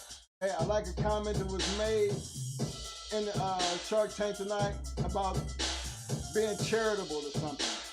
You know, we try not to ask for anything. You know what I'm saying? What we do, we will sit here and we're gonna do this because we want to do this regardless of whether you give or not. That's not the point. The point is, we being charitable, we can do charitable things back. Like, you know, we got things out here. You know, we got our merchandise. We got this wanting to hit the road. You know, it's picking up. The more people coming in, so we gotta give them something more than what this is. You know, and there's always more that you can add to make this whole thing better. You know what I mean? We're not just gonna want to just keep sitting here and keep doing the same old boring thing. There's only so much you can say after a while, but there's a whole lot more we can do. Yeah. That's what the charitable does. You know what I'm saying? Charitable gives us the ability to get up and do other things, you know what I'm saying, to make things better. That's generally what charity does. You know, when people donate to things, they understand it. That's why they donate. So I'm taking it more like that's how I want you guys to feel about it, and to make you feel like that we, you know, that it's something that we need. You know what I mean? I think, you know, you're supposed to love what you do and enjoy how you're doing it. And if it, you know, and it touches you like that, donate. You know what I'm saying? That's all that's about. That's why you donate. That's why you got super chats. That's why you got super stickers. Because guess what? You want to show the love. You know what I'm saying? As long as you're showing the love always brings to success. Because love is a big thing in the world nowadays. You know what I mean? To me, it ain't enough of it. You know what I'm saying? How you gonna love something you don't respect? Huh? Nah, that don't make no sense. That don't even work. That's like oil and water. Right. So keep supporting the channel. Keep supporting the other channels. You know, we ain't the only channel out here. You got Arrowhead, you got Welch, you got Fat Bill, you got 7-8. You know what I'm saying? You got Pelican Bay. I mean, drop in on all of them, man. Triple J, all them dog channels, man. We all doing the same thing. We just trying to keep the knowledge. Everybody got their own points on how they do it. But over here, we going hard. We going hard. We already know what's up. You already know what's up. You already know what we gonna do. You know what we gonna do. We gonna always do it. We always do it. I mean, we always scratch the wind. Y'all know always. Shout out to my boy, homeboy. I right, stand up. My boys in the 08 and the dime. You know I'm with you, baby. My boy, LBJ. All-time scorer in NBA history. That's right, y'all. We gotta get that shout out to my boy from the A. All my boys, you know, all y'all supposed to represent. We all gonna support each other regardless of how that work anyway. I don't give a damn how you feel about it, but we gonna do it like this. Sir. AK, stand up, represent. Oh yeah. Come on. Girl, dog of the night. Honey Bunch, dog of the night, right here. Honey Bunch.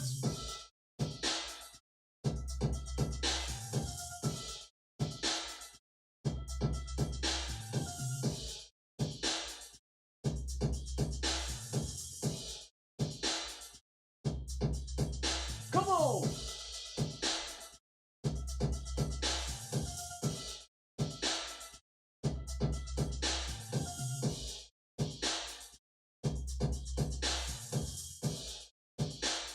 Shout out to my big brother in the house, my man, my brother from another mother pig, yo. What's up, fam? I see you.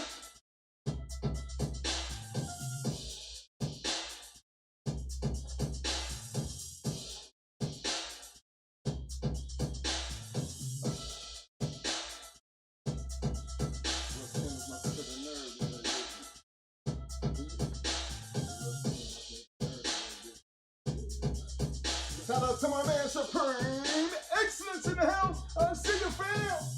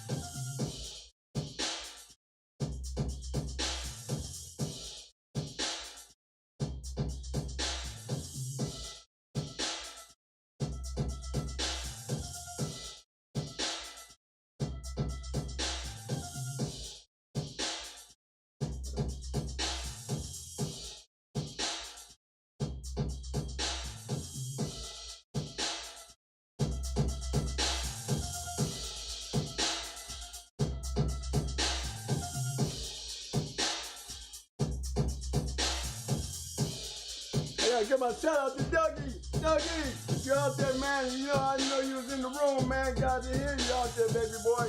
Got my number, man. Call me, man.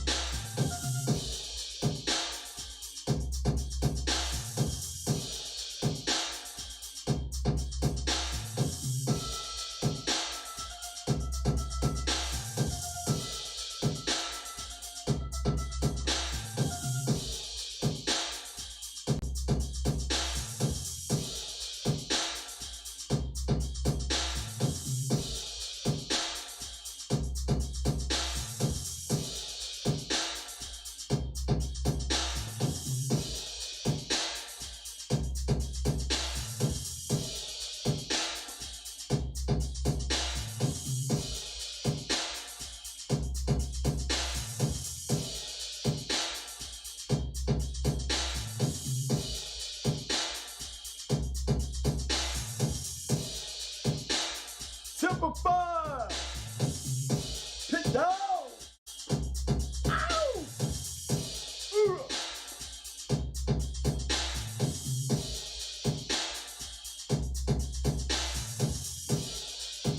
Salute there, Lil Rock. All right there, big bro. Thank you.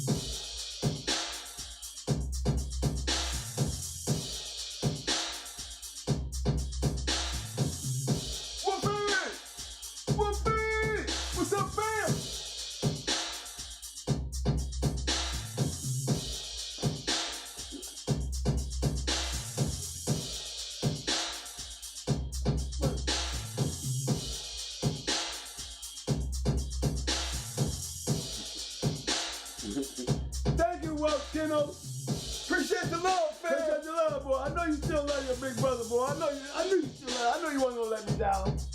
Thank you, baby. Salute.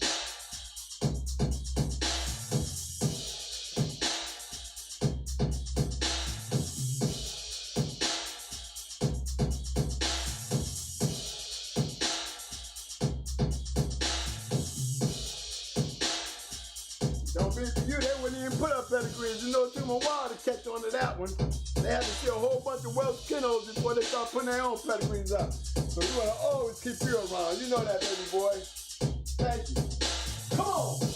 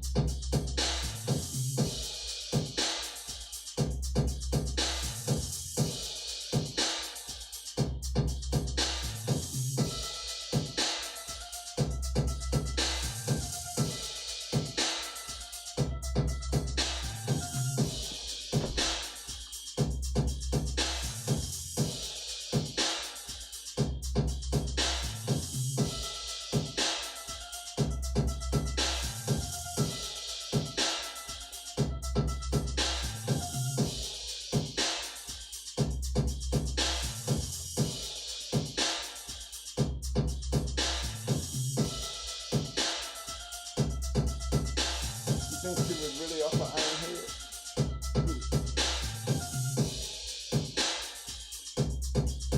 They said, she was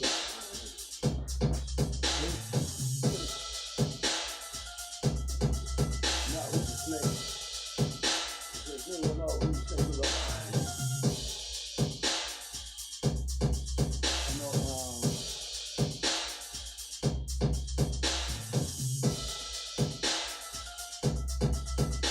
Your rock was telling me about the story. Your rock was telling me. I bet you, I bet you Carter knew how he was bred. we got it. We got it on the ad.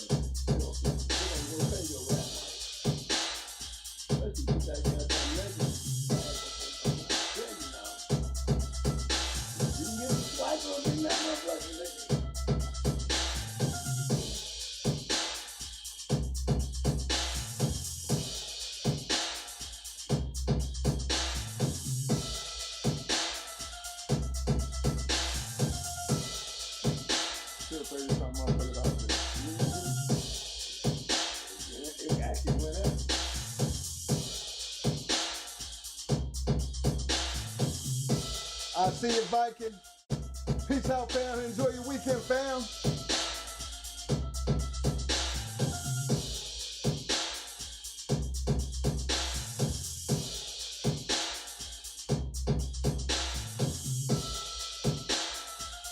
Eli Monster, see you, fam. Deuces.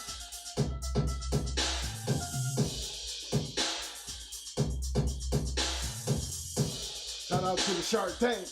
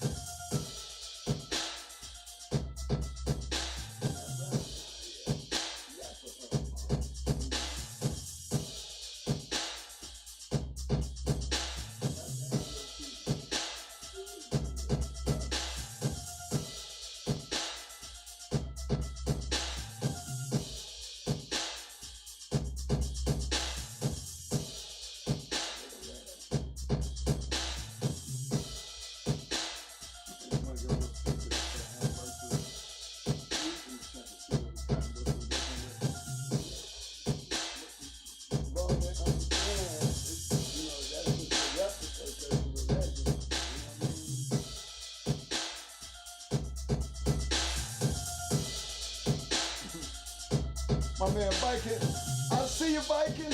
I see you, fam. He got thumbs up, muscles, shoulders. Big dog with the go. Not the go. Not the go. Not the go. Shout out to my West Coast fans.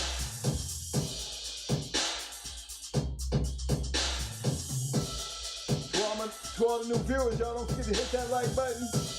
Don't forget to hit that subscribe button. Appreciate the love. Worldwide, Pit Dog, worldwide, fam. That's what I'm saying,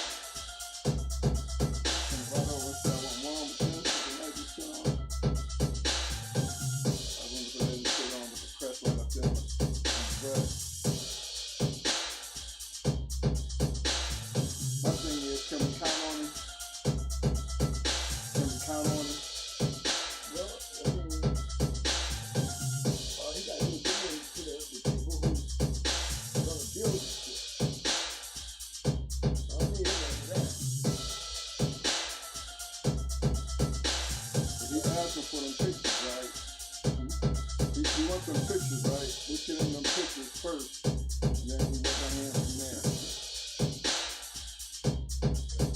The main thing is,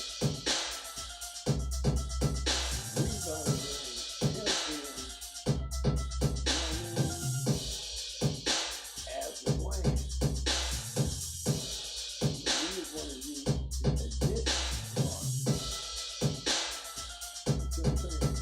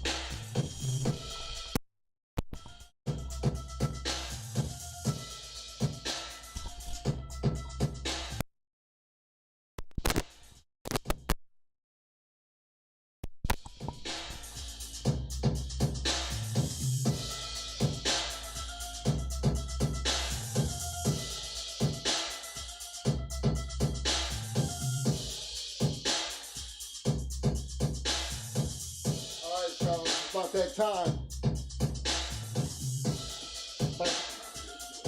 About that time. Parking lot closing up. Spur of the moment. Appreciate everybody who came out to see the show. Appreciate all the love. Shout out to the Shark Tank. Thanks to all the people that participated in that poll. Y'all know what it is. Y'all know what it is. Don't forget. We'll see you Tuesday. 8 p.m. Talk Shit Tuesday. Y'all roll out with me when we do this.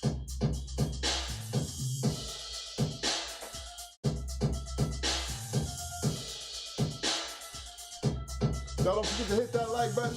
Don't forget to hit that subscribe button. Everybody enjoy their weekend. Stay safe. Peace. Yeah. Out. Deuces.